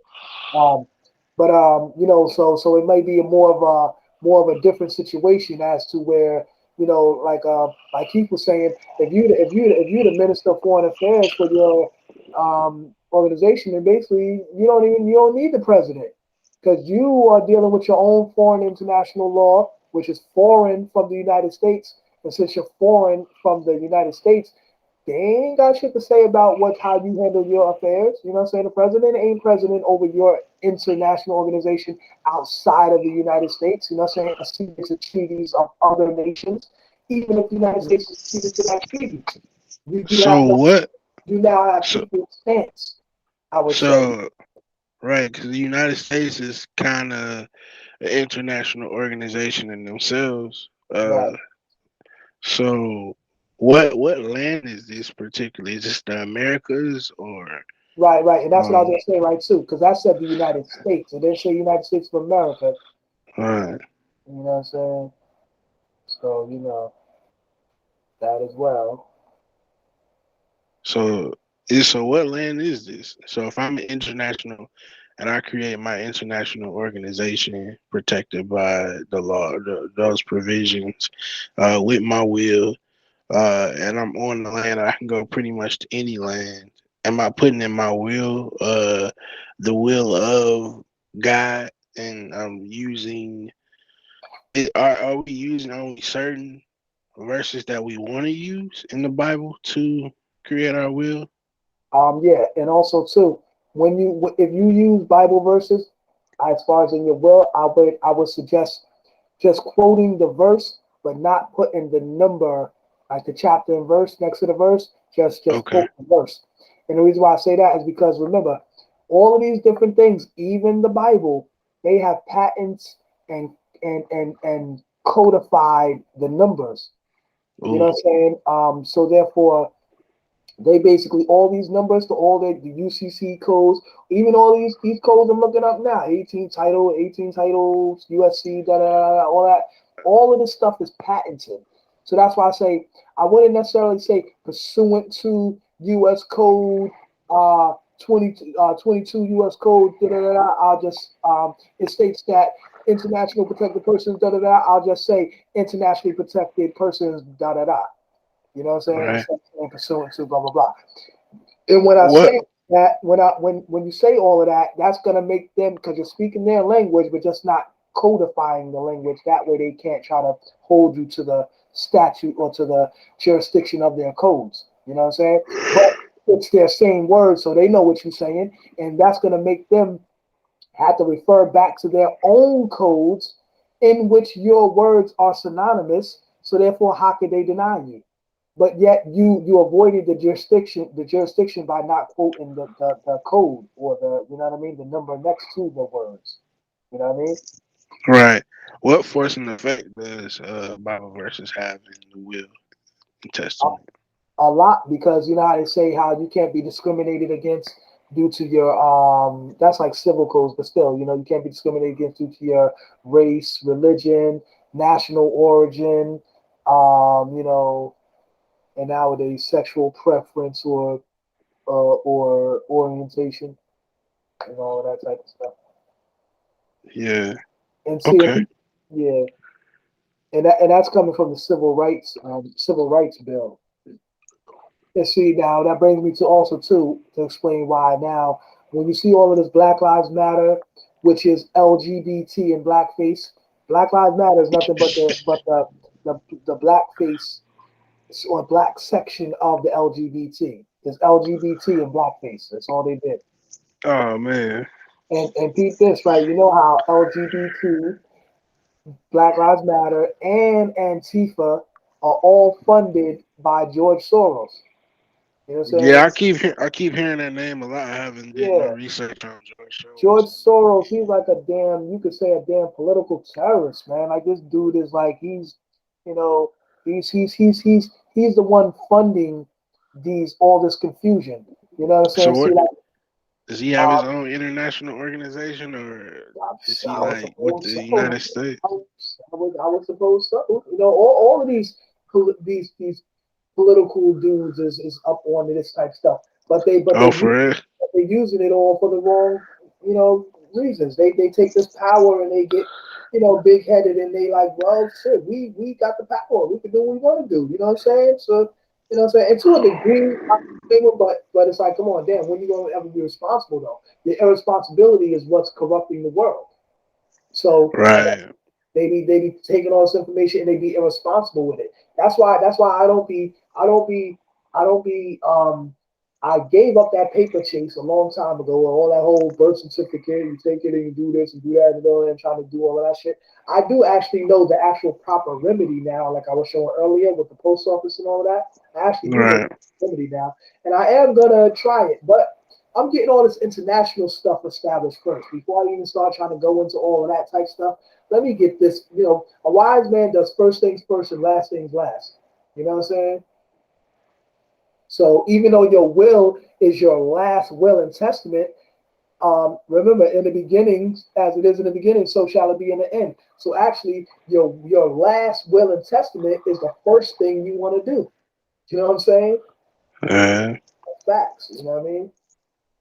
I So mean, I see like I mean with everything that's going on, I don't know if like what we got going on is sustainable as far as cars and maintenance and people having to sacrifice their time and slave for dollars and stuff like that. So I see us going back to nature to a point to where hey, training horses and planting food. You know what I'm saying? I Like mean, you're right though. I mean that is, and that's actually what it's always been.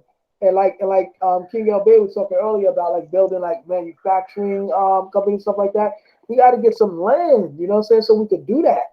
That's why like Keith gonna be building a tour about the land patents and the land, and you talk about agriculture and all that earlier, and the conservation of the land and the redemption of the land, because it says that the land is not to be sold forever. So we are to be the ones, we're supposed to redeem the land. And redemption, he said, means to buy back. You know what I'm saying? So we're supposed to be the ones to redeem the land. You know what I mean? And that's and awesomeness. we gotta possess the land, but the I don't know, the post office or the whoever they're gonna have the title or something like that. Keep it saying, but I got to go back into what he's building on that to get that right exactly. I don't want to like quote on that too much, but Right. in the concept of it though, basically, we got to get some land. And the science is that I don't know who it was earlier, and I meant to interject on that too because they were saying something about the corporations and so forth, and I'm like, yo, y'all got to understand that like when you're dealing with Yeah, let me show this. Let me show this. Cause this some juicy information right here. Let me show this. Um,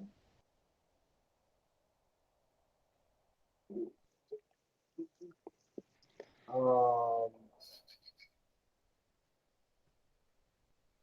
oh yeah, part of stuff. What I was saying about, did I finish that? Everybody hates Raymond thing. I said, I mean, everybody hates Chris because Chris represents Christ, which is the Black Messiah. But everybody Yeah. loves, Raymond. You know, to show everybody loves Raymond, but everybody loves Right. Raymond because Raymond represents the Romans who killed Christ. You know what I'm saying? Right.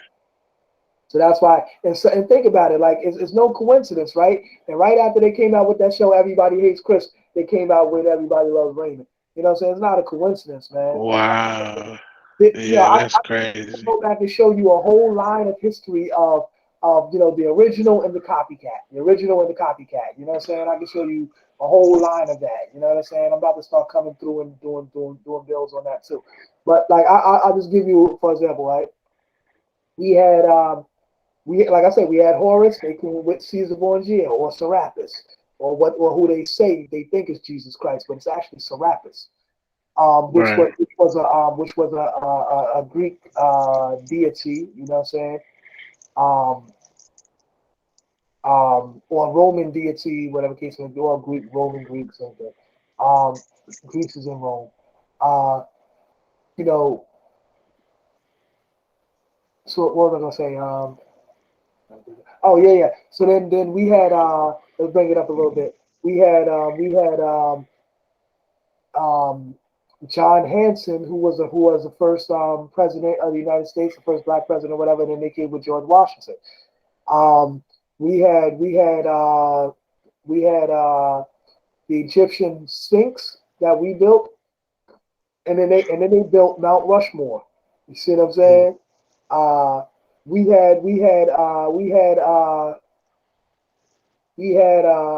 James Brown. They came out with Elvis Presley. You know, we had MC Hammer. They came out with Vanilla Ice. You know what I'm saying? We had New Kids on. We had New Edition. They came out with New Kids on the Block. You know what I'm saying? Word is born, man. Word is born. Yo, Yeah, man. we had Cannabis. They came out with Eminem. We had Meek Mills. They came out with Mac Miller or Mac Lamore. They killed two birds with one stone. They came out with the gay rapper too. They said, "Fuck it, we gonna go extra with it." You know what I'm saying? Uh, Um, and he's supposed to be half white and black and gay. So doesn't that just put it all together, right? You know what I'm saying? So anyway, uh, so am I going in the right direction in the sense to feel like cars aren't necessarily sustainable, or that is nah, you about to uh, get your horse and chariot, man. you gotta get your horse in check. I'm joking. I'm joking. Man, fuck this car shit, man. Registration, taxes, and so to give me a motherfucking horse and chariot, nigga. You know what I'm saying? When you see me come through, nigga, when you see me come through, you know what I'm saying? Just move out the way, you know what I'm saying? You know what I'm saying? Chariot's got the right of way, my nigga. You know what I'm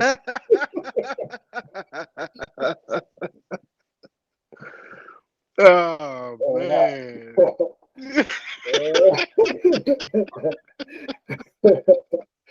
Word up. Fuck that. I'm thinking it back in the days, you know what I'm saying? That's this new shit, you know what I'm saying? All this new technology shit, you know what I'm saying? But nah, um, but yeah, the will is definitely the most important, man.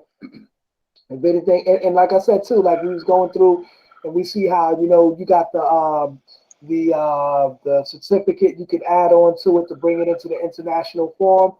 Man, that's excellent, man. So that's one way of bringing yourself into international status.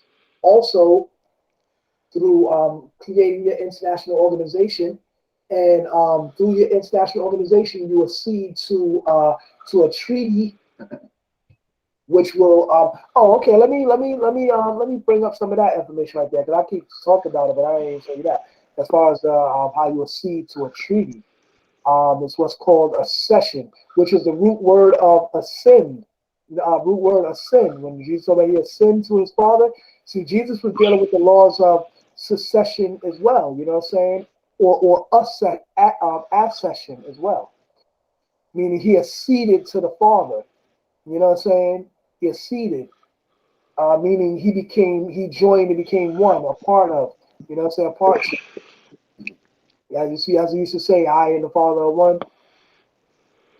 See, but you know too though, that's real something deep too though, because you know, like see, I be telling people all the time, see, like I'm not trying to kill your joy in Jesus.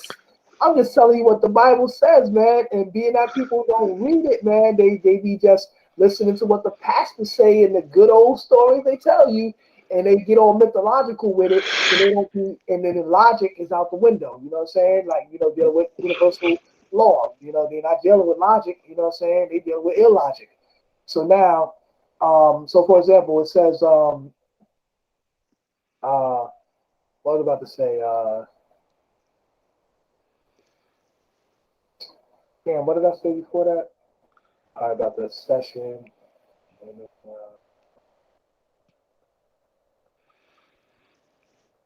Damn, what was I saying before that?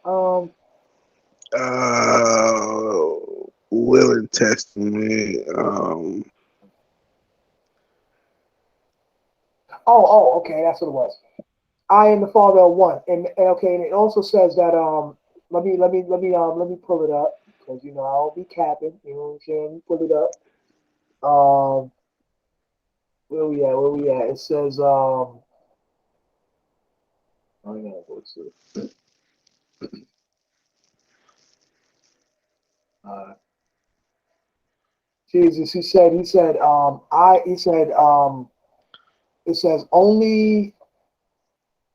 only the Father knows the Son,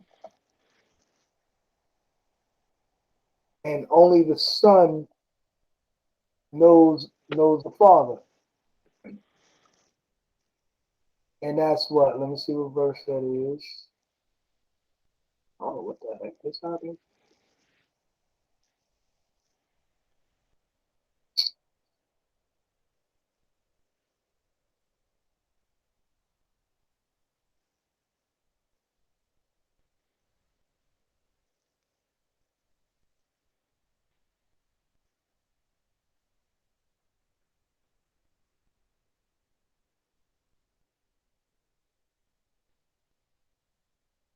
All right, so let me get the King James version.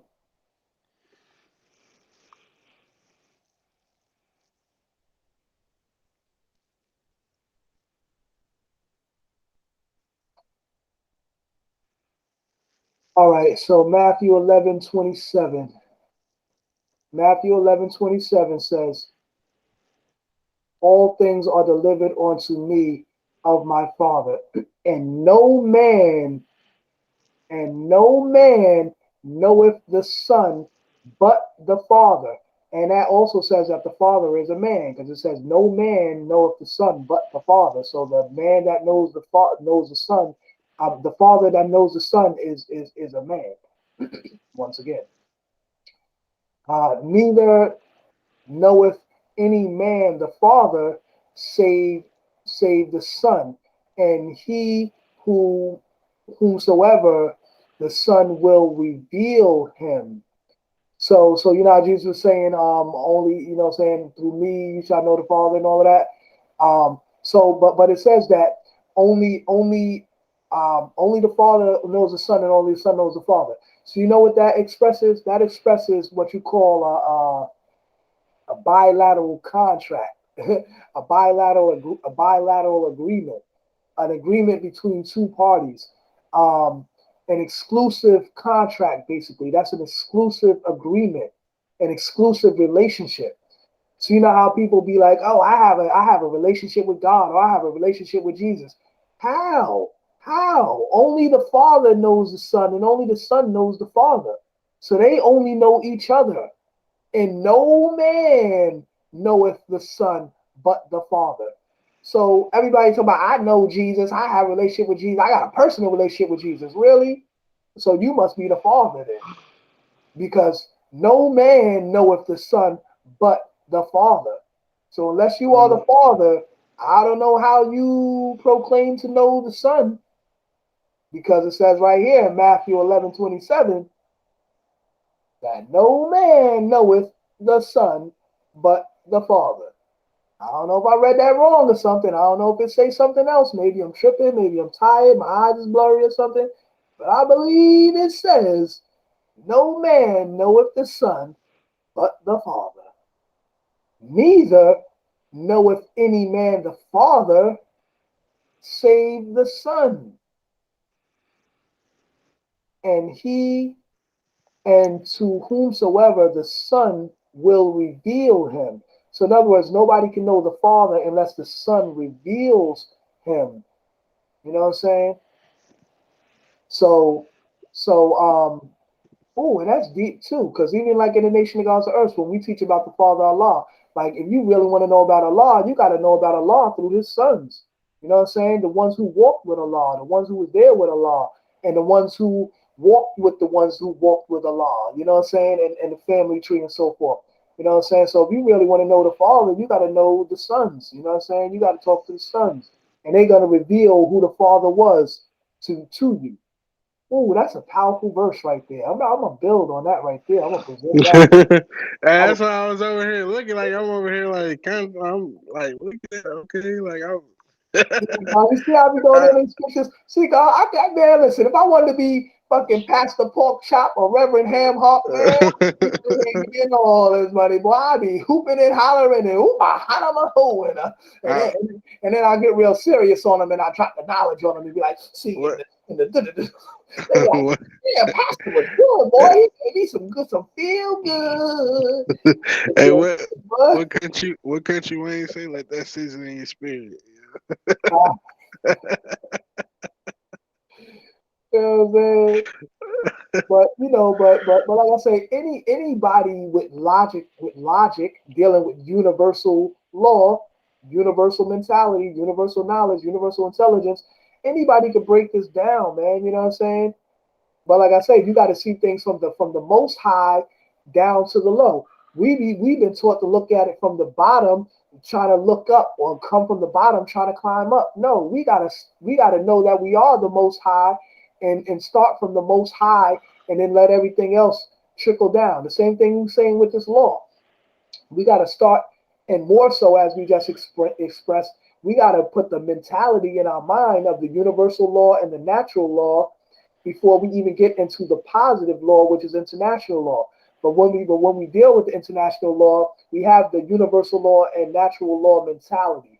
This is how we will express and do all things in positive law when we're dealing internationally. We will do everything positive through positive law. The law will be positive because it's based on universal, the knowledge and the wisdom, the universal knowledge and the wisdom of nature and the natural wisdom. You know what I'm saying? The universal knowledge and the natural wisdom. You know what I'm saying?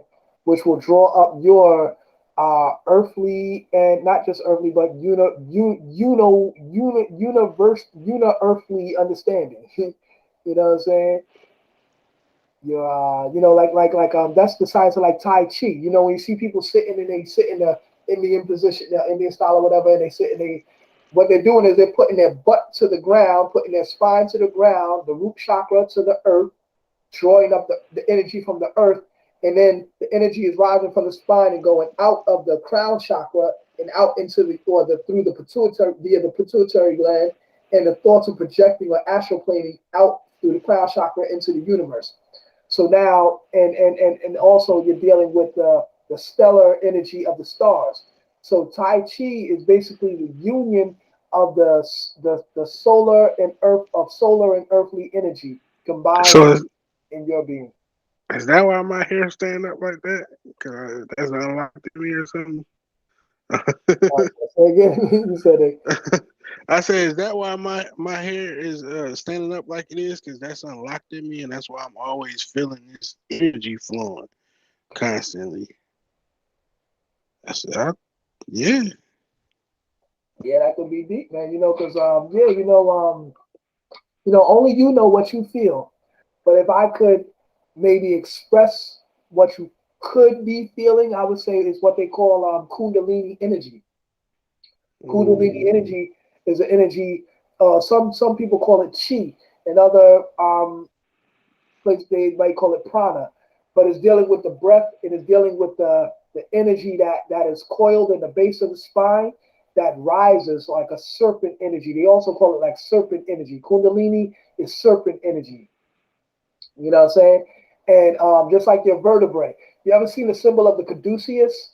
That's shaped like this. You see the two serpents intertwined in the staff. See, when they talk about Moses, they said Moses traveled with a staff, and he said his staff turned into a serpent. No, it didn't turn into a serpent. It was made of a serpent. He was traveling with the caduceus, and he was dealing in spiritual alchemy. He was healing people. You see what I'm saying? And so was Jesus. Jesus just didn't use a staff. He had the healing power in his palm chakras, in the chakras of his palm. That's why he said he was able to heal people with his hands. He laid hands on people. You know what I'm saying? And that's real, yo. That's real. Word by, I remember this woman I used to date. She was a religious woman or whatever. You know what I'm saying? And it was something so simple. I mean, and it's what I mean. It might sound simple, but the shit was real though. Like I had a stomach ache. You know what I'm saying? And she just took her godly hands and just rubbed them on my stomach. And you know what I'm saying? My stomach ache went away. You know what I'm saying? Like it sounded like some little baby shit, like she rubbed the stomach. But nah, but like she did that shit, like I felt her energy. You know what I'm saying? Like she did that shit with love and care, and like I felt the way she was rubbing my shit, like, you know what I'm saying? Like that shit, like, you know what I mean? Like that shit was real, you know what I'm saying? Like what about like the vibration of that shit, like that shit was real, you know what I mean? But yeah, so it's about the energy. Like she laid hands on me basically, you know what I'm saying? And healed me. You know what I'm saying? Something so simple but real. You know, um, music is another healer.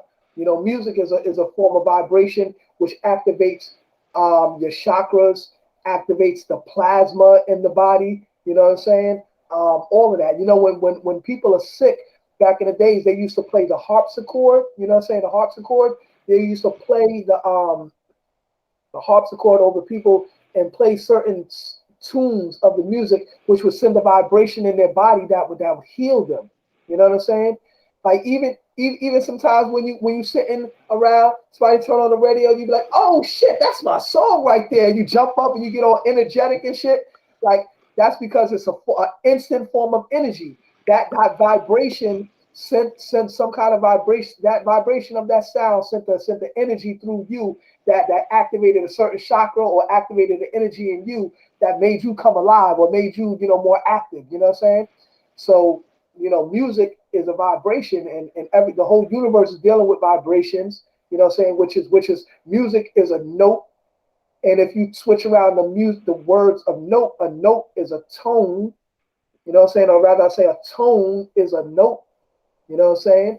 So all these musical things they all make sense. And even when you're dealing with the seven tones, you know what I'm saying? Do, re, mi, so, fa, se, la, ti, do. You know what I'm saying? Or you're dealing with the seven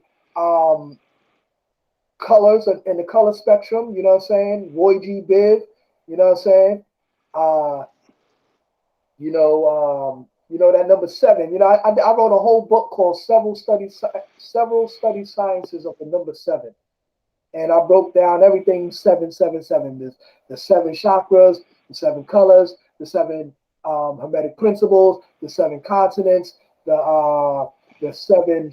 Jesus spoke about the seven seals, the last seven words that Jesus said, which was, "My God, why hast thou forsaken me?"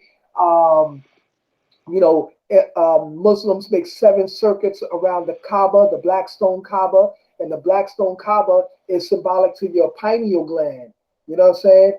In which, you know what I'm saying, you make circuits around every day, you know what I'm saying, with your universal thoughts. That's symbolic. The Kaaba is a root word of Kabbalah. The Kaaba and Allah. Kaaba and Allah. So the Muslims, they circle the Kaaba, giving praise to Allah. That's Kabbalah. See what I'm saying? When you break it down, you know what I mean? The origin of Yeah, you know what I'm saying? man. Word is bond. And Life is awesome. yeah. So, seven continents, the seven planes of energy, all of that, man. Seven all day, you know what I'm saying? Seven.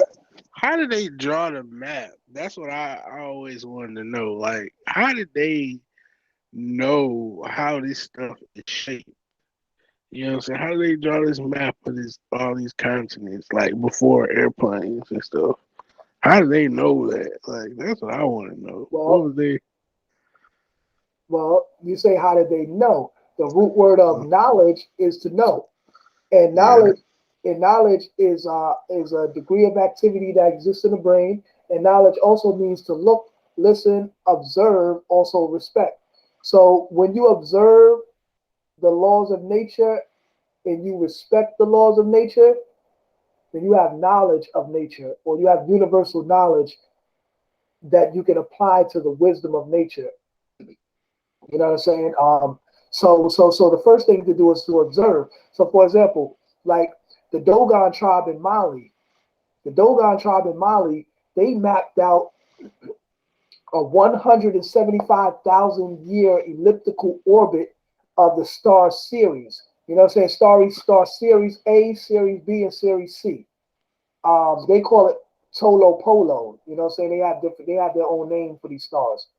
Um, but the scientists, modern scientists call it the star series systems, stars. So it goes like you have the star series A, which has a orbit, and then you have another star series B, which goes around that star series A, and then you have another star series C, which kind of orbits around those two stars. So it's like a trinary star, uh, you know, constellation or whatever that the Dogon tribe of Mali have been mapping out for millenniums.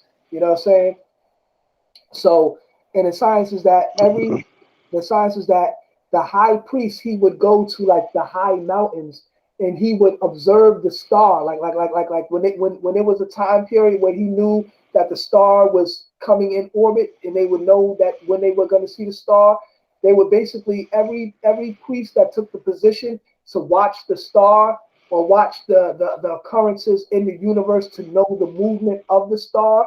They did this for 175,000 years. And every high priest that came in position, they basically took post and was watching and studying the stars. They are master astrologists, and they would watch the stars or watch the movements in the universe to know where that star was. You know what I'm saying? It's not like they had telescopes or somewhere they could see actually that far, but they could know the occurrences in the universe. They were so deep with knowing everything. They would know the other occurrences in the universe to know what was going on with that star or where it was. And then, like I said, when they knew it was around the time where it would come back around, then that high priest would take note of it. Maybe there was a ceremony that took place. Oh yeah, there definitely was ceremonies that took place. Because even to this day, they have a dance that they do where they actually dance out the movement of those stars, like how I just explained how those stars orbit around each other. They do a dance where they dance out the movement of these stars, and what they are doing is just like the TV show. They are dancing with the stars. You know what I'm saying? Yeah, That's actually where they got that from.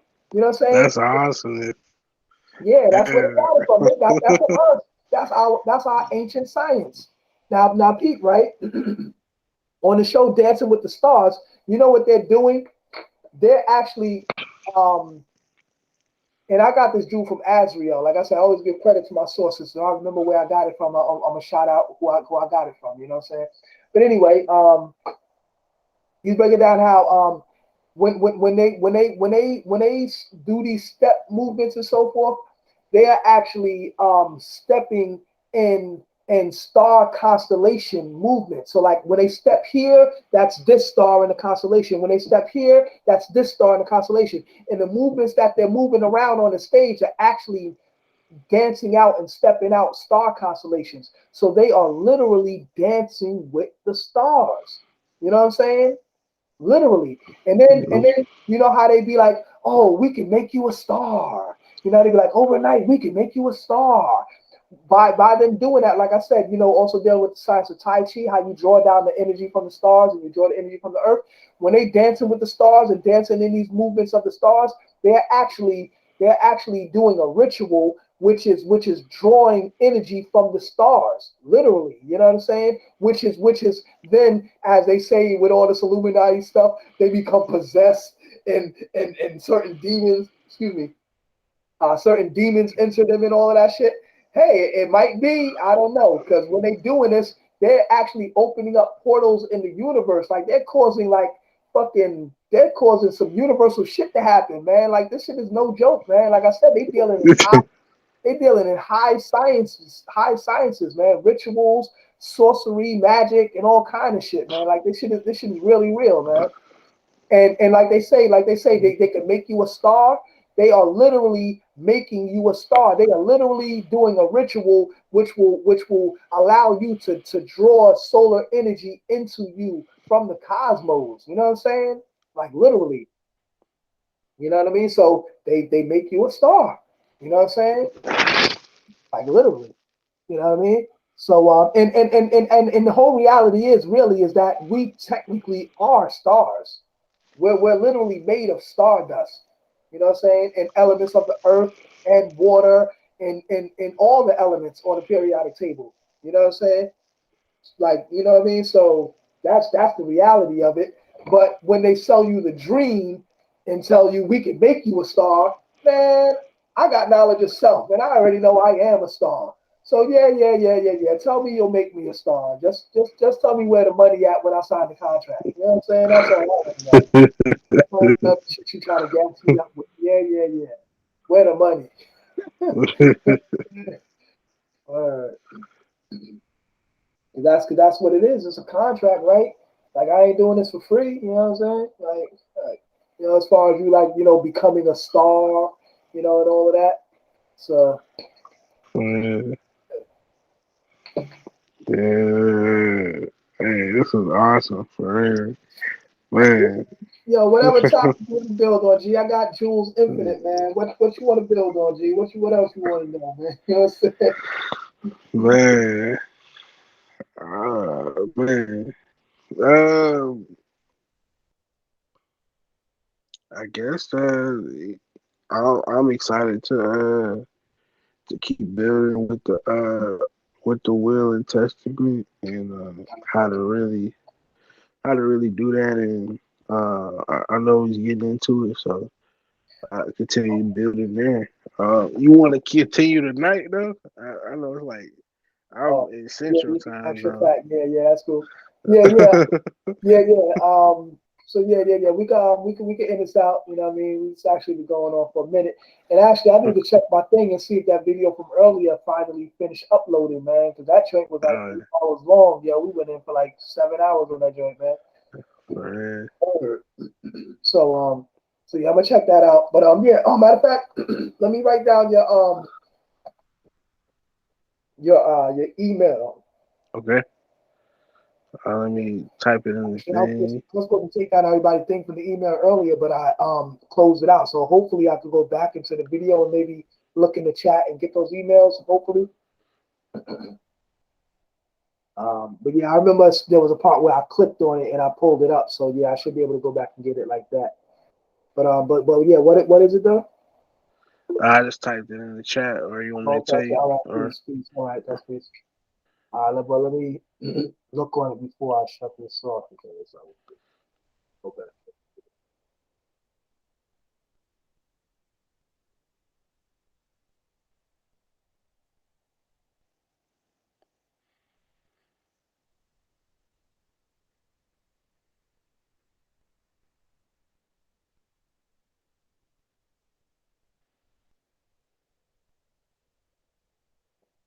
Yeah. All right, bro. Yeah. So I'm gonna send you some info, man. Like, bro, like you say, man. Thank you, bro. Thank you, You, brother. For real. if you want it, man, and I see you. I see you. You understanding the concept of this, man. So like, this ain't gonna be a lot of wasted breath. You know what I'm saying? So For you real. know what I Thank mean? you. Word is bond. Uh, So that's definitely what's up.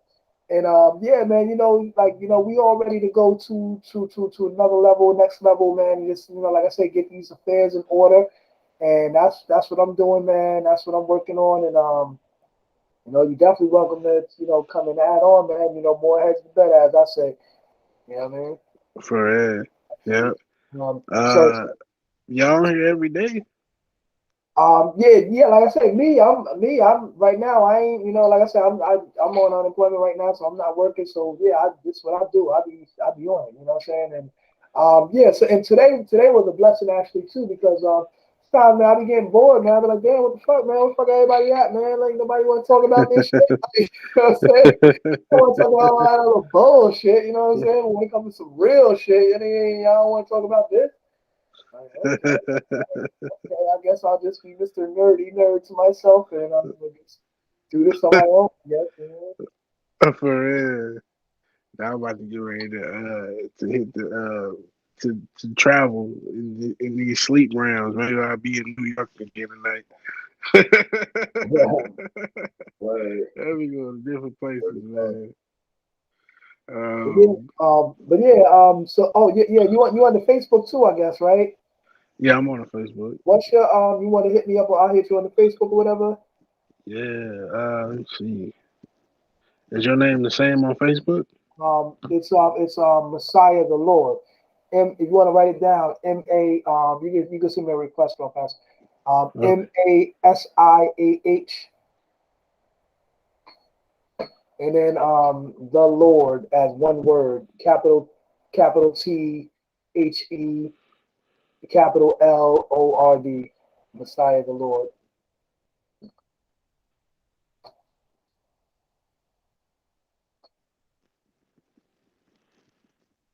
The Lord Messiah. Yeah, that one too. Yeah, I was just about to say that too. That's my other account. So yeah, the Lord Messiah. Yeah, that's good too. They gave me up on both of those. Oh, I see. Yeah, the Lord Messiah. I'm going to start focusing on more so because Messiah the Lord. That's my original account, and a lot of people on there, man, is like, man, I don't know. I've been through a whole lot of shit on Facebook, man. I had to bomb a lot of cats, man, and I had to show and prove that a lot of motherfuckers is just all about talk. They ain't about really educating and building and doing nothing. Motherfuckers just on there acting like little kids and clowns and shit. And you know what I'm saying, ain't really about building nothing. So when you put people to the when you put people to the test or you hold them to some kind of standard, you know what I'm saying? Nobody wants to deal with the person who's holding everybody to a standard. But when you're just talking all the bullshit and he and ha and acting like you're still in high school, like we still little fucking kids, we ain't grown ass fucking people with kids and bills and shit like that. Anyway, then that's all good. That's cool. We could talk about dumb shit all day. Oh, yo, did you see so and so? Like whatever it is. Like, I, shit. I feel like this pandemic pushed me. You know what I'm saying? Like they want to vaccinate. I'm already just starting to see that it's wrong, but they don't care. They just want to do what they want to do. So it's like, what's Oh, my options? You know what I'm saying? What's my not options, well, no, man? well, yeah. I'm glad you brought that back up. Yeah, because I forgot to build on that aspect, right? See, see, deal as far as dealing with the doctors now you can also make your let me share this. You can also make your declaration as far as you um not wanting to deal with the vaccine and so forth, state your religious rights and everything like that. Um, but yeah, I got a bomb joint out. No, I'm gonna just read this out right fast. This will be the last thing I read for you. After this, I can't wait to close this meeting out. But I'm gonna just read this out for you and let you hear this. This is deep. I explain it basically and everything. Affidavit of And fact and pardon. And in the beginning is statement like, okay, it's the affidavit of fact and public notice for religious rights vaccination/immunization exemption. Affiant in propria persona sui juris, and perpetuum rei testimonium, meaning in perpetual testimony. Um, um, and you sign here, and it says in re affidavit of fact that notice the agent is notice the principal, notice the principal is notice the agent. Meaning, when you send this to the agent, they're supposed to notify whoever their head principal is, and if you send it to the principal, they're supposed to give it to the agent that handles this or whatever. And it says, I put your name here, expressing legal and medical power of attorney for. Now I'm gonna use different terms because power of attorney is like, we talked about earlier how like we're not attorneys and that's kind of speaking our language and so forth. But anyway, appropriate persona, and then it's gonna go on to explain. I'm gonna let it read from here. Underscore underscore underscore underscore under underscore underscore in propria persona, sui juris, in perpetual testimony and citizen of the United States of America, and the republic for which it stands affirm, be it known for the record to all courts, court officials, governments, jurisdictions, domestic or foreign, doctors, nurses, ministers, medical facilities, and all other parties of interest that, being a natural person of legal age, and sound mind, also strong cultural or religious beliefs and morals, it is against my deep, sincerely held, religious, moral and conscious convictions to accept the injection of any foreign substance into my body, or the bodies of my offsprings. This includes, but is not limited to, any and all vaccinations, shots, tests for diseases, oral vaccines, epidermal patches, and in any other way that live or kill bacterium, viruses, pathogens, germs, or any other microorganisms, may be introduced into or upon my body, or the body of my offsprings. Disclaimer, asterisk, asterisk, asterisk, I am strictly against and refuse the injection of any and all vaccinations for coronavirus, or COVID-19, or any future mutations of the coronavirus, and or COVID-19.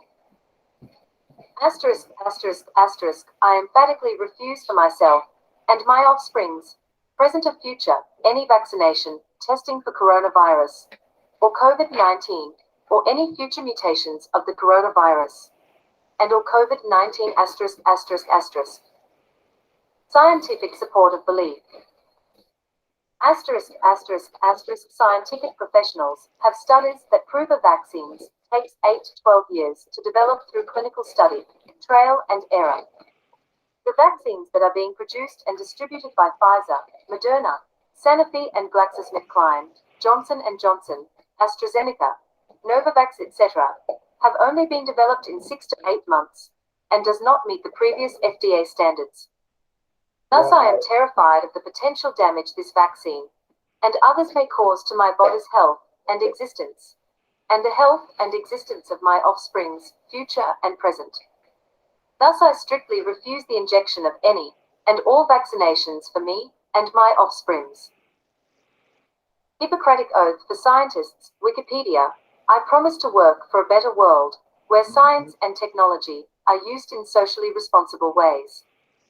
I will not use my education for any purpose intended to harm human beings or the environment.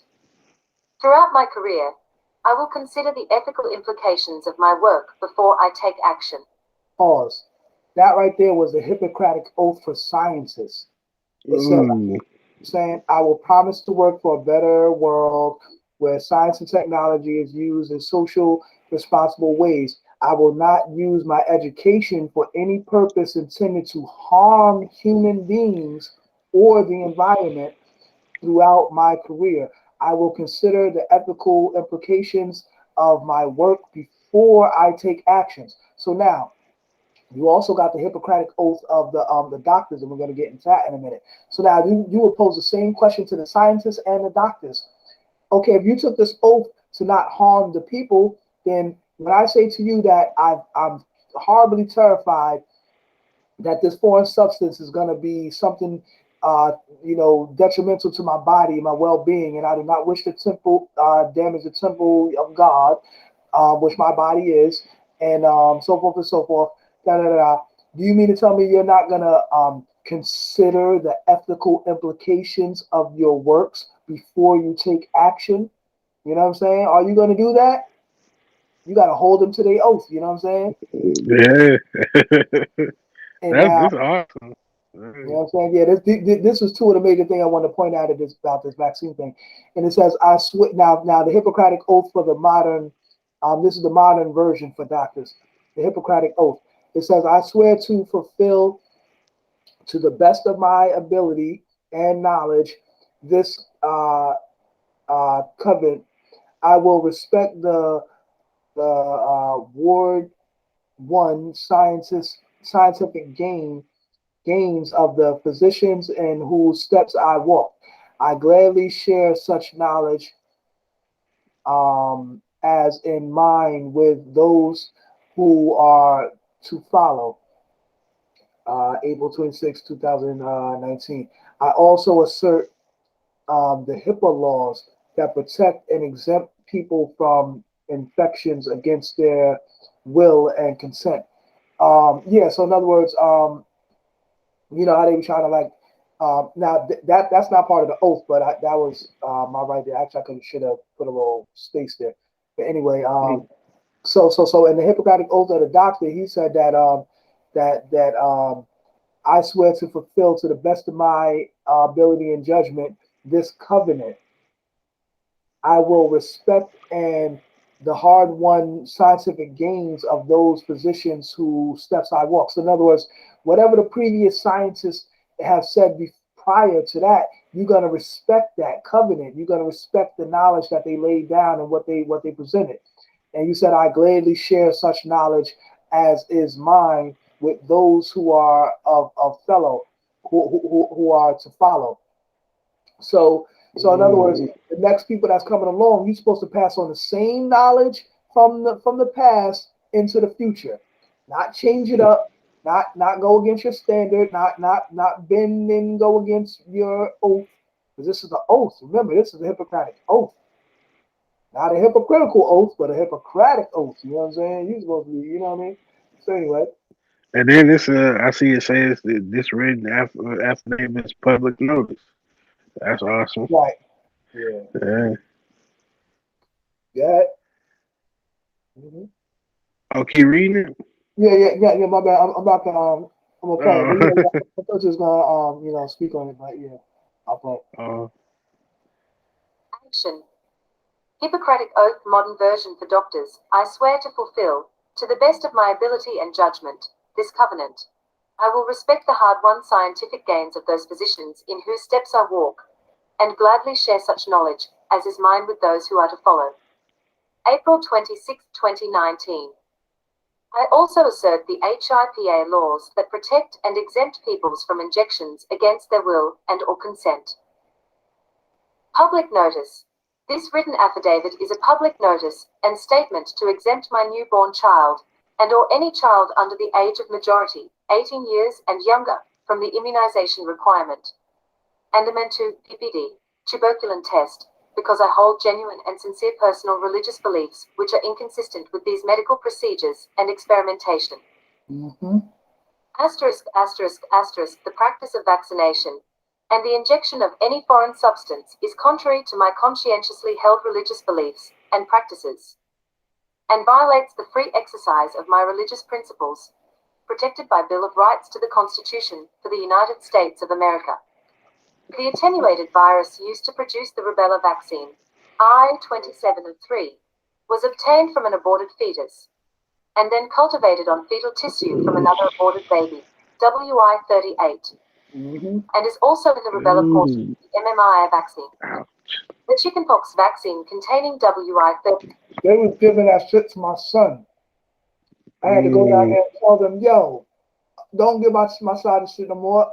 I resigned and shit. I had to get a copy. I had to get a Freedom of Information Act thing to get the copy of all the times, they've been giving that shit and all that, and my fucking baby mom sitting there looking stupid in the face, like, like, man, you're fucking dumbass, man. This dumb shit, man. You sitting here bringing this damn child down here for what? For them to fucking experiment on the child just because they told you, oh, bring them back next week and give them booster shots, as they be calling the shit booster shots. Like this Oh bullshit man. immunity. Did you hear what that shit that said it was, man?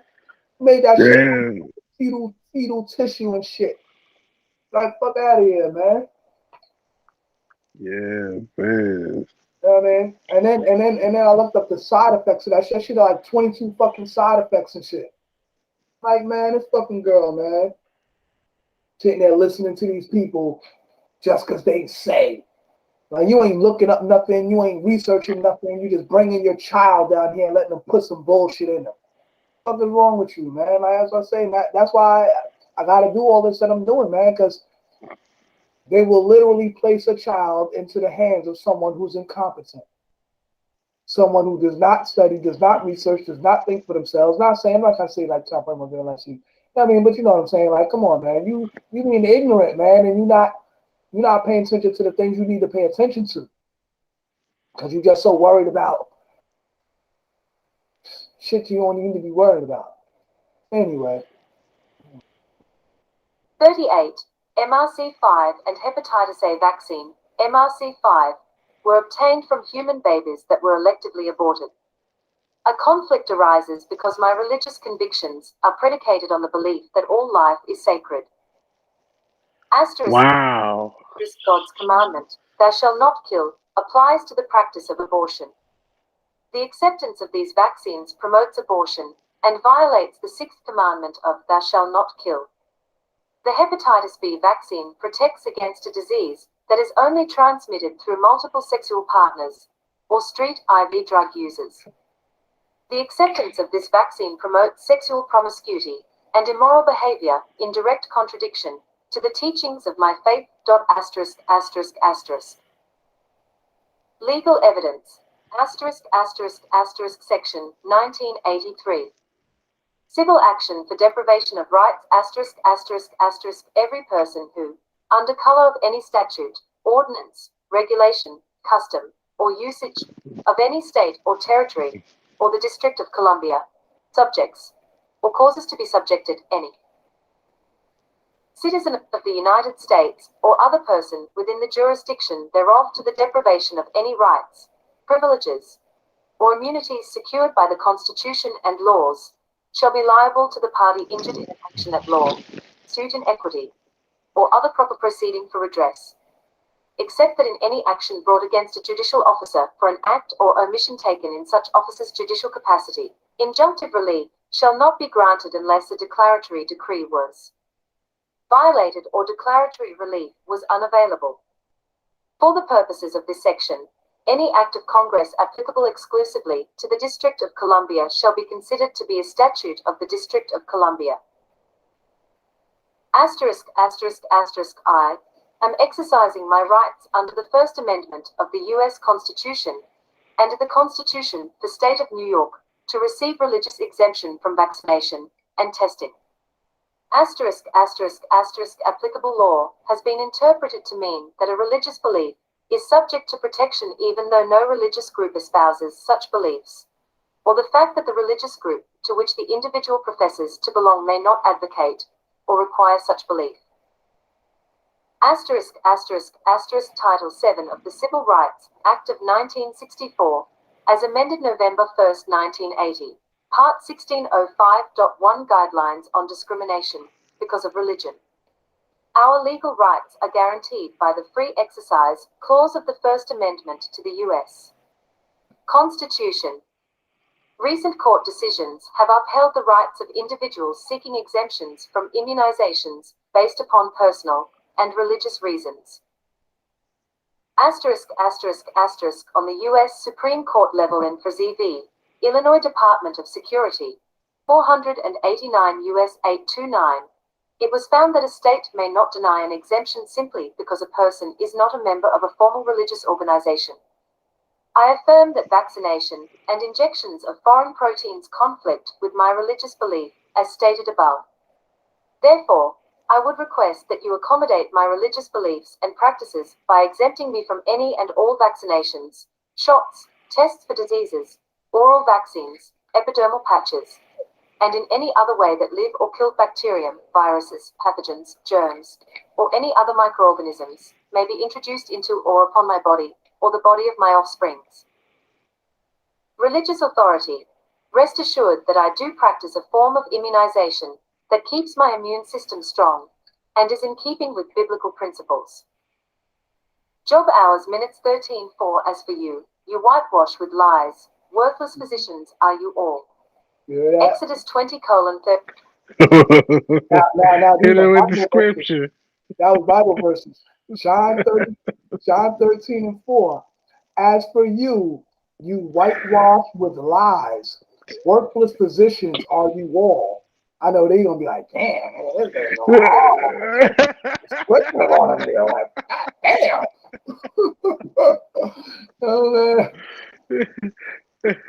Exodus 20:13. They shall not murder.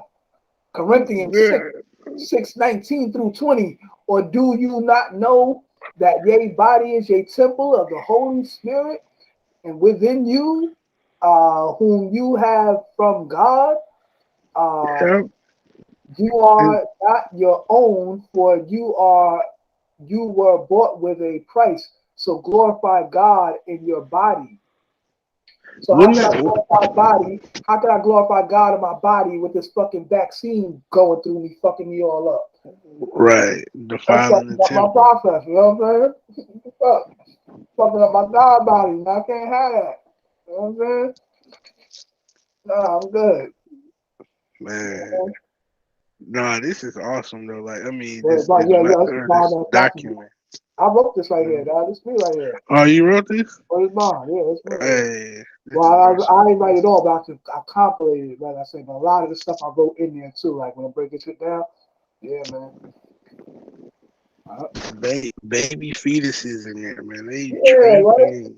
Fuck, right? You know, they want us to just take this shit like, oh yeah, just shoot. And you see other commercials how they just shooting and shitting people on, they just sticking that shit in there like, oh, like, fuck, man. Get out of here. I'm good. Like I said, I'm gonna wait this shit out. I'm not running down there standing on no line. Oh, okay, I'm ready. Next, get me. No. Next. 13. You shall not murder. 1 Corinthians 6:19-20. Or do you not know that your body is a temple of the Holy Spirit within you, whom you have from God? You are not your own, for you were bought with a price. So glorify God in your body. Matthew 9:12. But when he heard it, he said, those who are well have no need of a physician, but those who are sick. 1 Corinthians 3:17. Yo, didn't Trump tell you that? He said, yo, don't go to the hospital unless you feel sick. If you don't feel sick, don't go to the hospital. Trump was giving us biblical scriptures, goddammit. You know what I'm saying? We need to repeat that shit right there.